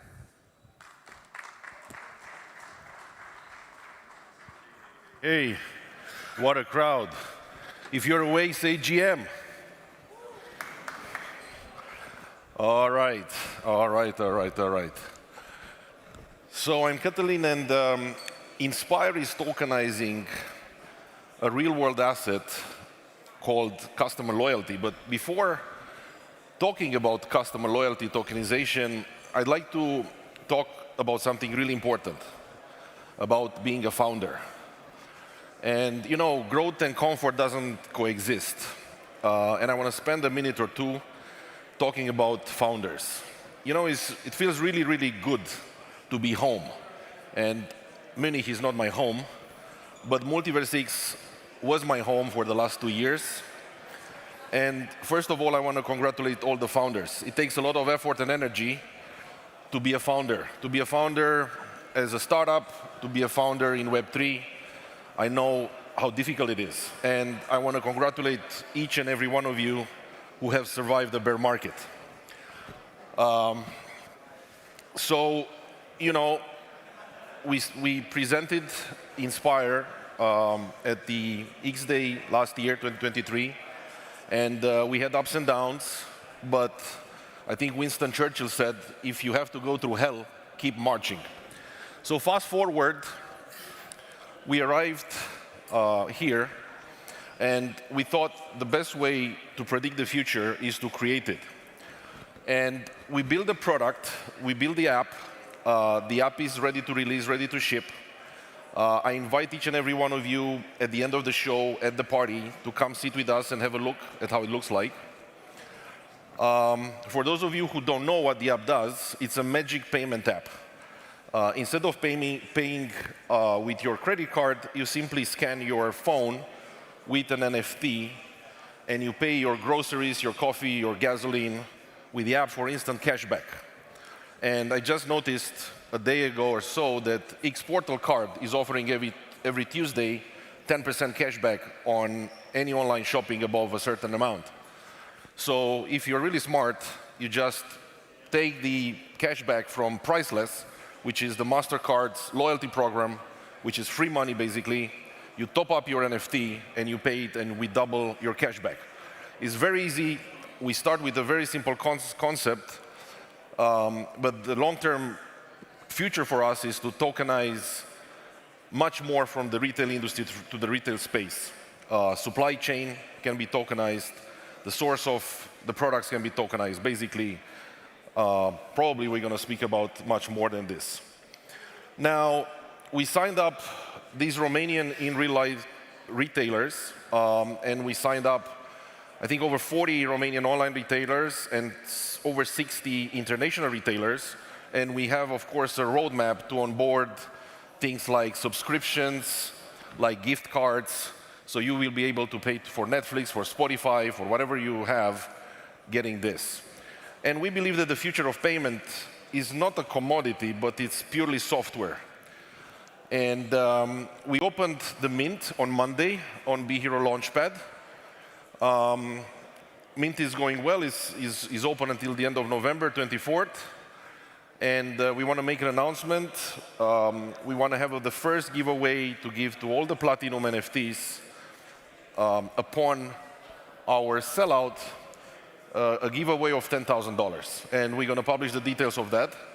So we don't want to extract value from this community. We want to give value back. And the intention is for us to adopt more Web2 people. So, you know, we are a bunch of people here, but there are a lot of other people out there that we want to onboard over the next 12, 24 months. So, again, I invite you, all of you, to sit with us, have a look at the app, and I wish to all the founders a string of luck going forward. Thank you. Welcome to Inspire.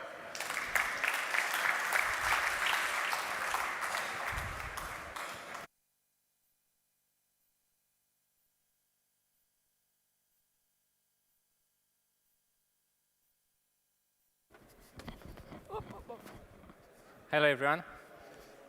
How are you today? I got some instructions before this speech to be more spicy, so I will scrap all my speech and I will do it on the fly now. So I don't know what I am going to talk, but my name is Mihai, and I'm the founder of XOXNO. You might know XOXNO because we are kind of expanding, but we will scrap that. And today we are talking about Bobber evolution. And I want to invite on stage my own bodyguard today, because let's say I'm more controversial, so you might need a bodyguard in this industry. And yeah, here is going. Everyone should know him or her today. It's a her. So most of you probably got rich because of Bobber, which is very cool. But yeah, I forgot my shotgun today, but we will throw some beautiful T-shirt to you. Not only because we made so many and we didn't give all, but we really want everyone to get this piece of art, because we love QoWatt and everything he does for this community. Everything is pro bono. I paid him myself, and now I want to share with everyone. And yeah, let's also talk about XOXNO, another meme coin of this ecosystem. And what can we say? We can talk more about Bobber than the XOXNO, but you might already know us. We do some ticketing now. We do some marketplace for NFTs. And we recently have a very successful token launch on MultiversX. And we released the accumulator. But these are all boring. Nobody understands it. Doesn't matter today. The thing is that the Web3 is very complicated. And if you want to do all in one, you will not succeed. Even if you try to abstract it together with Web 2 and Web 3, doesn't make sense. And we already have 2 MVPs experimenting this. And that's why we are branching out in 2 directions. A Web 3 direction that we already have for NFTs, but we are adding some spicy on top of that with some DeFi, with a new liquid staking protocol for eGold that is already live on DevNet, tested, everything will be the most advanced on this chain. Hopefully, my experience from trust staking will level up any other implementation.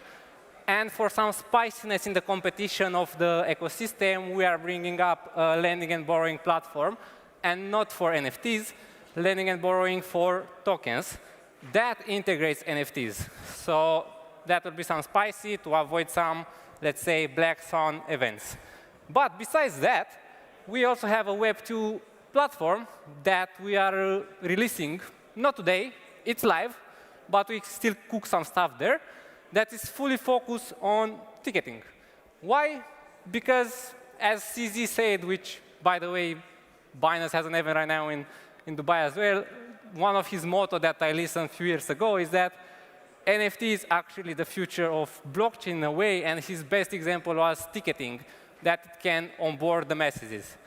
So we had an MVP a few weeks ago with Sense for Fit, where for the first time in our first MVP, we went pretty big and say, OK, we do 10,000 people. Very bad idea to do for your first experiment. But it worked very well. We onboarded over 5,000 people on-chain without them knowing that they're on-chain, and we gave them NFTs, as most of you received today an NFT by scanning your QR. Most probably you didn't know that you received an NFT, but it's there, hopefully. And if it didn't work, it's because I was sleeping when this event started. Why NFTs? Very flexible. I can go in very much details about the technology. The point is you will be able to resell it, events will be able to make more money, and the onboarding will be easier.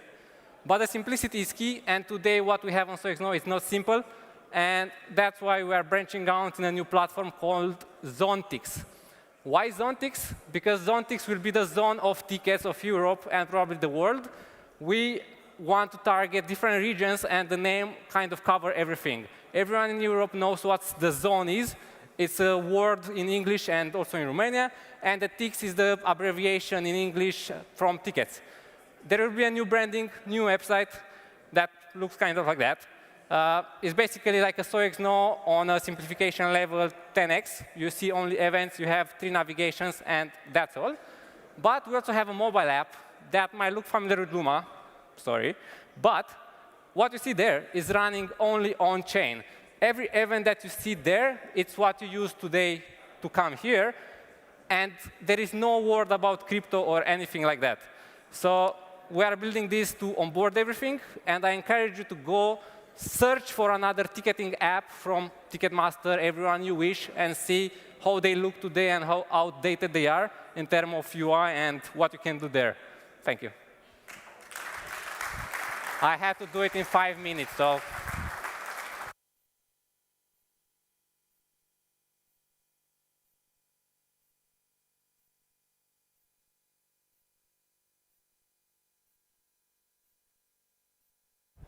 Hello, everybody. I'm MiCA, and today we're going to talk about something, well, something new. In the last days, I've been thinking a lot about, we have engineered these blockchains that are capable of handling tens of thousands of transactions per second. And we can imagine them to be like super highways where we can throw any kind of traffic at them, and they can just handle it.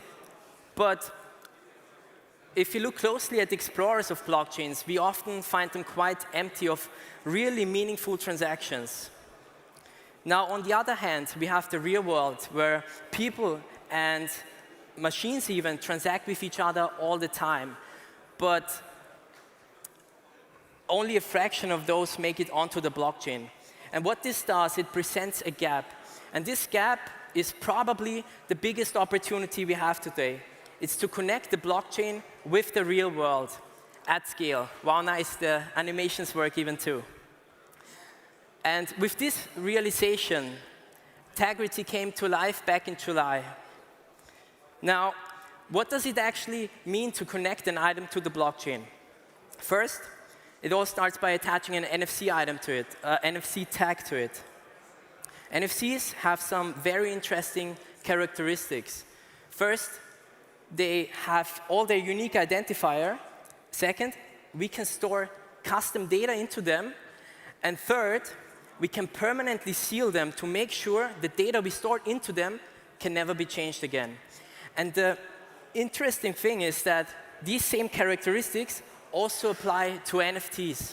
And what this means is that if you take both of them and store the IDs into each other's storages and permanently seal it, which is fairly technical, but bear with me, then we create this unbreakable link that can never be changed again. It's there on the blockchain.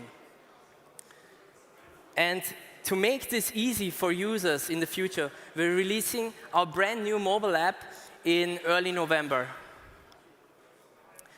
Now, the beautiful thing about bringing an item to the blockchain is that once it's on the blockchain, it will begin to tell its own stories.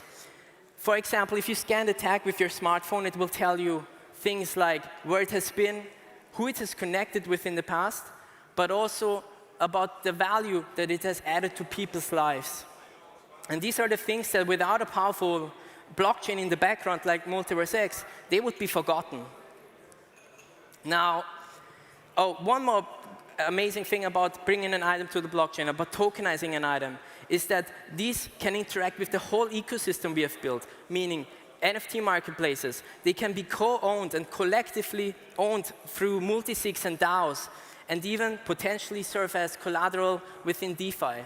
Now, this is for products, but we have been thinking about how can we bring services to the blockchain of the real world. And we asked the question, what if you could just scan a tag and it will instantly prompt you to sign a transaction on the blockchain? You tap it and you instantly sign it. This is soon going to be a possible too with the Tagrity mobile app, and I'm very much looking forward to all the use cases that this is going to enable. It's probably endless and something that we're very excited about. I've said this many times online in the real world to many of you, that every single tag that we place with Tagrity is going to serve as an onboarding tool for MultiversX. You tap the tag and you create a wallet. You tap the tag and you pay on-chain. Now, for businesses, we have designed a custom white labeling program that allows them to get their own NFC solutions out completely on-brand and also completely on-chain. And the beautiful thing about this is that as Tagrity, we will do everything for you, for the business. We'll handle production, design, until back to customer delivery. so you can relax and earn even commissions based on sales, up to 30%. Now, from the first day, our goal has been to make tokenization simple and even cool. And to make this a reality, we're introducing the first product, which is Tokenizer Plus. It's a general purpose tag with premium touch design. And it allows for additional functionalities, such as you can create custom collections, to keep organized. And you can even set royalties for earning opportunities. And of course, a few more things that we're going to reveal soon. And now this is the moment that I've been waiting for and working for a long time, because Tokenizer Plus is now available for pre-order. It comes in sets of 3, in beautiful boxes at a price of $29.99. We have 250 of those boxes available in stock as a first batch, and we are going to ship to 30 countries starting from the first day. Thank you.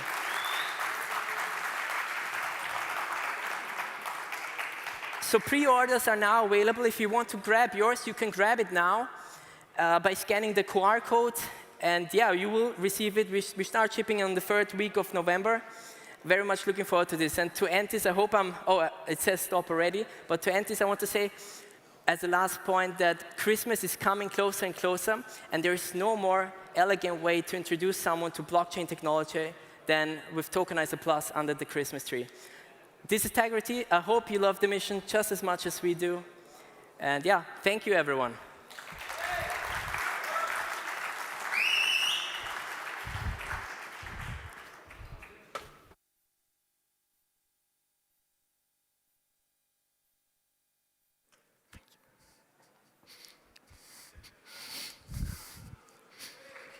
Good afternoon, everyone.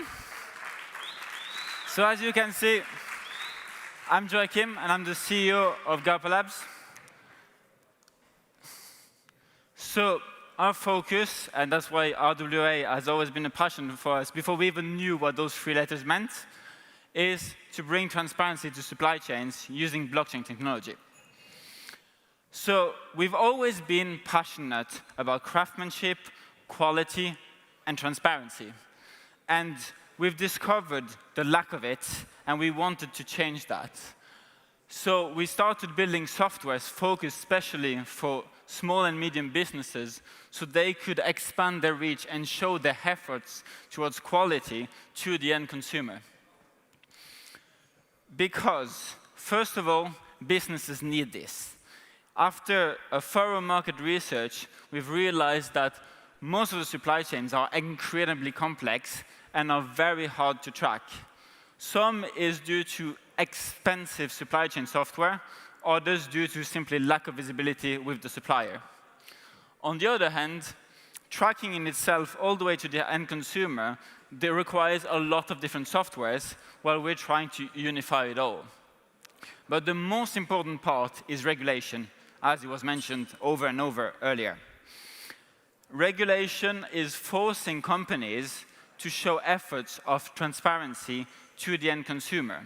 The European Union and the European Commission are one of the first to push that, and we're already expecting digital product passports in 2027, which is 2 years from now.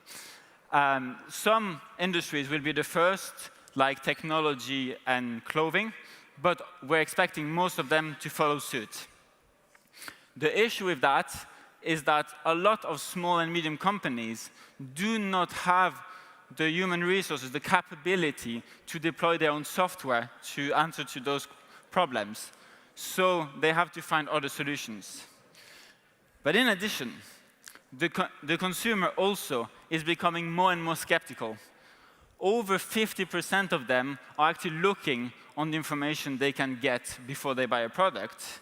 And on the other hand, we see a lot of websites that have either false claims or misleading claims about quality, sustainability, etc.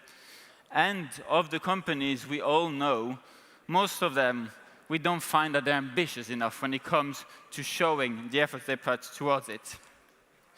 But as we always love to say, blockchain fixes this. We use a custom blockchain, and maybe soon a sovereign chain, to store the data in that immutable ledger, so we get all the information from the supplier to our customer, to the end consumer, so that they can get all the information. We remove, therefore, the single point of failure, because our software is aimed in a way that there's always a backup solution that has direct access to the blockchain to read and write, meaning that no matter what happens, if our servers go down or whatever, you will be able to use the solution. We've all seen what happens when AWS, Google Cloud, all these guys go down. Half of the earth stops. In addition, it allows to improve verifications by having the possibility to get the full information and therefore create better documentation and automate that documentation to give the information to the consumer, but also to the regulators. We also worked a lot on account abstraction to make sure that the software doesn't feel like any blockchain interaction. There's no talk about the wallet or anything like that. Everything happens in the background, and it feels just like a regular software for our clients. But most of all, it gives a new way to engage with the end consumer. We have plugins for websites that allow to show the history of the product in general, but you can also enter your product number or scan a QR code, RFID chip or other, to get that information directly. We also launched in beta the Gaupa app that allows to do just that, getting all the information, but also interact with the consumer, letting you know of new products they might enjoy, reward them through rewards, discounts, etc., all in an app. So thank you so much. We're going to be announcing a lot more with Gaupa and the Gaupa network very soon, and we hope to see you be part of it.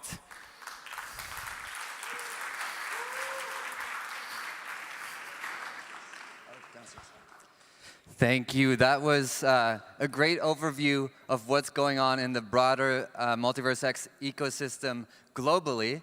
We're now going to take a look at what's going on locally in Germany with a panel called Germany's Web3 Building Blocks. Before we'll continue there, I would just ask the people who love networking just to keep it down a tiny bit as we get quite a bit of noise here on stage, and it's a little bit distracting. Love you, but maybe keep it down a tiny bit. Germany's Web3 Building Blocks, welcome to the stage. Beniamin Mincu, Daniel Serb, Gopi Mehta, and Sandor Horvat will be your moderator. Give it up for the guests.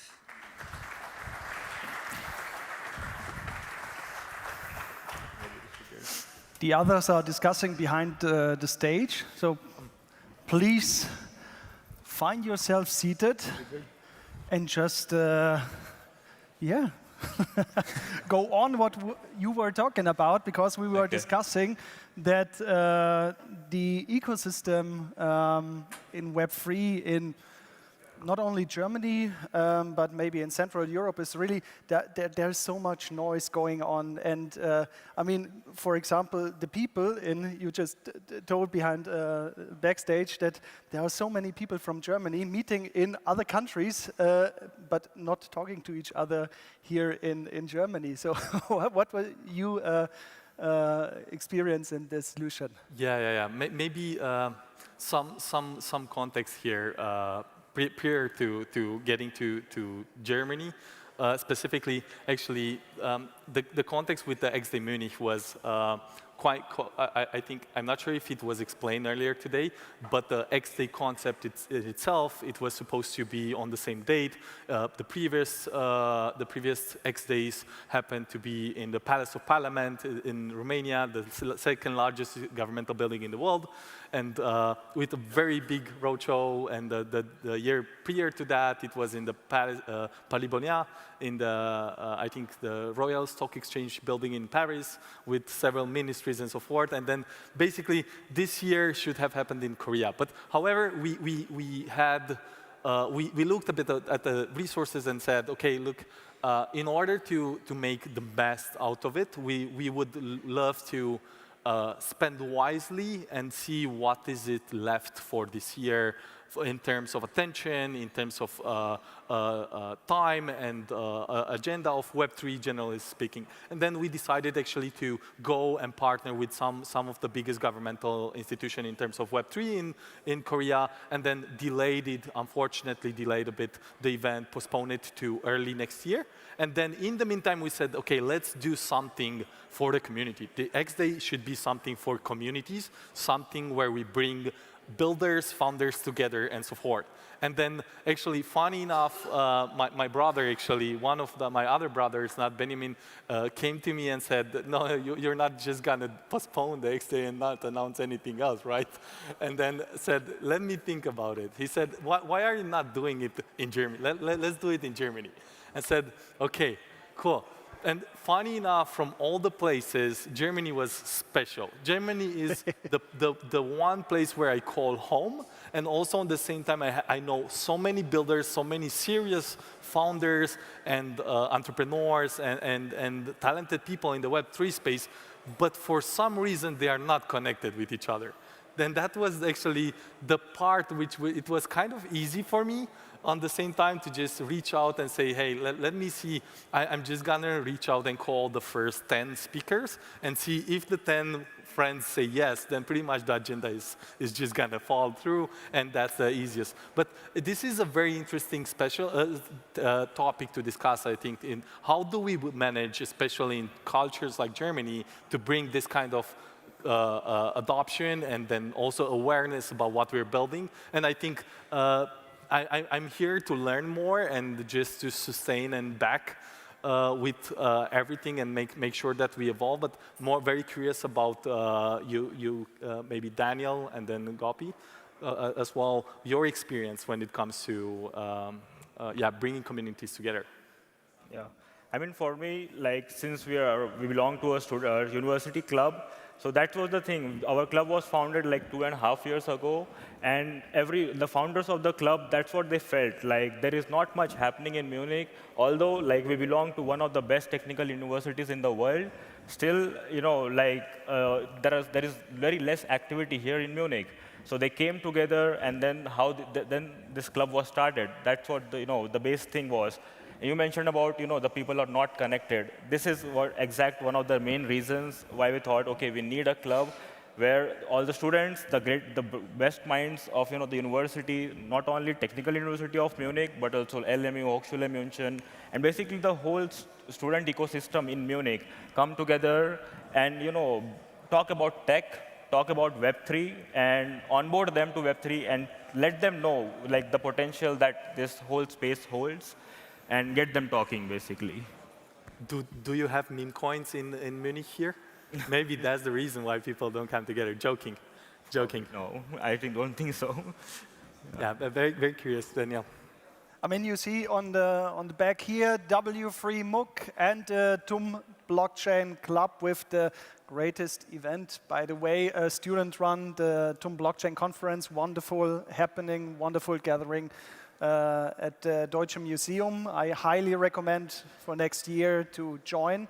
And on the right-hand side, you have Daniel here, who is really bringing this what you, Lucian, was saying, this special German thing that we are not talking to each other. Now, here is Daniel, who is giving us the opportunity with the Werk number 1 to Werk 1 to bring all these ecosystem together. So very pleased to have you here. Thanks for this introduction, Shandor. And first of all, thanks to have you here, because I would say this is what it's all about, especially in the Web3 space, because you need to engage with real people in the real world with real assets to make things happen, to really innovate. So I'm an aerospace engineer. Couple of years ago here, out from the TUM in Munich, I did a lot of research and technology in the defense and security space, like for the German Bundeswehr. And then found out that Web3 also, by the way, for the defense and security space is quite interesting with respect to use cases. And well, I learned over the last 3 years with MOOC XYZ and now W3 MOOC, that bringing people together, like not only the Web3 bubble, but here in the Munich ecosystem, we have the strength that there are 7 DAX companies headquartered here in Munich, Siemens, BMW, and some others. So to bring these renowned companies, organizations together with the Web3 space, think about exchange experiences and talk about use cases and actual business cases. That's the ambition that we have here. Right over, Chandra, as you just told, in Werk 1. So we cooperate with Werk 1, which is I would say, incubator and networking organization for startups. So we have an event space there as well. We have co-working spaces. They also have co-living spaces, like 61 apartments that startups, not only in the Web3 space, can use. To work together, to collaborate, and we are pushing the ecosystem. So bring the building blocks here in Munich together. Like you are doing great stuff with your conference, with your activities around TOM. So we have talent. We have, as I said, the industry players. We have the organizations like Bundesblock with Sebastian Becker, Blockchain Bavaria. We have the Ministry of Digitalization supporting the topic, Fabi Mehring, really cool. We have the chains, we have Tangerine, we have staking facilities. So bringing all these together, mix them up with the BMWs and Siemenses of this world and the talent. And they are really interested. So you get. Do you develop POCs, or are they interested in the space? Do they want to have real-world implementation in their business models, or what do you see? And also from the TOM Blockchain Club, I mean, you are dealing with them, you work together with them, you have a great sponsorship and so on. Maybe Daniel at first. Just quickly, I forgot Unternehmertum, of course. So there's also a really already existing big innovation ecosystem.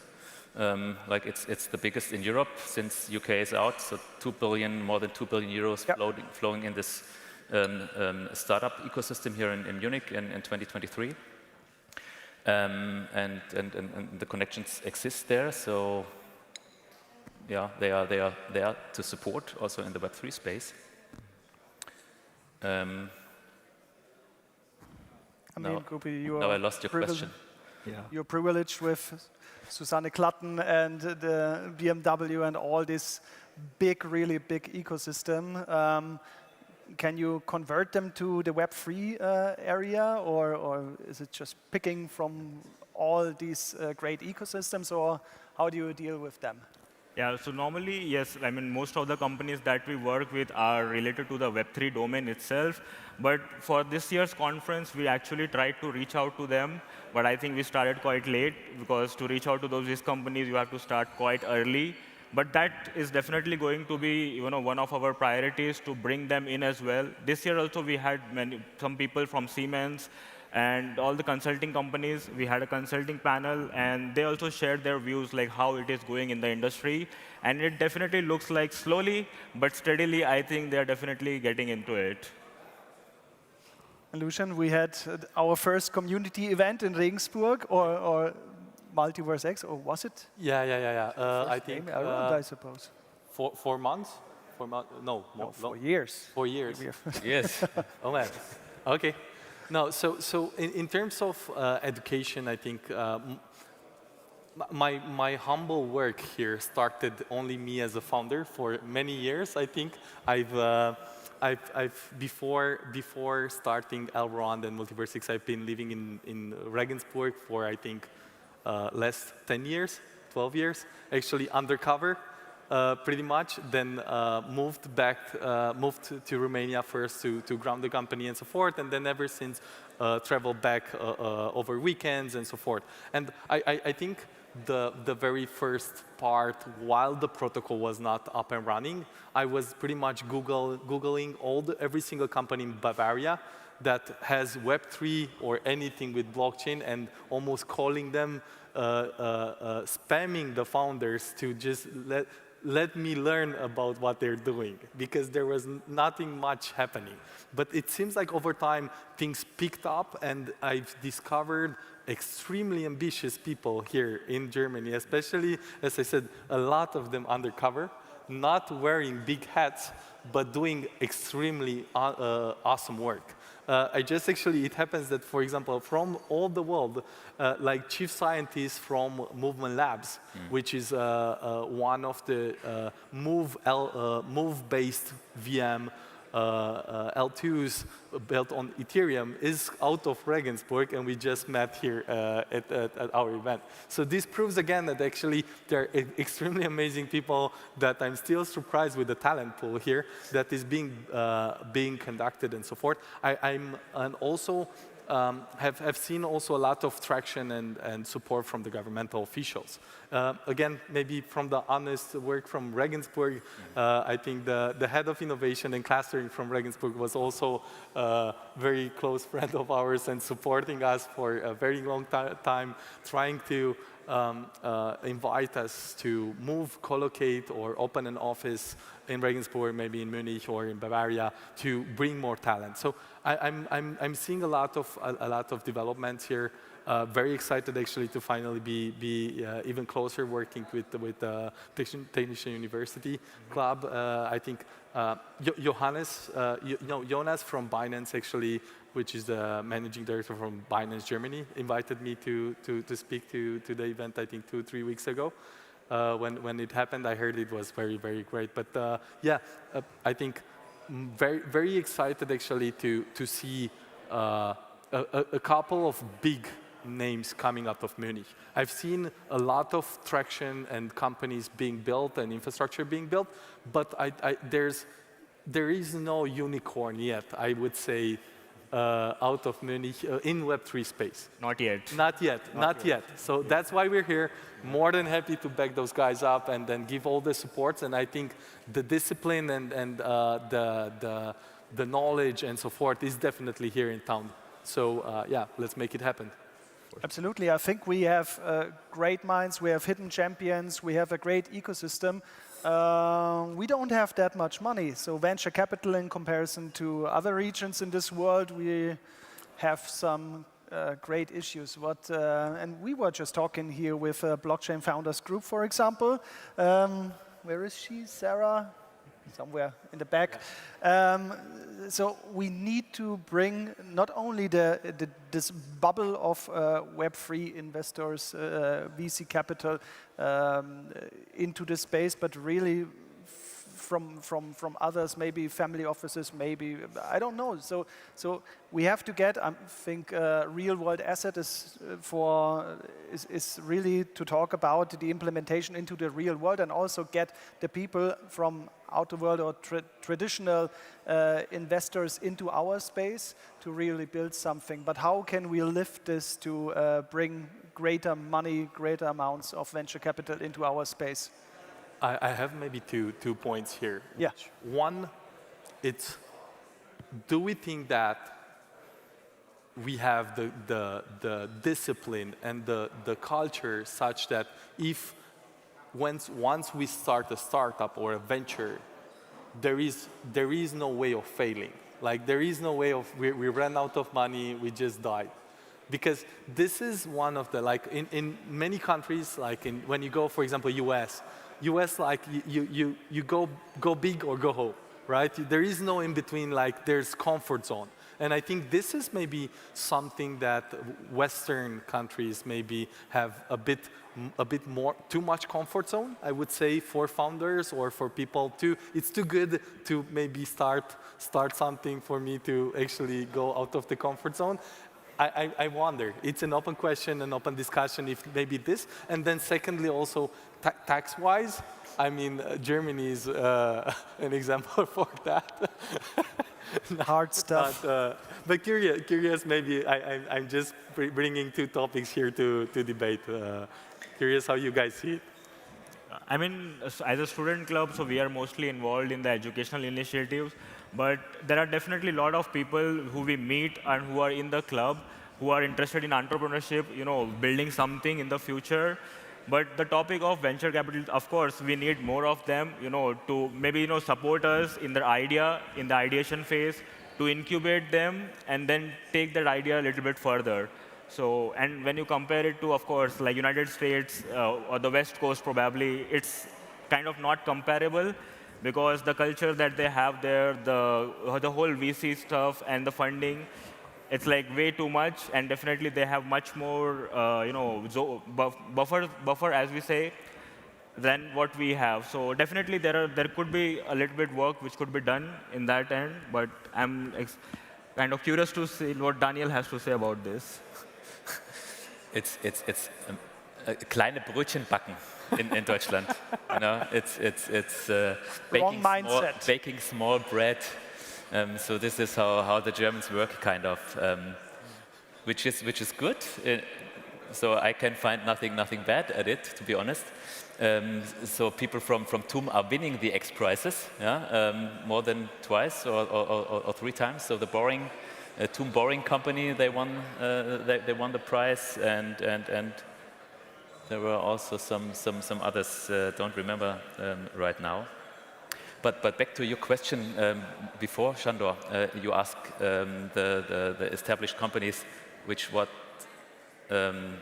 questions do they come to us, like for the Web3 space. They are actually asking not for ready products that they can directly operational deploy in their systems, but they are asking for collaboration and projects.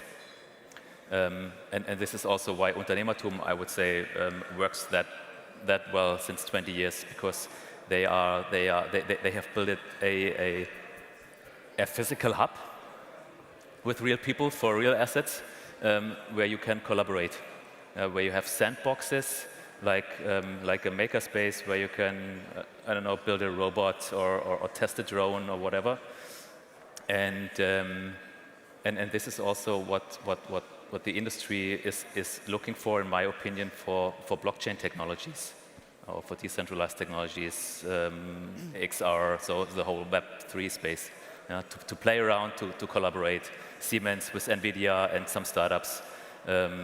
So this is, I would say, what we should work on.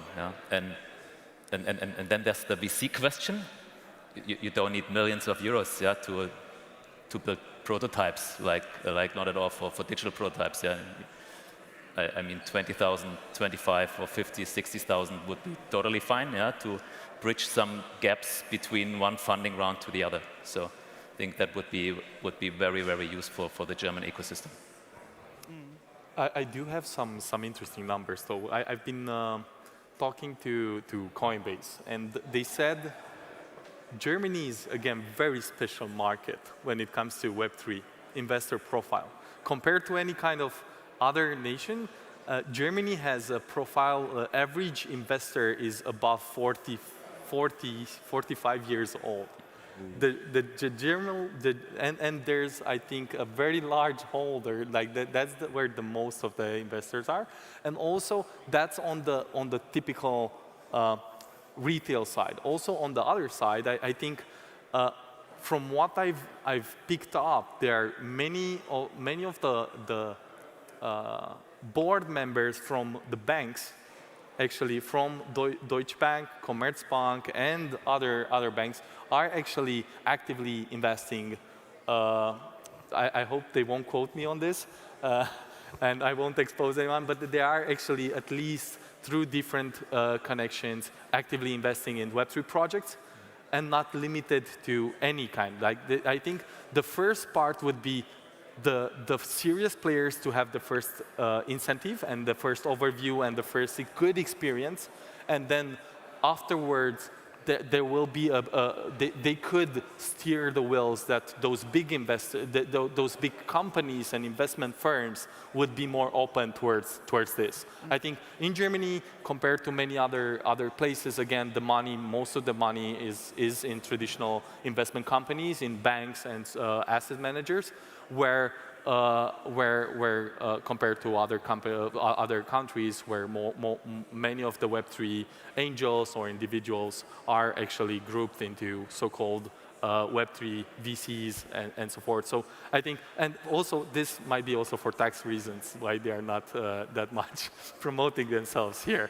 But on the other side, as I said, I see a bridge coming from on the retail side, where the typical investor profile is quite different than everything else, which has the tendency goes straight more into Bitcoin and more static assets, digital assets, and then on the other edge, surprisingly, the ones that are actually holding or sitting in board of those big investment firms are getting themselves exposure into memecoins, into NFTs, into cutting edge layer 1s, layer 2s, and so forth. So those ones I think would come closer and will close the loop very soon.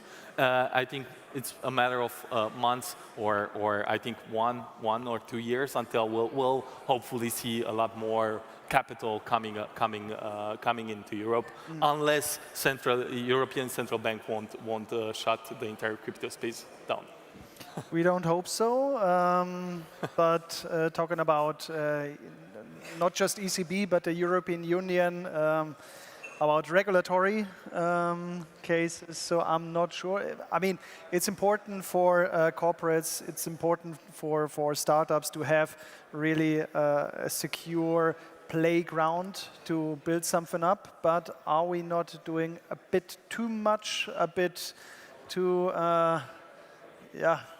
So I think one point, I have not confirmed this yet, so I'm not sure how many of the Web3 founders know this. So again, I'll need to look myself first into it and confirm, but starting in from, for example, January, once MiCA comes into place, from what I know, all the DeFi protocols, even including all the DeFi protocols that are running and processing more than $1 million in total volume process, needs to regulate, needs to apply, so they won't be able to operate and serve European markets anymore, any kind of DeFi application. So please take this with unverified source yet. I'm not a lawyer myself, and I said that will be the first thing that I'll propose to bring and offer a workshop for, but I strongly encourage at least the founders here to do their due diligence on that before everything else. Gupi, your expectations from the regulatory side to not to make such high barriers for entry, what do you see in that space? I mean, I feel like there should always be a balance between innovation and regulation, because if you regulate too much, then sometimes you might find that the innovation is not on the same level as you would expect.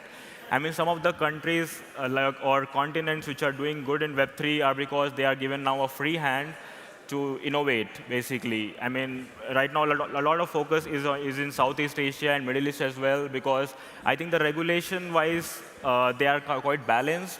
And that's why, if you keep a good balance between both, I think then you will see a constant growth.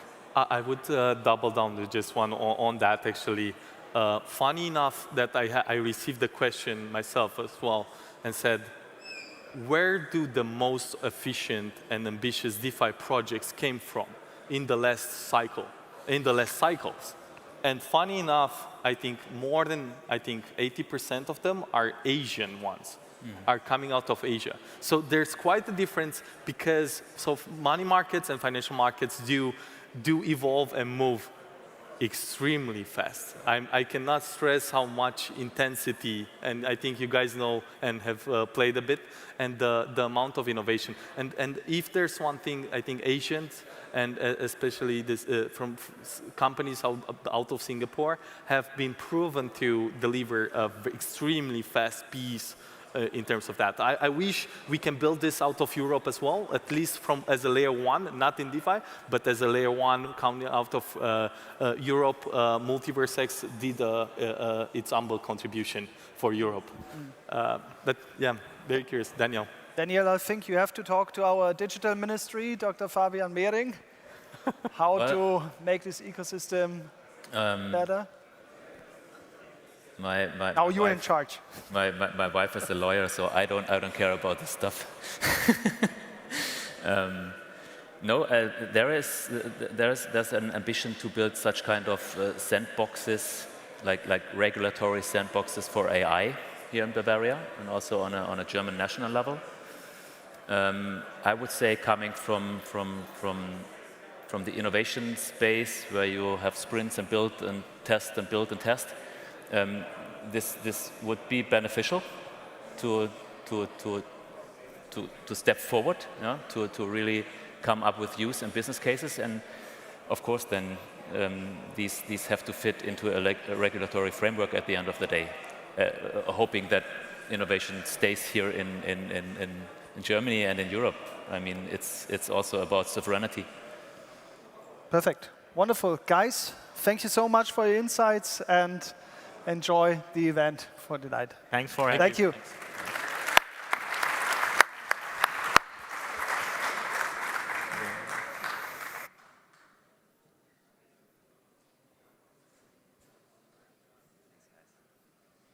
All right.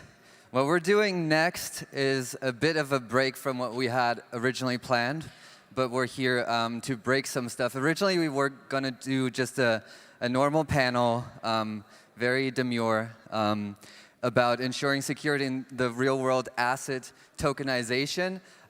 We thought, let's mix it up a little bit. So one person doesn't even know yet that he'll have to come back on stage to moderate this. But we're going to have the same panel. So we're going to have Robert, Tudor, Adrian, and Javier come back up.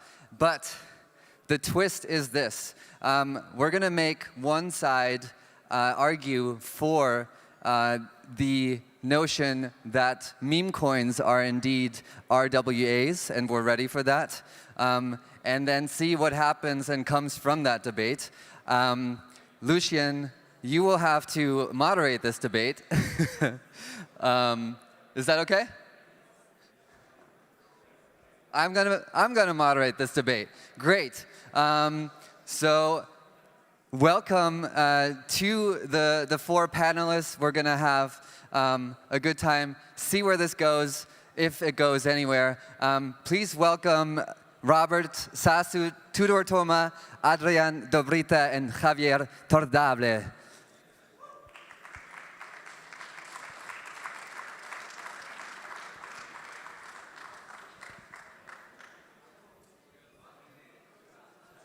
One more minute? Okay. Okay, great. I have another thing to talk about, of course. How many of you guys are playing the clicker game or have tried it? Hands up. That's not enough. The QR code is here. The prize will be great. So get on that, get clicking. I'm not sure if the first place is too far gone already, but check it out. It's a fun game. And thank you guys for being here. Sorry for throwing you under the bus, first of all. Yeah, where? Robert, Adrian. I love this. Thank you, Robert. Sit wherever you want. I am a left, so it's okay. Yeah, I'm right with the left, so it's okay. This is our living room now. All right. So let me frame this briefly.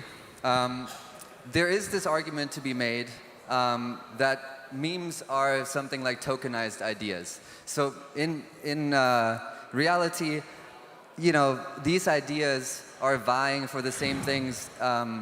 These memes are vying for the same things that ideas are vying for, which is social currency, attention, and even have community value propositions. So what I'm going to challenge Robert to do is take that to the next level and make an argument that that meme coins and memes are even ready to make the next step into the real world as RWAs.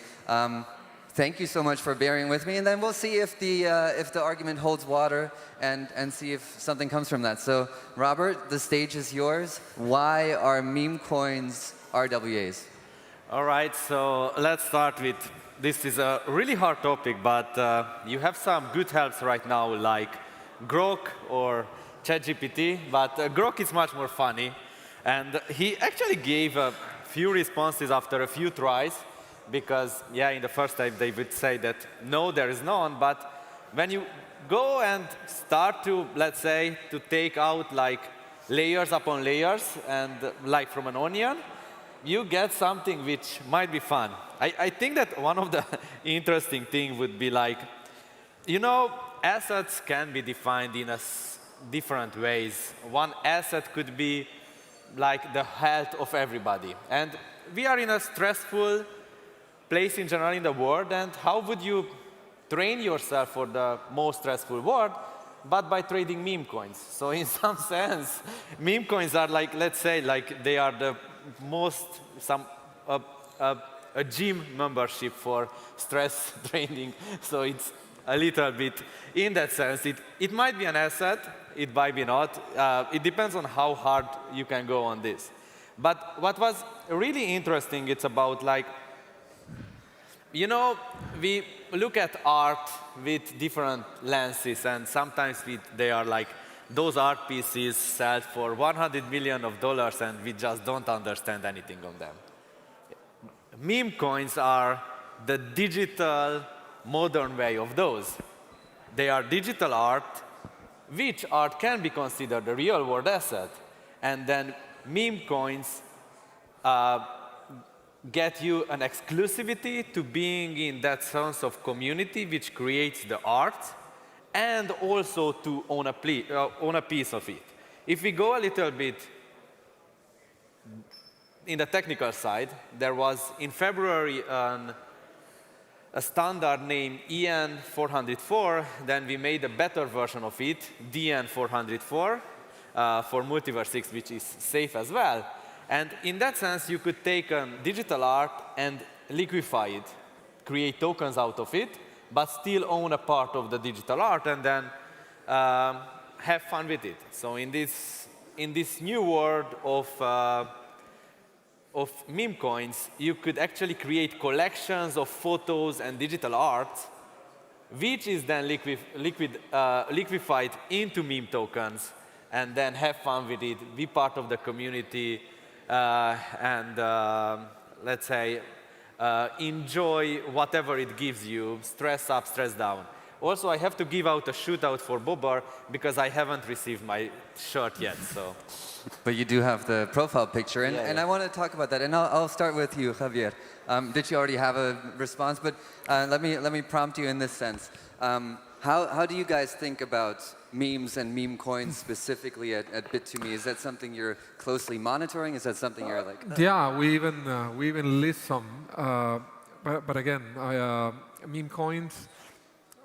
One has to differentiate what has utility and what doesn't have utility, and again, what are the natural intrinsic value of the coin? Because we believe that some crypto assets has intrinsic value. Huh? So we respect gambling, we respect collectibles, we highly respect this. But that's not value in a security, and therefore has to be clearly separated. Art is fantastic, and collectibles and baseball cards are fantastic, and people give value to those whatever they want, and it's respectable. It differs with every human being. But that cannot be packaged into a security mode that has to have a secondary market about it. And that's one of the issues that MiCA is bringing. We list quite a few utility tokens via an XLaunchpad, and we're happy with those. But the message that the regulator are giving us is those are less rare. There have to be clearly utility, product or service, Otherwise, they're going to be considered as security. And NFTs, they don't even touch upon NFTs because they don't understand it. And a meme coin is a mixture of an NFT with a... So again, we move with regulation. We don't want to be faster. We don't want to be left behind. But in our centralized exchange, they're clearly identified what is it that you're buying. And Shiba, Dogecoin, we have those.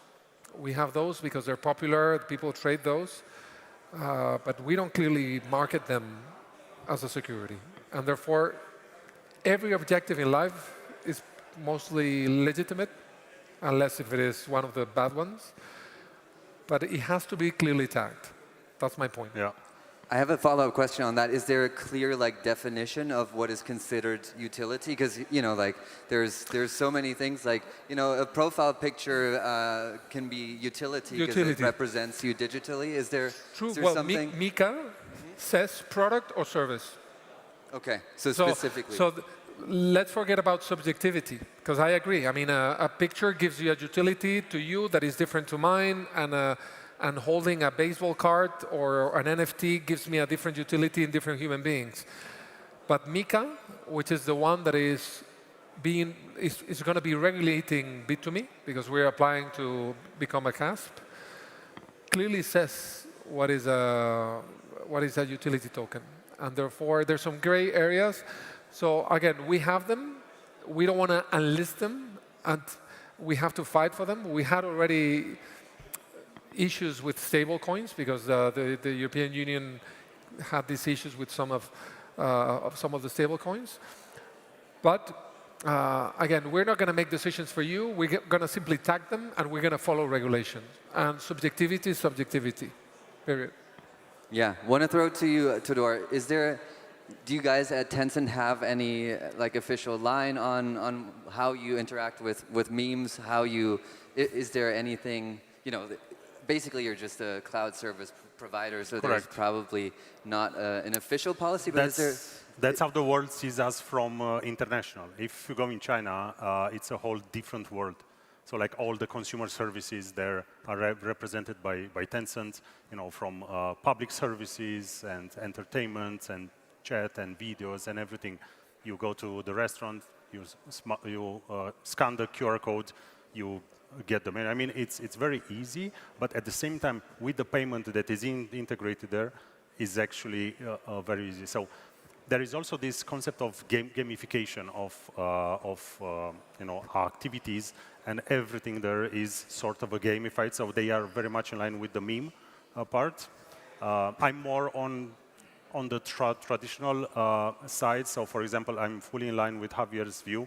So for example, if you want to put in the same bucket the meme coins and real estate, diamonds, cars, and ships, it's kind of hard to create trust by all the generations. So it's clear that the meme coins are understood by a certain type of generation, by you and me, right? But there are others who don't really understand, right? And they don't also fully trust this high volatility. They have never seen this volatility. Like just last week, Dogecoin was up like 20%. Some stocks take years to go there. So I would be more a conservative person in terms of how do we create assets from this and how do we put them in the same buckets with the assets that have actually a secondary market, that are backed by the largest institutions on this planet.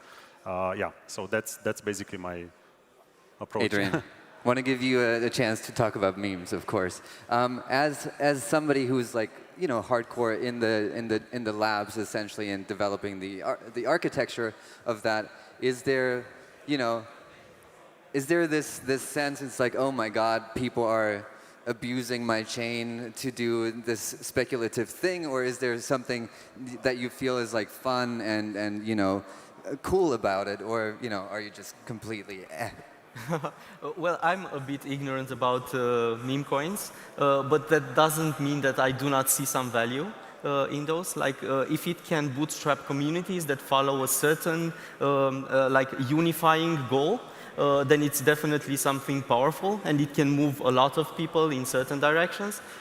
As well, now you can see some lines blurring between, as Robert mentions, also NFTs and memes and so on. So it's no longer that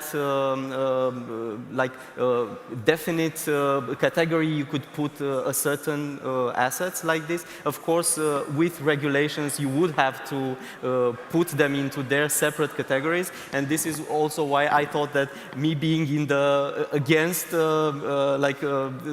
from the debate, I was in the against group for meme coins being RWAs, would have made, I guess, the regulators pretty confused.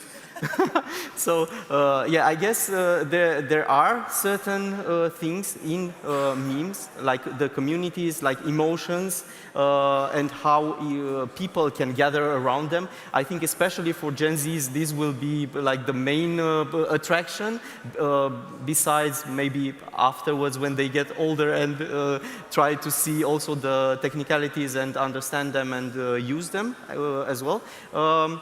So yeah, I think these are useful. I'm not against them. I'm for them being developed in a proper way, not being used for scamming people and other types of like this sort of actions. So yeah, I think there's a place for everyone, and we cannot I'm very technical. Some parts I don't understand. I may be ignorant, but I'm not sidelining them. Yeah, you had a meme PFP for a minute as well, right? Yeah, I did. Javier, I think Adrian touched on something interesting there, which is adoption, right? And like bringing new people in. I'm not sure how the volumes of like meme coins versus utility coins or whatever you want to call it compare on Bit2Me, but is that something you're looking at specifically also? It's like, okay, well, we want more customers on our exchange, so obviously we need to list these coins. You know, how do you...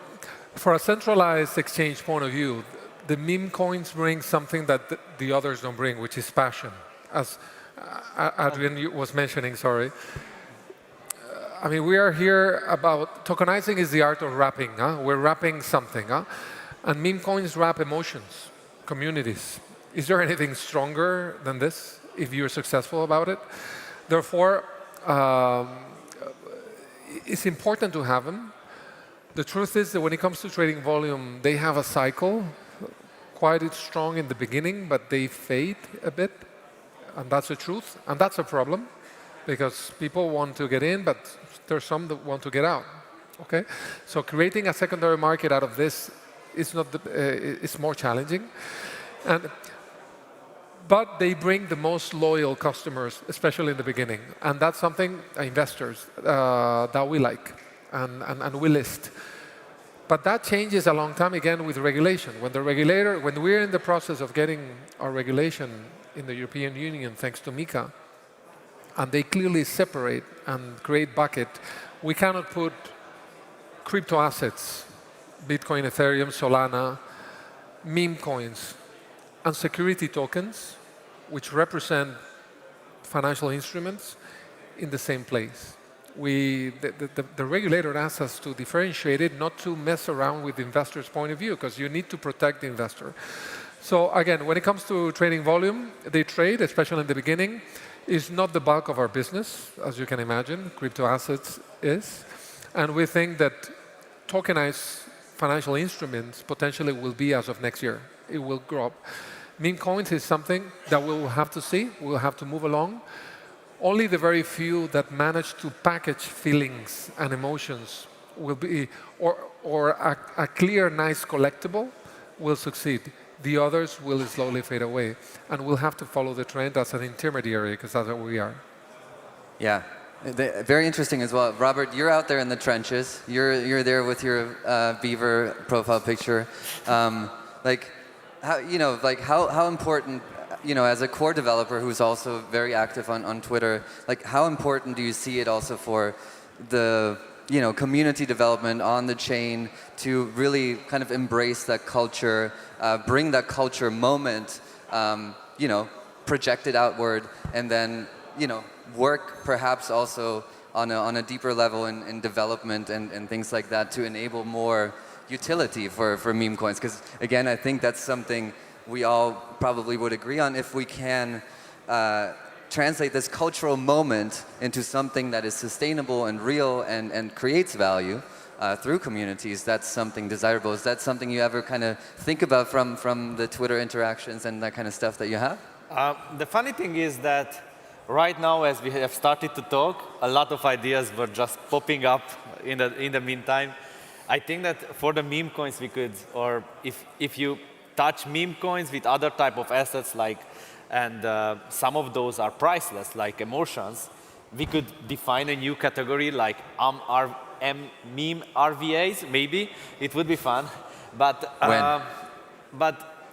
I would touch more about these two concepts of community and being it priceless. I think that some of the meme coins and some of the meme movement is destroyed by the price, and it is destroyed by too much focusing on volumes trading, making hundreds of X or something, or anyway, the first 1% makes hundreds of X or something like that. And to focus more on the community side of building. Because if we start to measure everything with money and with assets, it just takes out the fun of it, and it just takes out the community of it. So I think that some of these things, like building together, creating something together, making continuous art or making continuous interactions in the Web3 space, which is fun, it can bring a completely another side out of the people. So after, let's say, working 8 to 12 hours a day, hardcore on your assets or stuff like that, I think that you might want to have 1-2 hours in a digital community where you maybe enter through a meme coin, but where the idea is completely different. It's not so much focused on the money anymore, but on the other things.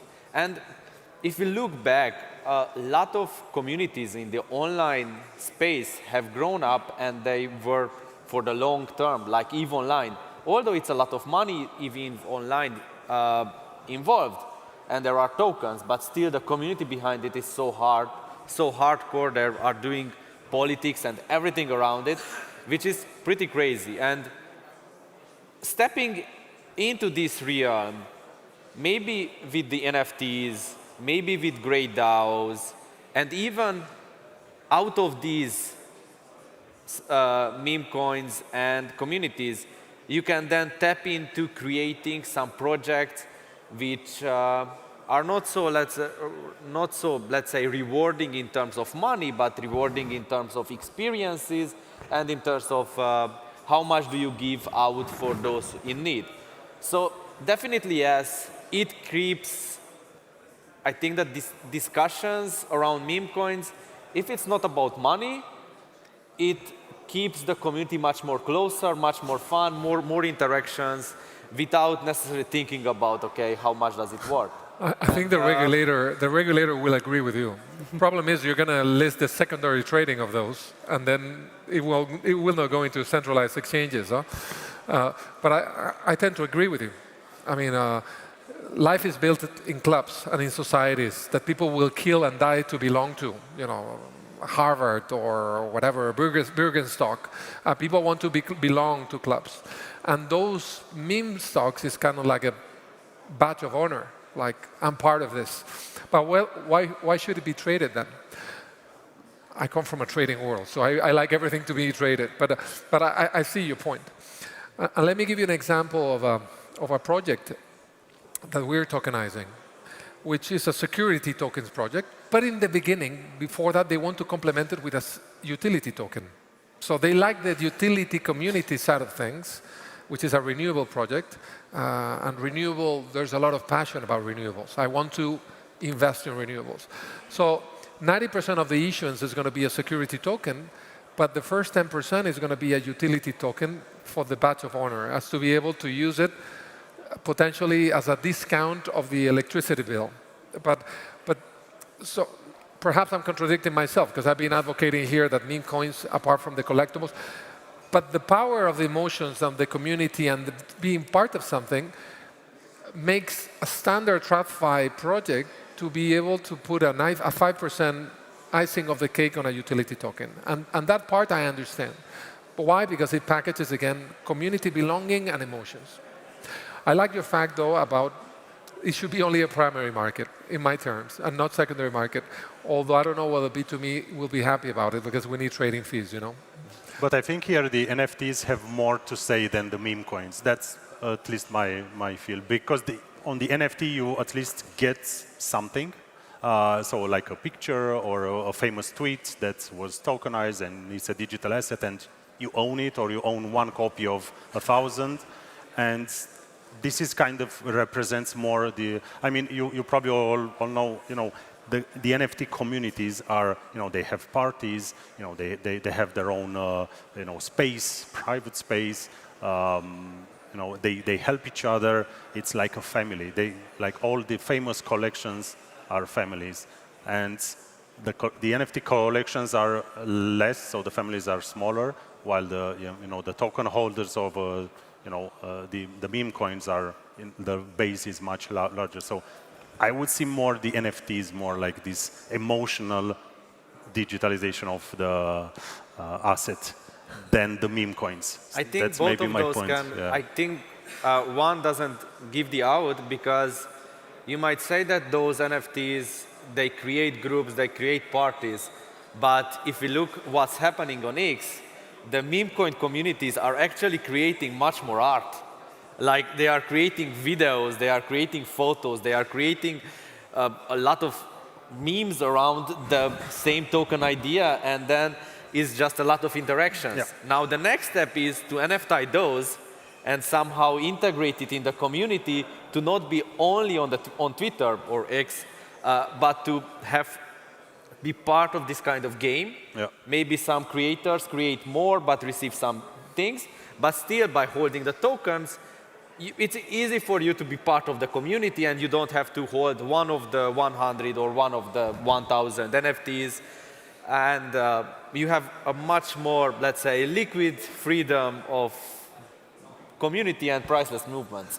Robert, should Bayern Munich, we're in Munich, right? Should Bayern Munich issue a meme coin?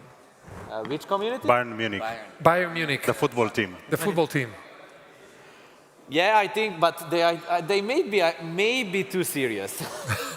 It starts with utility there. But they have good mascots, and a lot of stories could be created around. Oh, that's community. That's a community. Yeah. The people that would, you know, they're fans of the team and whatever what. Yeah. But if he trades in a secondary market, depending on what is the tip position, may trade higher or lower. So that tends to support your argument that they shouldn't be a secondary market. But there's a big sense of community, right? So you think that they should issue one? Yeah, definitely. And then, you know, they will create so much fun around football and so much content. And then Bayern, after that, can give, maybe for the best creators or the best holders, some kind of things. Why not? But that meme doesn't give you season tickets, though. No. No season tickets. It's only, I have it. Yeah. But that's, I think we see also how you know, fluid the distinction between utility, community, meme, you know, all of these things, even RWA can become, and very quickly, right? And it's an interesting thing, because I think for so many people, NFTs or meme coins in some sense are a gateway drug to actually the more interesting parts of crypto and blockchain and all of these things. That's why I was asking about the, you know, how you know, a centralized exchange thinks about these, because, you know, if that's what brings people on chain, that's very interesting. We would list it. Yeah. We would list it because, I mean, there's inelastic demand of that asset. Simply want to be there.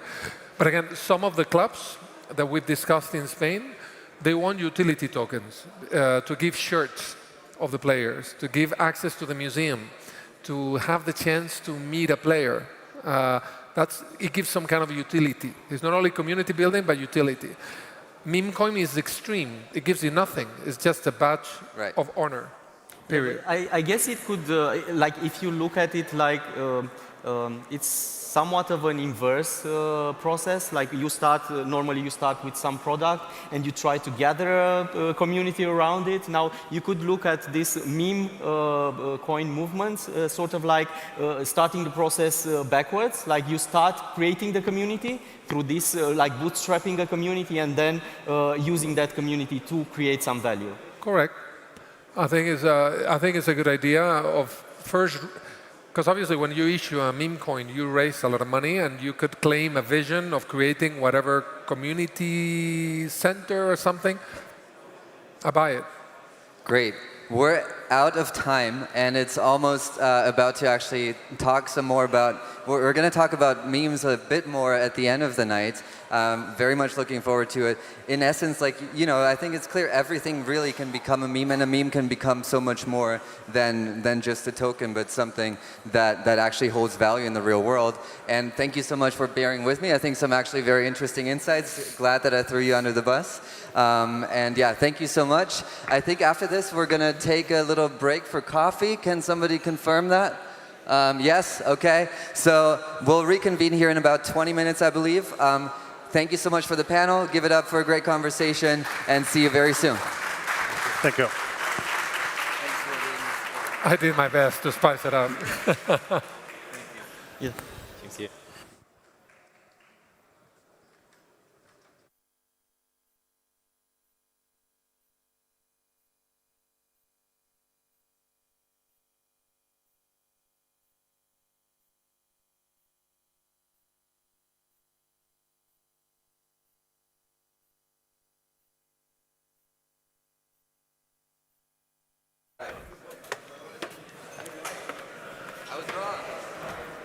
Oh, okay.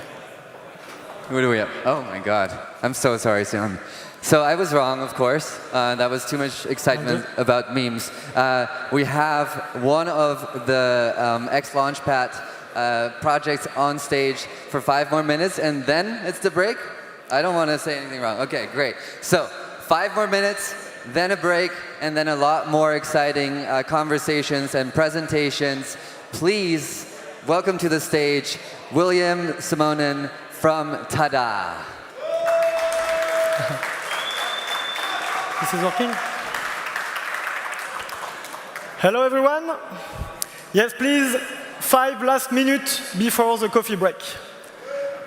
My name is William, and today I got 2 missions. Present you Tada in less than 5 minutes and make it fun. So let's do it. Currently, everyone uses AI for everything. Build projects, improve content, and do a lot of stuff. If you use AI, you probably see a lot of issues like this one in AI. Because AI model, depending on how you build it, can have different issues. And the rule is quite simple. When you train an AI, if you train it with good data, you will have a relevant and good AI. If you train it with bad data, you will have a shitty AI. We all know that the market of artificial intelligence is growing really, really fast. And basically, it's exactly the same for the market of data. And that's what we do. In Tada, we provide high quality of data sets for AI companies. How it works? It's quite simple. We discuss with AI companies, take a need of a specific data set, spread it into millions of tasks, and thanks to our community that will fill that task, we will create and provide the data set to the AI company. And user can be paid for that. And even if user can earn money for that, what we do is not a Ponzi, because we created a sustainable business model where the money came from the real world, where the money came from real customers. In the point of view of the user, you can have to do simple tasks, like read a sentence, take a picture, make a video, and so on. And you can earn money for that. But if you provide wrong data, you can be slashed for that. And the system is quite simple. As a user, you have to download the mobile application, fill a lot of information, and provide a small deposit. And depending on the quality of the data you will provide, you can lose this deposit. So now, we already launched our application 2 months ago, and you can find on it different things. Native wallet, where you can directly connect thanks to X portal system. You can find a complete staking system, where in the point of view of the investors, you can earn yield, and in the point of view of the user, you can get more features in-app directly. We also develop different things, like a shop in order to provide some gamification item to improve the experience inside the app. We provide a referral system to let you invite your friends and family. And also, and finally, a huge dashboard where you can find all our KPI on-chain and live. And I know I forgot the slide for that. So currently, we already sign and work with different kinds of companies. That companies, AI companies, test our system, test our samples. We do with them different proof of concept. And some of them already provide us different orders of data. We already have a solid user base with more than 50,000 of downloads on iOS and Apple Store. 20% of them already use the app more than 10 times a week to provide more than 2 million of data per week. That's good for a launch, but that's definitely not enough in comparison to our ambition. What we would like to do is be able to address the big player in the game, is to be able to sell data to companies like OpenAI and Google, and to be credible enough for them. We have to reach more than 1 or even 10 million of users. We have to be able to provide not 2, but 20 million of tasks per week. And that's why we announced a few days ago a step 2 for TADA. On that stage, we will do a lot of things. Improve all our user experience. Right now, we have a solid backend and the capacity to onboard millions of users. So we will now start the scaling step, where we will get millions of users in our app. We will also provide a review, a complete review of our tokenomics, where we think about and we implement a degen method to accelerate everything we have on TADA. And now, I will ask you to do 2 things. The first one, give us a lot of feedbacks on our products, on all what we did in terms of communication and so on. And the second one, scan that QR code, download the app, and start farming. Thank you very much.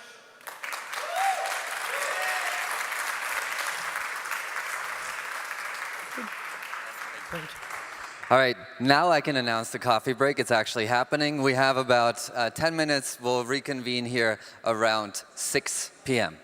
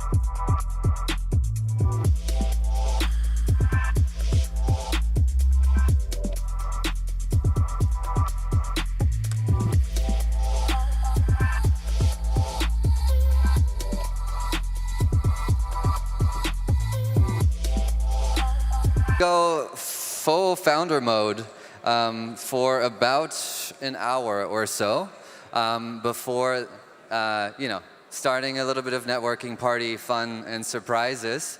Yeah, would ask everybody to please settle down again, take the seats again, so I can introduce the first project presenting and some updates from the network coming as well.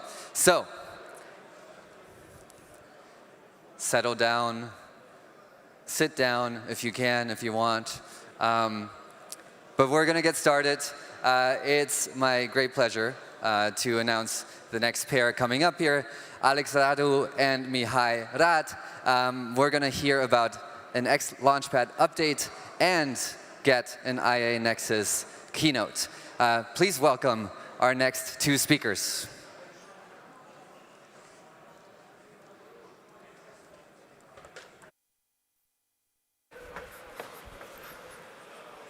Hi, everyone. I'm really glad to be here at xDay. The event has been really fun. I'm Alex from Astra Horizon. We've recently joined the xLaunchpad's board because it's fully aligned with our vision and mission of backing the most hardcore founders, the most high-energy teams, and some pretty good projects. The Launchpad has already achieved quite some remarkable milestones. It has backed more than 7 projects, has raised more than $30 million for the projects on the Launchpad, and has, most remarkably, onboarded a very big and very active community. 100,000+ users from around the world have completed the KYCs and have joined us in backing all of these startups. And in this regards, who from here has participated in a Launchpad project so far? OK. Who from here has used a Launchpad project tech? OK. So already most of the people in the room have been involved in on this vertical. And what we are doing is to accelerate and to do a lot more. This is what we came in for, and this is what we are going to do, a lot more. And today, in this spirit, this is also our new mentality and the way we are going to tackle things. We will just be releasing things. We are entering a more experimental phase where we want to try out a lot more things, do more. And this is also what we have been starting recently. And today we have 4 things that we are going live with. We have a challenge portal for xLaunchpad. This is going to be a very cool thing to accelerate traction, spread awareness about the startups on the Launchpad. It's going to also offer the community the option and the opportunity to get more tickets for the Launchpad by engaging, by being active. And it's going to really be a big boost for the activity of the projects on the program. A second thing is that we are releasing a content creation program where we reward some of the most active users in the community and very good content creators to write content about the projects. And they will just receive some NFTs that are going to be transferred on Twitter that will represent tickets on the Launchpad as well. And that's going to be quite really fun. And it's going to reward these very important people for the Launchpad. Another thing is the /more thing that we've started, and it's about doing more. It's about the experimental phase that we've said. It's about getting involved in a lot of more events, organizing demo days, backing startups, being always on the lookout for the most active and the most brilliant teams out there. We will be doing a lot more, and you've already seen some events that we have started and some more things on that side, and a lot more business development and a lot of more searching for the top talent. And the 4th thing that you are listening today is the research phase on AI Nexus, the next project on the Launchpad. It starts today, has also started the timer till the eligibility, the KYCs. And the whole Launchpad is about backing these founders, backing these projects, and putting these projects in the hands of many. And what way would it be best to show this than by just inviting the guys on stage to show what the guys are actually building? So it is my pleasure to invite on stage Mihai, the founder of AI Nexus, to present us what the guys are actually building. So please, Guy. Thank you. Thank you, guys. It's good to be here. I'm glad you stayed until this hour. I actually brought a video, so if you don't mind, I'm going to stay like this in order to be able to present it. All right, let's see if it runs.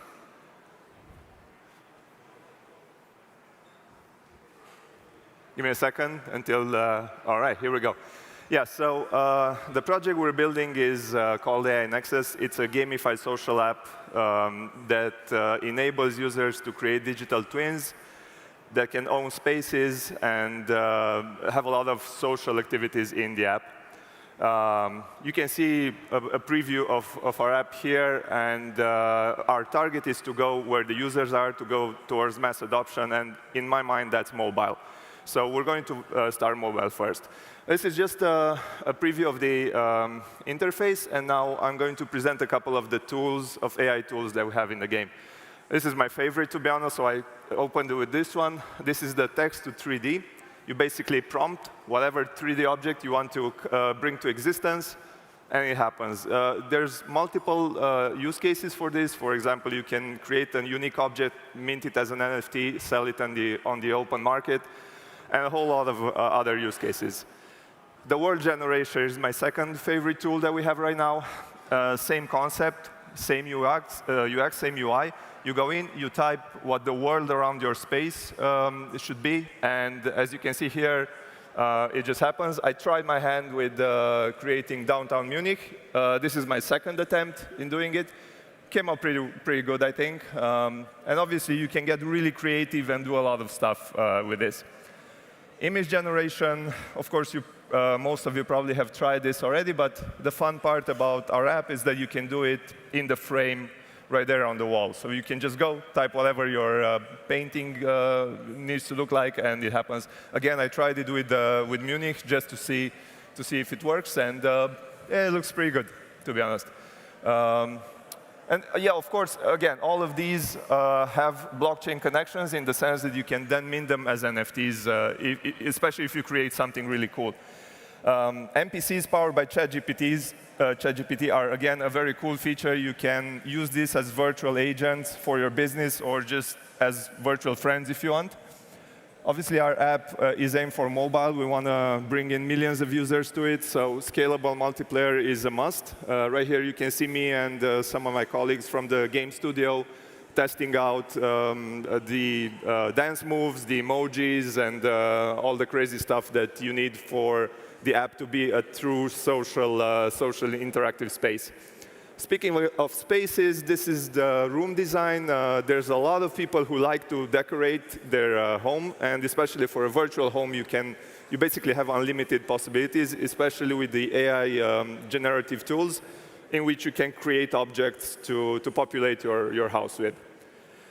Here's one of the use cases that we tried. It's a MultiversX hub, in which basically what we want to do is like a central station for all of the projects from MultiversX and all of the builders who build there to have their own virtual spaces within AI Nexus. So from these portals, you can either enter their virtual space or office, or you can go to their website, depending on how they choose.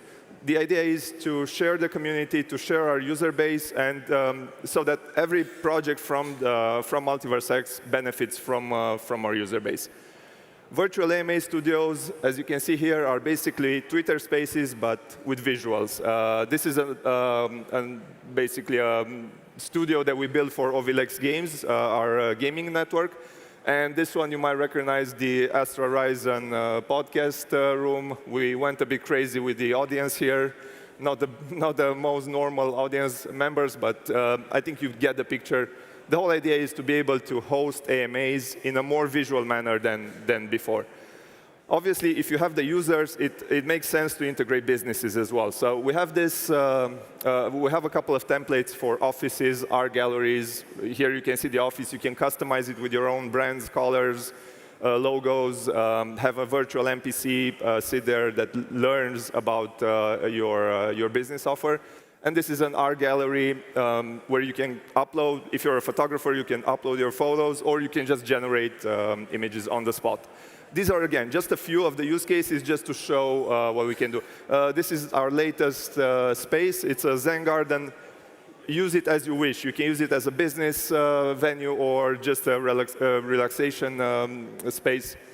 Now, I own a gaming studio, so obviously games will be a huge part of AI Nexus. They already are implemented. We're going to have a couple of card games to bring in some of the users from our gaming network. But we also want to have 3D games with your avatar, because you invest in your digital twin. You want to see it in different scenarios. Plenty of car games, as you will see, because that will be our initial user base, car simulation guys.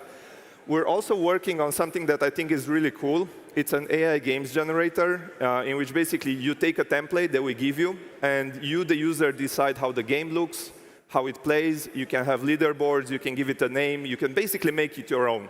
I think that's pretty cool. As you can see in the example, you can change it pretty much up to 90% of the game. I want to quickly touch upon our gaming network. Here are some of the titles that we developed in the past 4 or 5 years. You can see the number of downloads there at the bottom. Those are on the mobile app stores. There's a lot of traffic on mobile, and that's how I came up with the idea of AI Nexus, trying to bring the Web 2 experience to Web 3. And yeah, this kind of shows what we've been building for the past 5 or 6 years on mobile. And obviously, I don't know what the numbers will be for AI Nexus when we go live, but we will promote it heavily in the network, and I think the numbers will be really nice. Our token, the A1 token, has plenty of use cases. I won't insist on all of them. I just want to point out that we have a B2B analytics dashboard, which is one of a kind, to my knowledge, and a couple of use cases for players, which you can find in our white paper or on our website. But just holding the token gives you a lot of perks in and outside of the game. And with this occasion, I want to announce that we will have an airdrop. Details coming soon on our socials, but just know it's in the works. Yeah, and I guess this kind of wraps up my presentation. I'm already over time with my talk. Just as a final word, I want to thank everyone for being here. I want to thank Multiverse for providing this amazing platform and this venue.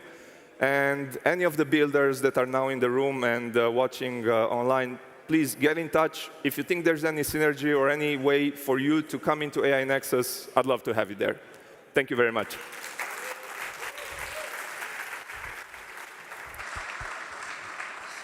Thank you, Mihai. Again, let's try something for 1 second. Let's have a moment of silence, because it's very, very, very loud here, and it's hard to focus for the speakers. So let's try 5 minutes of silence, and then we'll continue.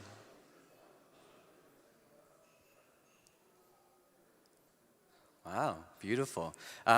Very excited to give the stage for the protocol update to somebody we already saw on stage, Adrian Dobrita. Thanks. Hello, everyone. Yeah, it's great to see all of you here at xDay.Munich. I wanted to present more like of a status update and also a review of what has been happening since the last xDay for the MultiversX protocol. And I would start with the releases we've had. So this year in January, we had a really major release, Sirius. And in May, we had Vega. And planned for this, actually, it was planned a bit sooner. But yeah, you know how it goes when you're developing software. Some things get delayed. But this November, we'll be having SpaceCraft. Now, regarding these releases that we've had throughout the year, we've improved a lot the functionalities. For Sirius, for example, we've added new functionality. We've brought a new VM version, integrated a new Wasmer version. It came with back transfers. We've rewritten the governance module, the in-protocol governance module, and also the DNS. We've also brought some performance optimizations. But also very important, we've brought the support for multi-key nodes, which was actually in preparation for a smooth transition to the new phase of the staking module, which came with the Vega release. I guess everyone already knows how staking works. Suffice to say that with the Vega release, we actually have a truly open staking module where anyone, when they want to participate in staking and validating the chain, can do so with sufficient e-gold stake. In this release, what we managed to trigger with the open staking version, the staking phase 4, was also an improvement in the network health. So if you know the Nakamoto coefficient, this is something that measures how healthy a network is and especially how healthy it is against certain types of collusions, malicious collusions, and causing, for example, problems with the network liveness. Since the release of the Vega, this has put a pressure. This pressure was built inside the protocol, the new staking protocol. This has put a pressure on increasing this coefficient so that the network health increased as well. In the same release, we also had the first version of the chain simulator. This was like a tool that you can use to simulate very cheaply with very few hardware resources the entire behavior of a network, especially with the new features that are being added, and use this as a framework to test stuff and to automate testing, functional testing especially. Then coming to the latest release, which is getting activated this November, MiCA. Here we've added functionality such as dynamic NFTs, SFTs, and meta ESDTs, which will probably be the building blocks for the real-world assets that will be coming to MultiversX. As well, we've added the possibility to use the same built-in function, the multi-transfer, to have e-gold in it as well. So now developers can use the same function to transfer both e-gold, so the native currency, and also other types of assets. We are doing also, with this release, some further optimization in how the data is being accessed, or how fast the data is being accessed, the token data, through the metadata migration. And also planned for this release was Relay v3. This was the reason why we had some delays, because in the later stages of the testing, we found some issues that could affect the liveness of the network. So we've had to rethink a bit the solution. And there's the silver lining here, because through rethinking this, we managed to get a solution that is both elegant and unifying for the way we are treating all types of transfers inside the protocol, also removing multiple types of edge cases and making the complexity, or reducing the complexity a lot. So this one, since we don't want to delay it even further, the Relay v3 is coming as a patch to the MiCA immediately after. Since we've integrated, or since we've released the chain simulator, we've been doing in the background a lot of testing and adding automated tests for all the functionalities that are present in the protocol using this chain simulator. So now we have covered most of the critical features, and we are continuing to add test scenarios, automated test scenarios over all the other features that we are implementing. And we've also built a performance degradation detection tool. And this now allows us to very fast point out which implementation is adding performance degradation, and act on that and fix it before we reach, let's say, the later stages of testing before releasing. All this activity will help us actually improve how fast we can go to market or go to a release with the new features. Of course, the sovereign chains, this had a track of its own. We're currently in alpha and preparing for a beta release. Probably more updates will be communicated on this separately. And now for the upcoming release, we are actually working on Bernard. This is how we named it. In this release, we are tackling several things. There was a proposal from the community on the Agora to allow delegators to migrate their stake from one staking provider to another. So we've seen that it gained a lot of traction, and we decided to implement it and have it ready for a governance vote. There were some additions for of VM endpoints, especially for time endpoints. Endpoints that give contracts access to blockchain time. Especially this is useful in the context of Supernova release, which will come afterwards, where we plan to decrease the block time from 6 seconds to 600 milliseconds. There's also some on-chain governance updates, and also this is also important, transaction pool optimizations. This transaction pool is actually a component, a smart component that is being used to manage all the pending transactions, and it also offers a way to select transactions from this component in order to be proposed in a block. And the way it selects this transaction is by optimizing the amount of fees that are being earned from that selected batch of transactions, as well as the usage rate of the block. The next release, which so currently this one is in testing phase. The implementation is done and it's in testing phase. The same with Andromeda. So this one is the first one in a two-stage release where we are planning to decrease a lot the finality, the time to finality on the blockchain.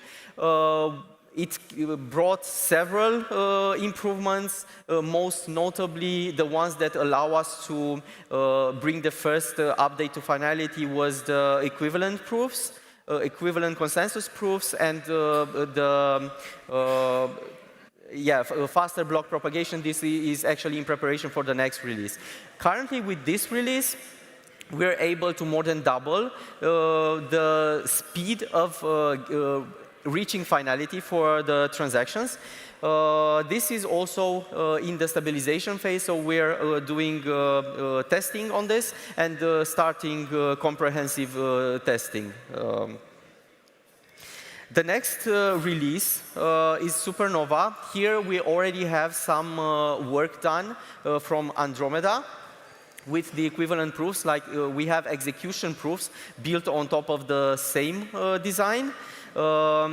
This will, like an effect of using asynchronous execution, which is another feature that we are working on for this, is that we also get, besides the decrease of the time to finality, we also get a 2 times increase in the throughput. With the same hardware. Now, this one, as I mentioned, part of the pieces are already done. Part of them will start as soon as we stabilize Andromeda and have the release prepared. Of course, I didn't put here in the presentation, we've also worked, since initially we had this idea that we cannot move to sub-second unless we implement also parallel processing. So we've started on parallel processing. Actually, we have a full working proof of concept for that as well. But now we're not constrained by that anymore. It will come afterwards when we are ready with the Supernova as well. And looking ahead, through all these releases that bring new features and optimize the functionality, we are again laying the foundation of what can be built on MultiversX. So we are giving new tools to developers, and we are asking developers to explore and be creative and try to use these tools and this new functionality that we are enabling with the new releases to provide applications, new applications, and change the way the ecosystem is looking. We're also committed to working together with the community, to growing together. We are incorporating the feedback that we are getting. It has always been, and it will continue to be invaluable to the way we define the direction of improving the protocol. So in closing, I would just want to say, yeah, come test the functionality, stress test it, explore what can be built, and of course, bring to life new applications. Yeah, thank you.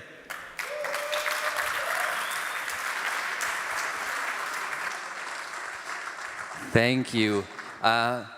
Moving it along right away, this is the Nerd Fest. We have another 10 minutes of tech updates, and very excited to welcome Andrei Marinica, not Andrei, yeah, Marinica to the stage. Thank you.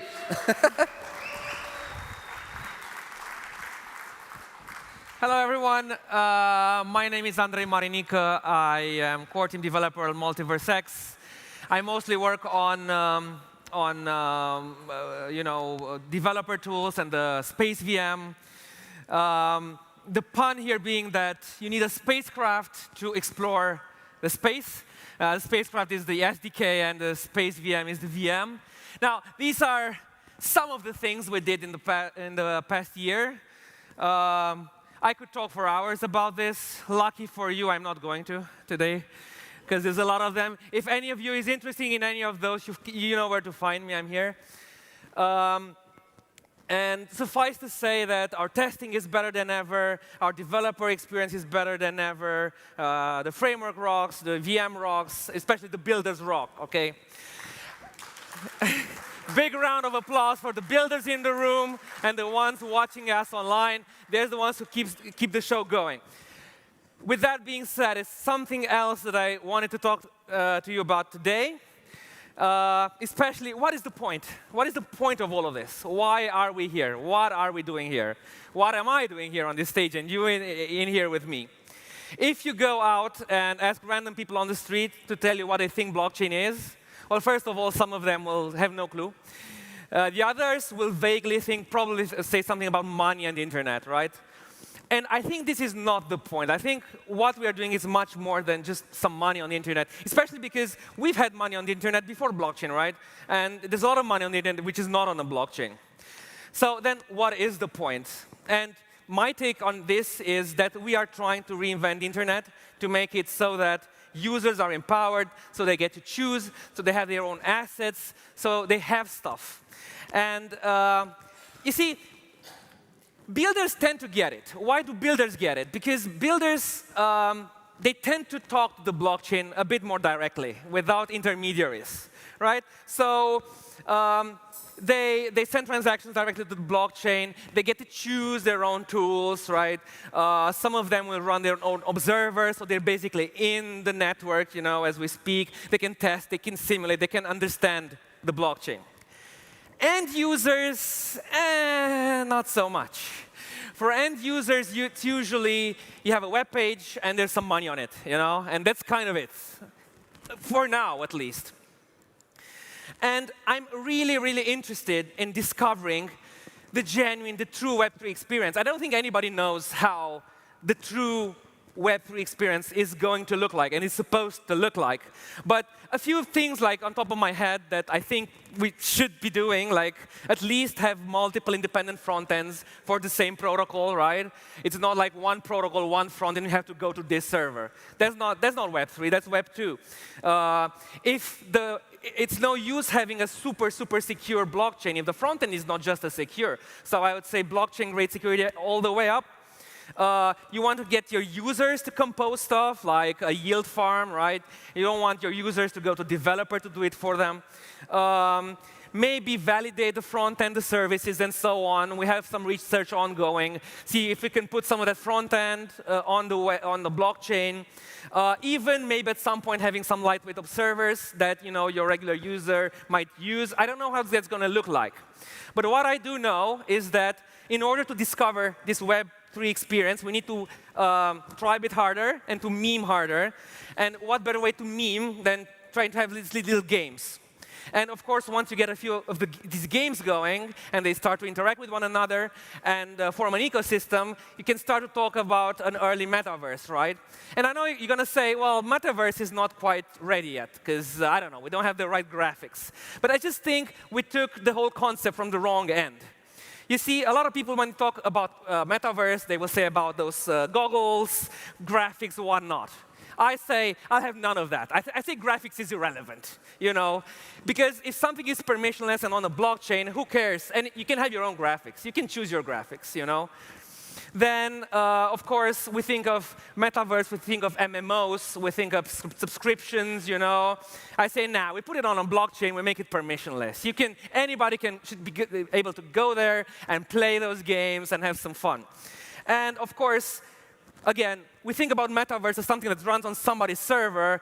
I say, nah, let's put it 100% on-chain. And this is a big shout out to all the builders. Let's see how much we can put on-chain, right? Because that's what we're here for. We're not here about, that old Web 2 stuff. I'm going online, I'm clicking. No, I want to go on-chain. I want to build my own bot. I want to build my own front end. I want to, that kind of experience. And sure, we're going to start with the builders, but then we have to somehow get this experience to the users, and get them used to the idea that they're entitled to have their own experience, their direct experience. And to get this ball rolling with my colleagues and part of the community, we started a gaming initiative. We're going to be trying to build some games to push the limits of our blockchain. The first one, unfortunately, is not ready yet. It's called Paint the Moon. The concept's really simple. That is the moon, right? That moon is on a blockchain. And you can go there and put one pixel of any color you want anywhere you want. And then somebody else puts another pixel, and then maybe you put another one, and so on. We're going to vandalize it. We're going to make a mess out of it. I don't know. Let's see what happens. This is the first one. And if this one goes well, then there'll be another one and another one. And then we maybe get them to talk to each other, these little games, and start forming this little metaverse from the bottom up. And that's what we're building for, to make this blockchain fun for everybody. Oh, one more thing. Of course, you couldn't have 100% on-chain games on any blockchain, right? Most blockchains are too slow and too expensive, but we're at MultiversX. We can do this. We can do what nobody else can. So big round of applause again for the builders in the room and the ones going to make this metaverse happen. So thank you very much. It's time to build. Let's keep on rocking. Yeah. That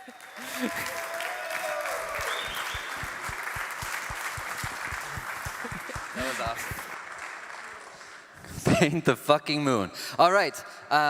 We have one more keynote and then a bunch of product presentations. Very pleased to welcome to the stage next Ye from Alibaba Cloud. Please give it up for him.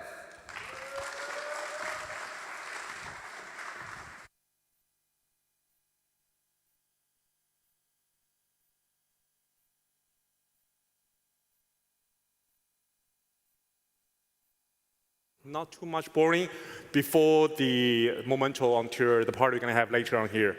So my name is Ye. I'm the general manager of Alibaba Cloud in Central European regions. Name's quite easy to memorize. Ye. When you get drunk or later, you're getting my name later in the party. So that's my name. So we have my teams here in Frankfurt, Munich. So we are really excited to be part of the party here. I'm going to give you some of normal pitch, but I will also highlight something which I'm personally very proud of, because we started business in Europe 7 years ago, starting from absolutely from nothing. Now we are having roughly 29 regions, those kind of availability zones. I will not read through the numbers here, but I just want to mention here, when you're looking at our infrastructure deployment, I would say we have a perfect match with our respectful competitors, like with other A's, right? We have our majority of our infrastructure in Asia. By the way, Is anyone who are having your customers impact business plan in Asia? Maybe can you raise your hands? Someone, or traveling also counts as well. So I think that's the majority of our power can empower our partners on that.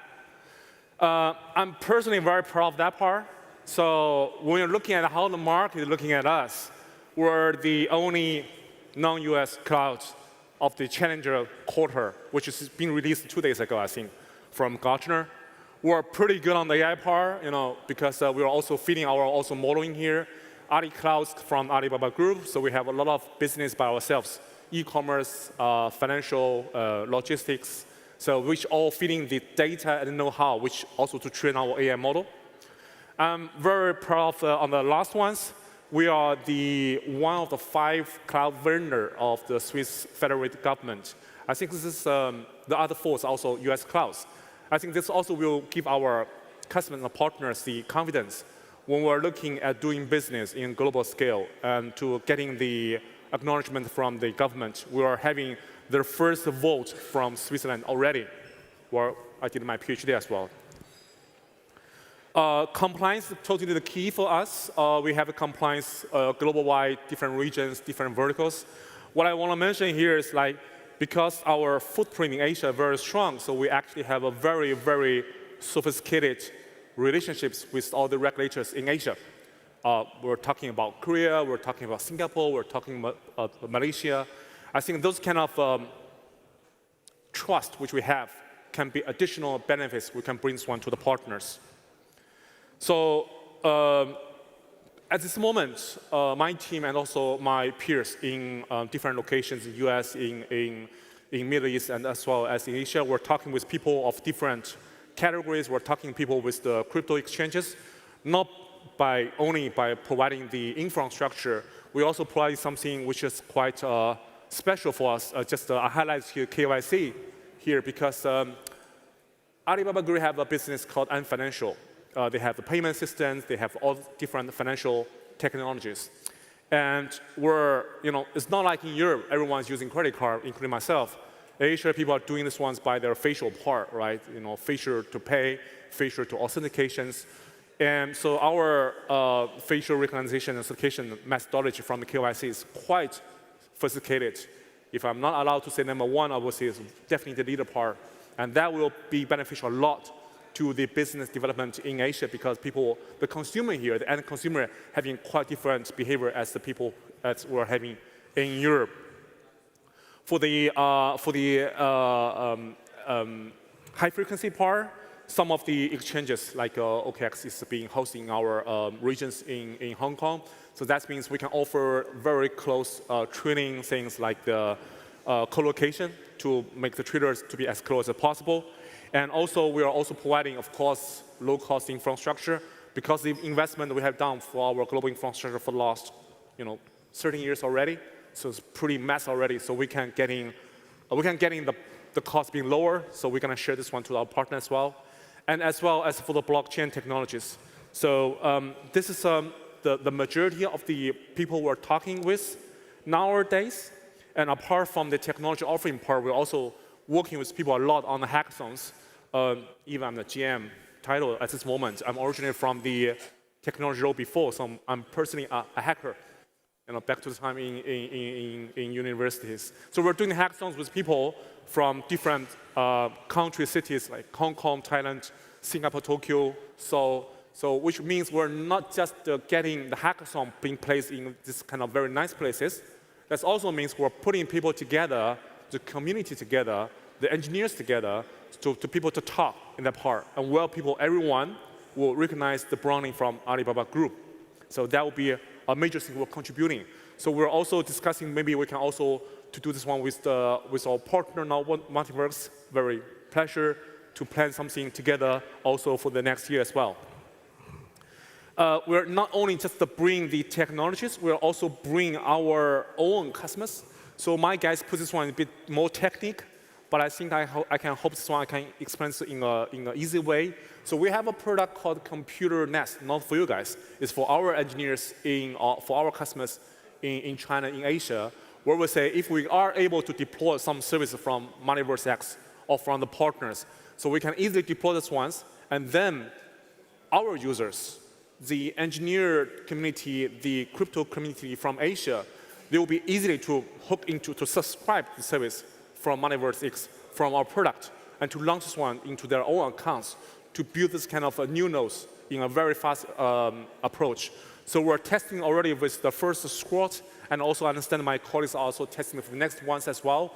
So we hope we're not only being partnered to providing the infrastructure, but also to providing our community to be part of the big family here. Yeah, of course, we also provide the startup program as well. You know, we have certain thresholds, we have certain rules, but we are quite excited to see how the industry has been evolved in the last years.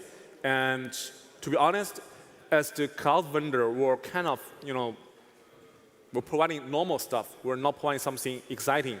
But I'm happy to say the infrastructure technology we're providing will help people to build something exciting here. So also, I'd like to also mention, like, if you are of interested, we'd like to sponsor the new startup with our incentive program to help you grow as fast as possible here. Last but not least, I'm trying to save 1 more minute before you guys go to your party here.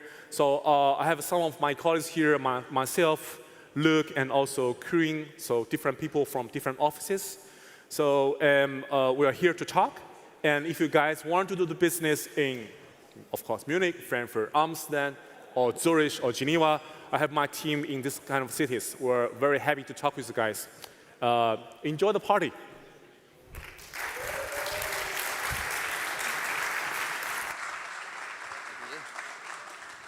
Thank you. We're embarking on the last sprint. I said that a few times, but this time I actually mean it.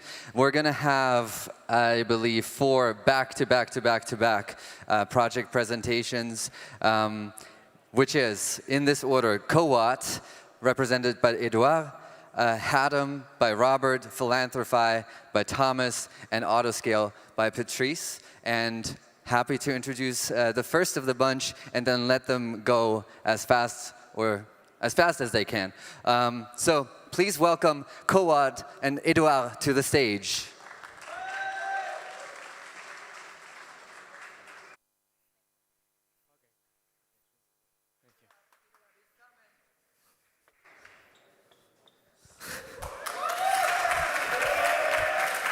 Hello.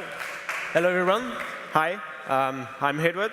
I'm the responsible for communication and digital product for QoWatt. So, yeah. OK, QoWatt. Can I see some hands, the people who knows QoWatt already? OK, cool.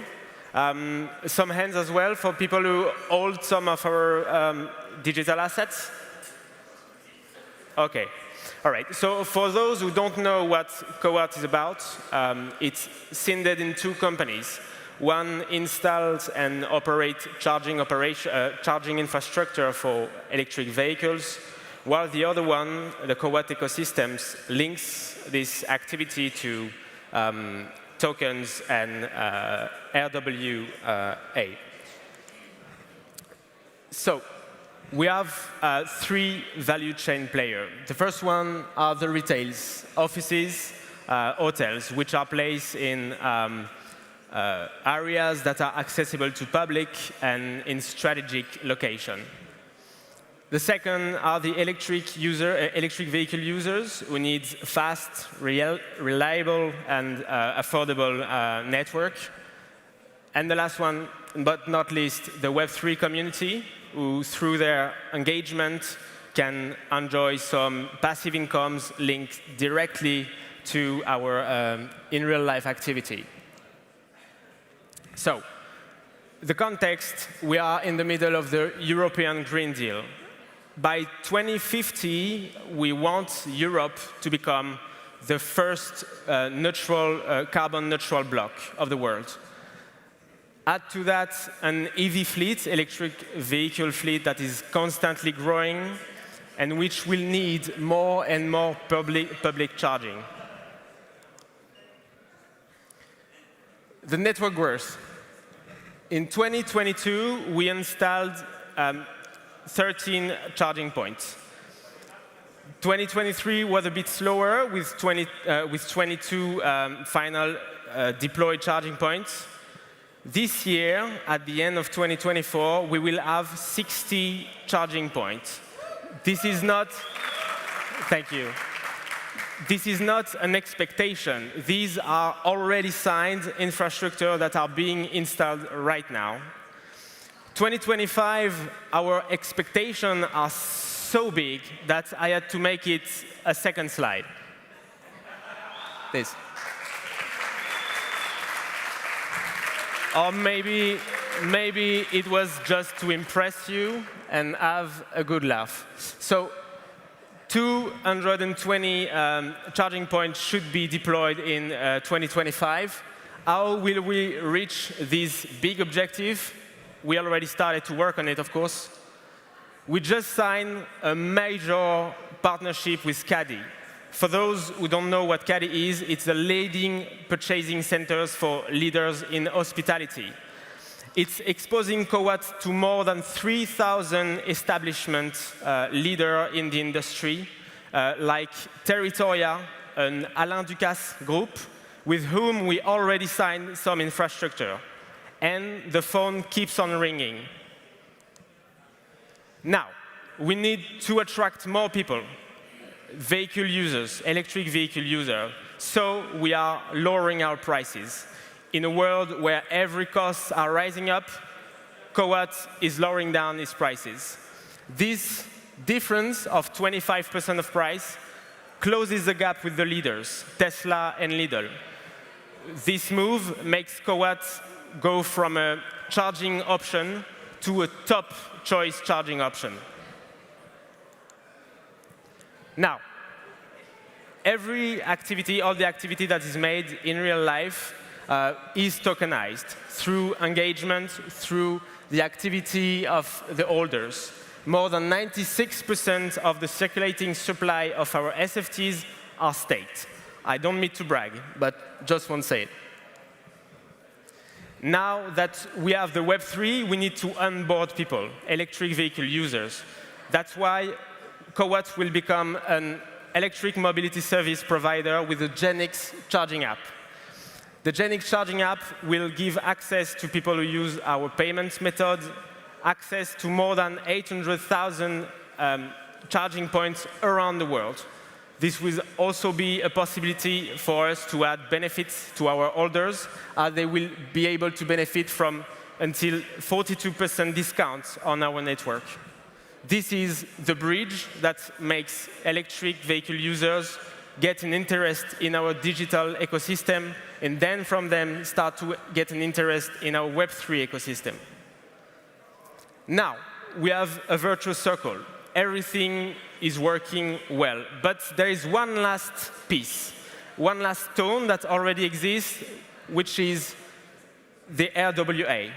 We need to empower it to deploy the, how can I say it, the potential, the full potential of QoWatt. So after months of hard and complex audits that help us to make our vision better and align to our real objective in real life, we will soon be able to show our white paper 2.0 that will reveal new mechanisms, so we will be able to better link our growth in real life with our ecosystem in Web3.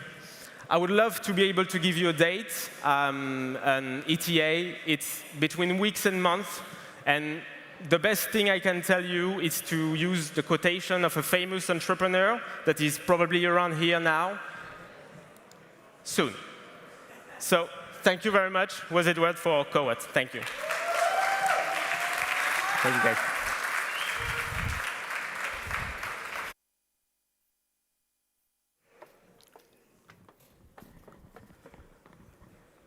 Hey, everyone. Not sure if you can hear me. They just sent me here really quick. So hi, it's nice to see so many familiar faces. I'm Robert. I'm head of BD at Hatom. And we're going to talk today about inflection points, which are very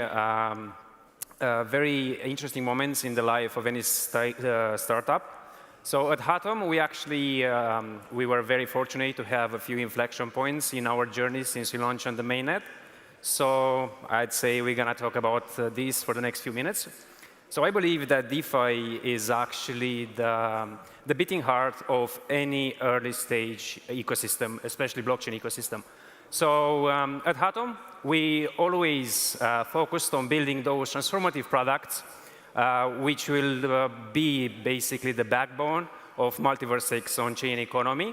And with this being said, our ecosystem is basically built on three core pillars. One of them being the lending protocol, which acts as your decentralized bank.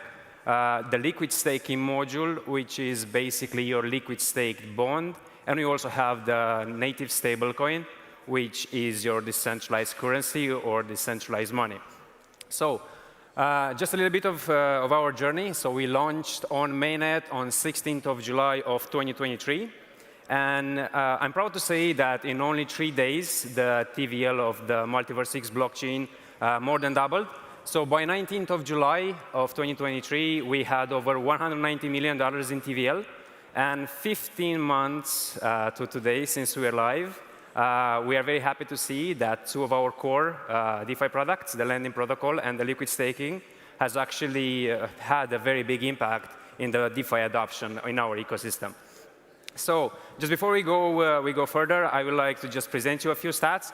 So we have over 33.4 million EGLD volume through our products, over 3.5 million transactions completed, and we have an average of 60% of the MultiversX TVL.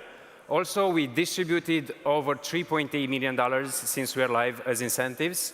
We also have 8% of the ecosystem volume since the beginning of this year. And we achieved a massive $285 million in TVL at the end of December of 2023. So I really believe that actually TVL is one of the important metrics for a blockchain ecosystem, especially that a blockchain with no TVL is basically a ledger not to be trusted, to be built upon, to store value. So it's also one of the reasons you see, the TVL puts any blockchain in the grand map of layer 1s. So since we launched actually on the mainnet, we frequently seen MultiversX being in the top 10 non-EVM chains ranked by TVL. So it's quite impressive if you think that we don't have yet a stablecoin in the ecosystem, but we're going to talk about this later. So this is a breakdown of the TVL on Multiverse, also our TVL. So it's clear that 2 of our products were perfect fit for our community, and we can see based on those KPIs the appetite of everybody for DeFi in our ecosystem. So how do you reach the next inflection point? What's next? And probably you have an idea about what's coming, but truth be told, it's quite hard to make a good omelet without good eggs. So it's also true that it's very hard to have a thriving DeFi ecosystem without a stablecoin. So USH is basically the third core pillar of our ecosystem, and it's one of the most weighted products by the community. So we're keen to dive deeper more into this. Now, as you can see, USH will bring lots of benefits. What intrigues me and what I like more about this is that the community, the projects, builders, everyone will have access to stable liquidity without actually having to sell their assets. So you can hold your EGLD, BTC, ETH, leverage it, take stablecoin, and also have exposure to the long-term price increase of those assets. So now with USH being launched, we complete our trifecta of products, and we are sure that from here, we will be incentivizing our markets even more. So I'll have to speed up a bit because my time ran. So along the way, along the journey, we actually refine our products quite a lot. We try to improve, and also what was more challenging for us was to actually find a way to align everybody, align our vision with investors and LPs. So based on this, we actually built Booster, which is one of the core products of our ecosystem, which drives our revenue back to our holders. And with the new launch of the Booster V2, we will actually, it's going to be with more features. Having more power will incentivize more modules of our ecosystem. So with this being said, we are actually entering a very interesting phase for us, an expansion phase inwards in the ecosystem, partnering with more projects, finding more synergies to build our products, and outside the ecosystem, developing on multiple chains, deploying multiple chains to actually attract more users, more revenue, and more TVL. So with that being said, on behalf of Hatom, I would like to thank you all, as without you, the community, none of this will ever happen. So thank you very much, all.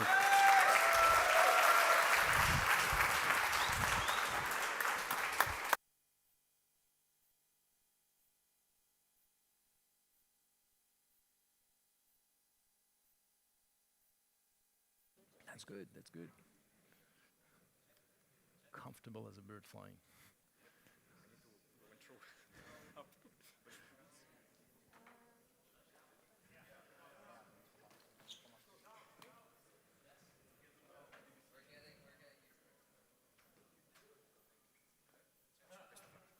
Thanks, bro.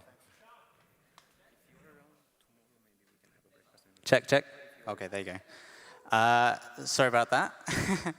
GM, everyone. GM xDay.Munich. My name is Thomas Rees. I am CEO and co-founder of Philanthrify. And today, we're going to be talking about trust, specifically the lack of trust in the charity industry. We've seen trust fall from 75% in 2014 down to 48% in 2022. These are historic lows, and we believe we have a solution for this. Trust has fallen because of various different things, but namely a few are the big scandals that we see around today. The effect that this has is there are less donors around the world, and that causes charities to spend more money to be able to fundraise the same amount they raised previously. And this is what the proposition we're bringing in is.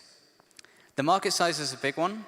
Unlike what a lot of people think with the charity industry, there is a huge market there. You're talking millions of charities around the world, more than $650 billion donated every single year. And this is our solution. So we are Philanthrify, and we are building trust by connecting donors to their impact using blockchain technology. The evidence is very strong around this. We've seen transparency can lead to trust, especially immutable transparency, which blockchain can provide. And Goodbox has shown that showing this transparency can lead to 50% more in donations for the charities. We have a proof of concept. We worked with a great charity called Spotlight on Africa from concept to finished product out in Uganda for an IT center. Through this process, we gave updates to the donors. We gave in-depth budget reports and impact reports at the end. They were so happy that they donated another 47% to help keep the center running. We are also proud to announce previously this year that we won a big grant from Innovate UK. So we are backed by the UK government from our blockchain technology solution. And that's roughly $500,000, which is a big one, of course. Thank you. So our solution, if we go into it in a little bit of a basic diagram, we bring on charities to our platform. The charities get funded from donors that want to see great impact. The charities then start to expense for their project. They show where the money's going. They give updates on what's happening, keep people informed and looped. We then mint all of this data on the blockchain, and we verify it whilst we're doing that. The donors can then see real time exactly where their money's going and the impact that it's having at the end of the day. So a little bit on our solution in picture form so that people can see that we are actually building. We have built the fund projects things, and we've also done the confirming of use of donations for charities to do that. We have built an operations management tool, something actually greatly needed in the charity industry, especially with so many different actors with volunteers and paid workers. So this helps them quite a bit. And we then give that in personalized impact reports for each donor. Every donor can see exactly where their specific money has gone. Our solutions on the donor side, they get nice gamification website. It's all running right now, but they then get real-time updates on exactly what they've said, like I said before. They get to follow these impacts, and they can actually delve into it deeper. They can look in the blockchain side of it as well. So why blockchain technology? Well, immutability of record is a very important thing when we're talking about accountability, especially when we're looking to see these funds go to the right places. Public ledger is a big thing, so transparency, you can see who submitted what, where they submitted it, when they submitted it, and then the decentralized aspect, allowing for less corruption opportunities or any poor governance in the actual chain. So we have a lot of Web3 integrations. I didn't want to show because one thing we really believe is this technology is something that can scale to the billions, but it can't scale to the billions if everyone is looking directly at an explorer and having to connect their own wallets with their own seed phrases. So we have a hybrid system where Web3 users can link their own wallets, but also if you're not a Web3 user or you don't know anything about technology even, you can just sign up to the platform and everything's done for you in the background. So it's a big project. We're building smart contracts, wallets, NFTs, inscriptions, DAOs, multi-sig, utility tokens, a lot of these aspects. And the big announcement is we are actually launching our MVP very soon. I'm sorry to say that that QR code actually doesn't work, but if you follow us on X or any of our socials, you'll be able to follow along there and sign up for the waiting list there too. And yeah, thank you everyone. Ask clarity from charity. Thank you very much.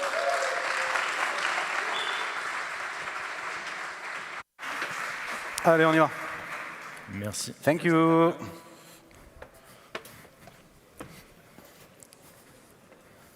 Hello, everybody. My name is Patrice. I'm the new CEO of Autoscale. Now, for the sake of the presentation, I let my colleague Sony talking because my terrible French accent. I'm just learning English, so sorry, I apologize. When I will see you next time, I will speak English. Promise. Thank you, Patrice. Thank you. Round of applause for him. It's always difficult to talk English when you don't, specifically as a Frenchman, so props to him. We're going to be short. It's just an introduction. Who are we? Because as we heard in this ecosystem, Autoscale was previously waiting, to be honest, by the community, as we understood with Robin and the previous team. So Patrice, as he expressed himself, is a former and still active developer in Web 2. Myself, I come from the regular finance. I have a background in this field of expertise. And I was kind of really hooked when I discovered what is MultiversX. So props to the team that built this amazing layer 1. And specifically, I'm talking on a security standpoint. When it comes to fund managing, this is a real issue. So if you want to draw customers, you need to have something that is rock solid in this field specifically. So what is briefly Autoscale? It doesn't change from what you heard. What has changed, however, is the new interface. What we are trying to propose as we speak from now, maybe within the next 2 months, is a complete user-friendly interface. You come on Autoscale, you click, and you get some yielding. Nothing more complex than that. And first, this is what we are trying to do. Actually, to be honest with you, Quentin, like many heard of him, has put some tremendous work with Maxime as well.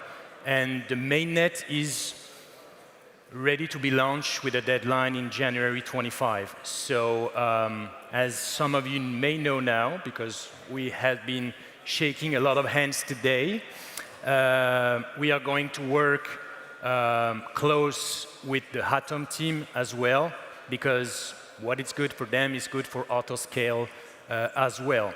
So first, our vision at 1 year would be a little bit preposterous because it's a little bit too far in the future. But before 6 months, what we would like to achieve is, like I said, launching the mainnet. Firstly, we just need to test some boundaries inside that protocol just to be sure it's resilient enough and a little bit of scalable with the permission of what it proposed. I'm talking about coding-wise.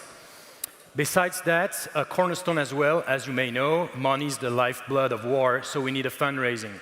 And for that reason, tomorrow I'm looking forward to talk with the xLaunchpad team because I come from a different world, so I'm still trying to understand the way it works inside the crypto ecosystem, and specifically yours, the one you built, which is MultiversX. So I'm very excited to be on board, and this is why when it came to me a couple of weeks ago, I decided to give it a try, and I'm really hooked by the ecosystem, to be honest. Later on, we have a vision a little bit going further than this, which I would like to bring my expertise to make so-called a bridge between those two worlds and allow people to get a certain amount of yielding and guarantees to diminish the volatility of many of the so-called assets you love so much. But this will be in the second part and in a second time. So basically this, I think, sums up pretty well what we are trying to do. And the last but not the least, the team as we speak now, we are 6. So the pillars of the developers, still Quentin and Maxime are still on board. Patrice is the CEO.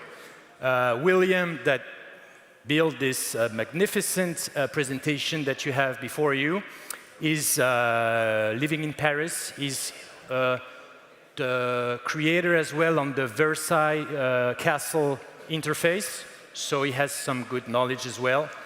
And finally, Alessandro, that he's an elder, he's 55 and older, has a big background in business as well and traditional finance. So this is our philosophy, and I'm looking forward to working with you and with the one I just met today. Thank you for your time, and talk to you soon. Thank you.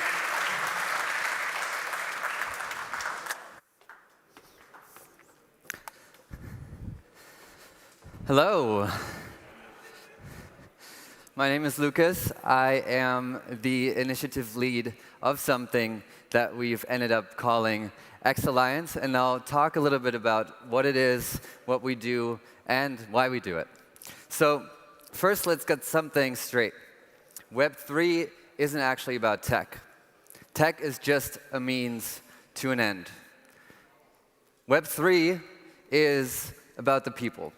It's not the tech that does stuff, it's the people who come together, work on things, collaborate. It's the people who find ingenious solutions to problems to better the lives of millions. And it's the people that then go out into the world and make things happen. So where does xAlliance come in all of this? We are here to help the people. Think of us as a social layer 2. We're here to decrease latency and increase throughput. We're here to really help people make things happen. What's our mission then?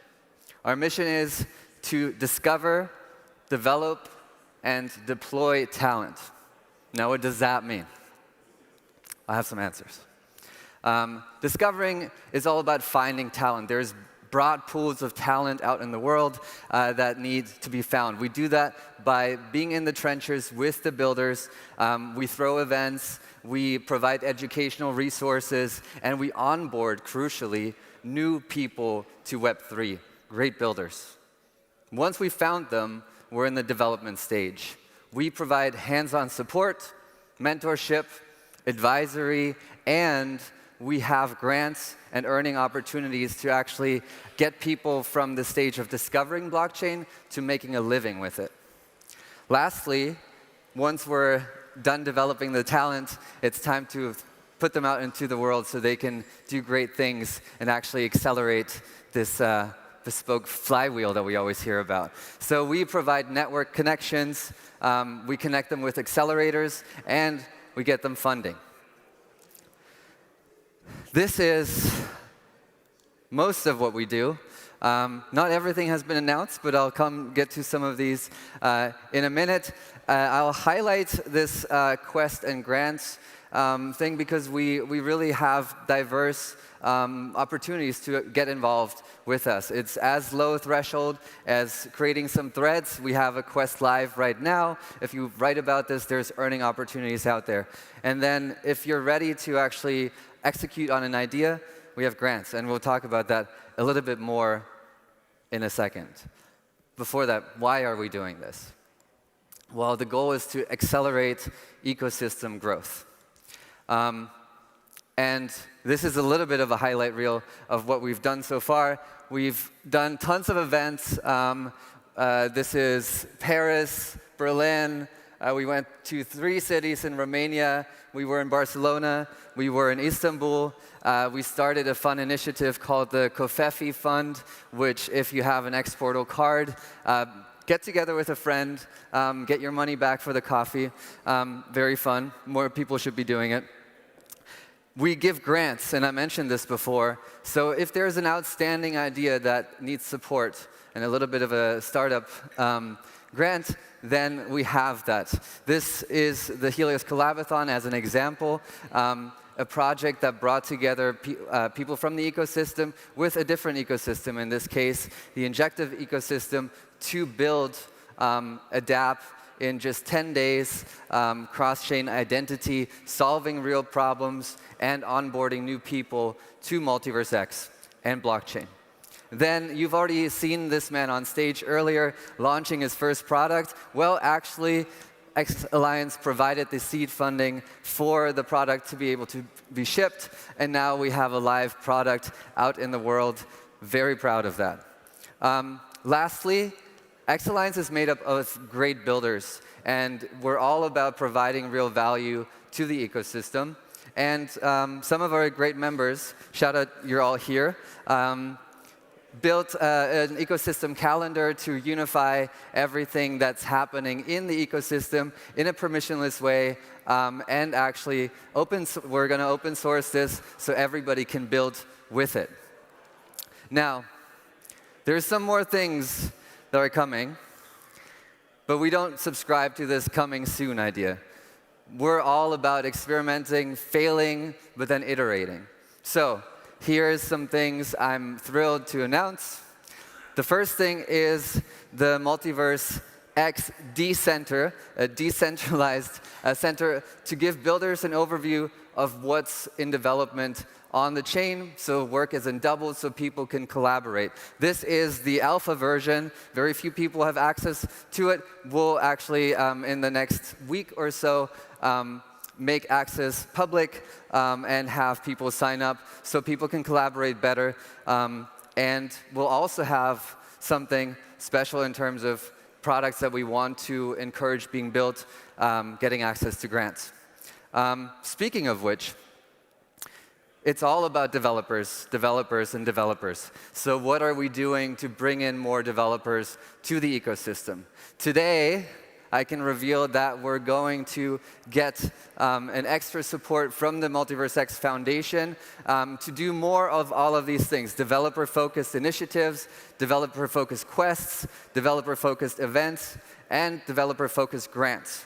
So if you've been on the edge of building something, or if you want to explore the MultiversX ecosystem, it's a good time to get involved. We'll release some more info about that.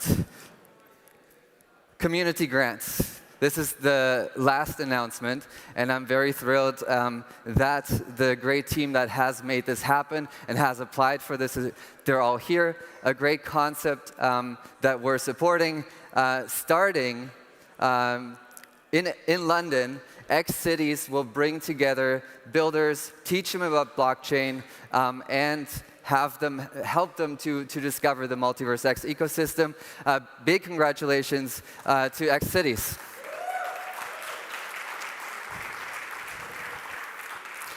So Lastly, this is a call to action. All of the things you've been dreaming of building, well, we have a great blockchain live that's ready to be deployed.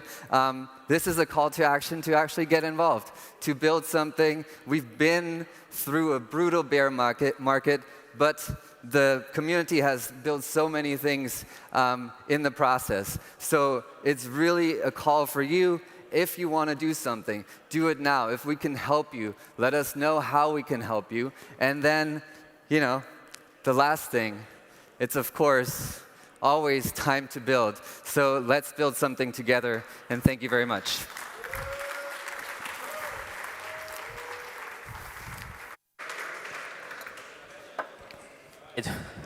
Right. How's everyone doing? Still alive? Yes, thank you, thank you. So guys, since Lucas did all the hard work throughout the day, I want to give him a hand just before we have the networking party and introduce our next speaker. And I have to tell you, I meet a lot of people, you know, I met a lot of people this year. But this dude is one of the craziest guys I've met, I have to tell you. He's just insane, and he's just a testimony to the fact that some random people on the internet that you have never met before can literally start a movement because they believe in something, and they just start it, they just do it, and then it picks up and something incredible happens on the internet. Without further ado, I want to introduce you to our next speaker, which is Daniel Serb from EGLDSqueeze Movement. Please. Thank you, thank you. Hey everyone, I have a quick question. Anyone squeezing here? Nice. So let's squeeze harder. It's an honor to be here at XDay. My name is Daniel Serb, and I believe that blockchain is the biggest innovation since the internet. It's the only asset you can truly own. Government can freeze anything. Your dollars, your property, but not your crypto. That's why we started EGLDSqueeze. But we didn't just squeeze.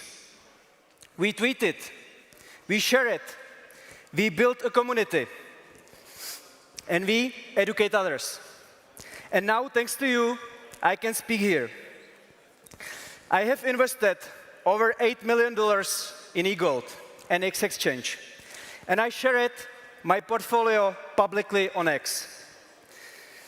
The first time I saw Benjamin's interview, it hit me like when Steve Jobs shows the first iPhone on stage. Bold vision, groundbreaking fundamentals, and massive indifference. Moments like these change everything. SpaceX first launch, Tesla's self-driving, and my first e-shop on Shopify in 2014, created on one single click. We all like numbers. Shopify did 212x return on investment from that time. But I had no money to invest. These companies shaped the world. And I believe MultiversX is the next big thing.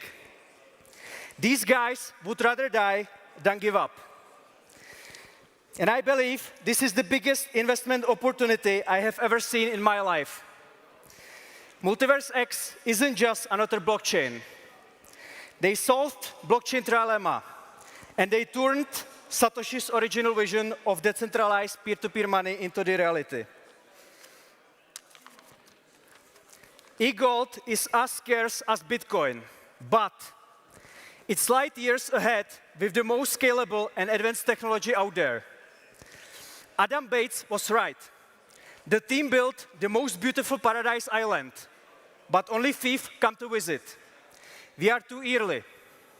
That's our mission, to tell this story every single day. And why eGold changing the game? Well, at 1, network have unlimited scaling and can handle millions of transactions per second. At 2, Network is decentralized with low hardware needs and is the second biggest after Ethereum, with over 3,500 validators nodes.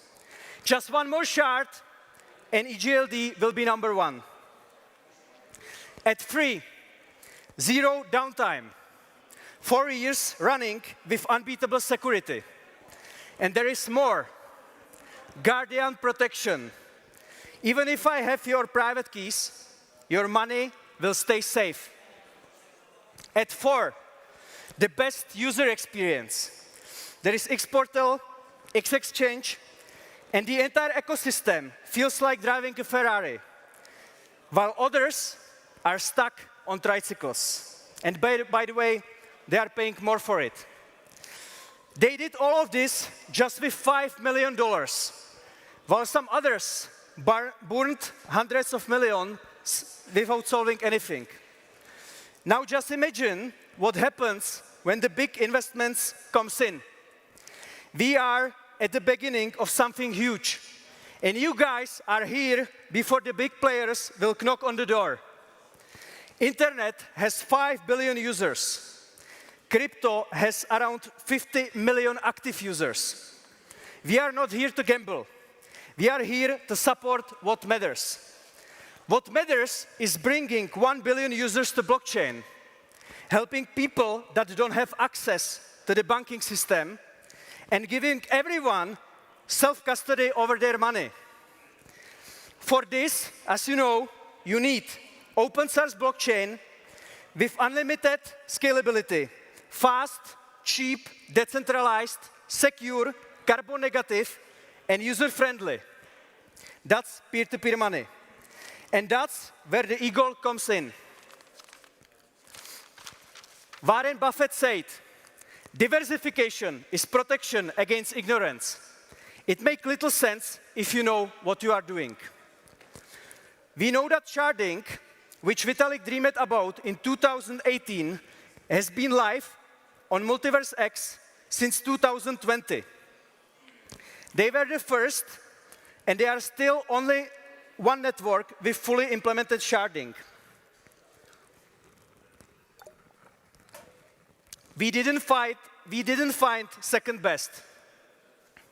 That's why we say eGold is Ethereum 3.0 on steroids, and EGLDSqueeze is GameStop of crypto.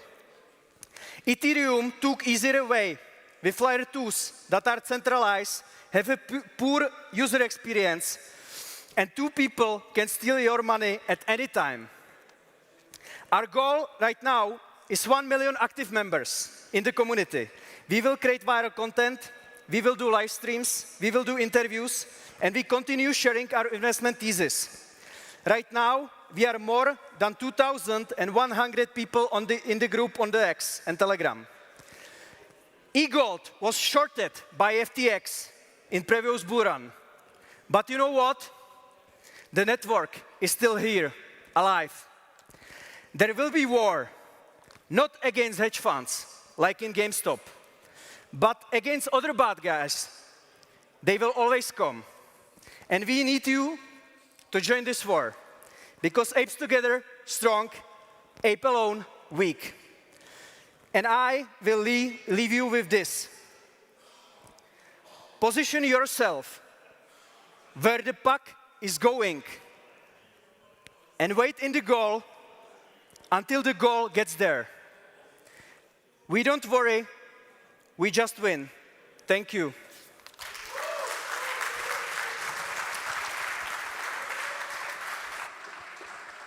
Thank you so much. Thank you so much, Daniel. Okay, so I have to tell you, my mouth is already dry, and I'm looking forward to a German beer. But before we do that, and before we open the networking element, I want to thank you guys so much for being part of this very long day. I hope it was fun for you. Thank you so much also to all the people who have been watching us online, and there's been so much interaction and comments and excitement about this. And today, throughout the day, I heard some pretty crazy stuff. One of the things that I heard that one guy traveled for 26 hours on a bus to get here today. That's dedication. Some other guys traveled 15 hours driving from France to get here to Munich, to be here.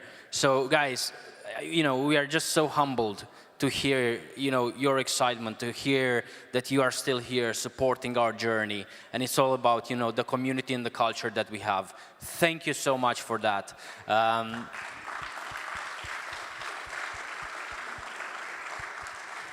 I'd also like to say a big thank you to Sasha and his team who managed to make all this possible for us today from Solve. Thank you so much, guys. You've been wonderful. We appreciate your help. And by the way, don't rush to go anywhere, because I assume that the majority of you have played this amazing game today. In the middle of the party tonight, you'll find out who is the winner and what is the prize. So be there for that. Officially, the networking part is open. Have fun, guys. Thank you so much.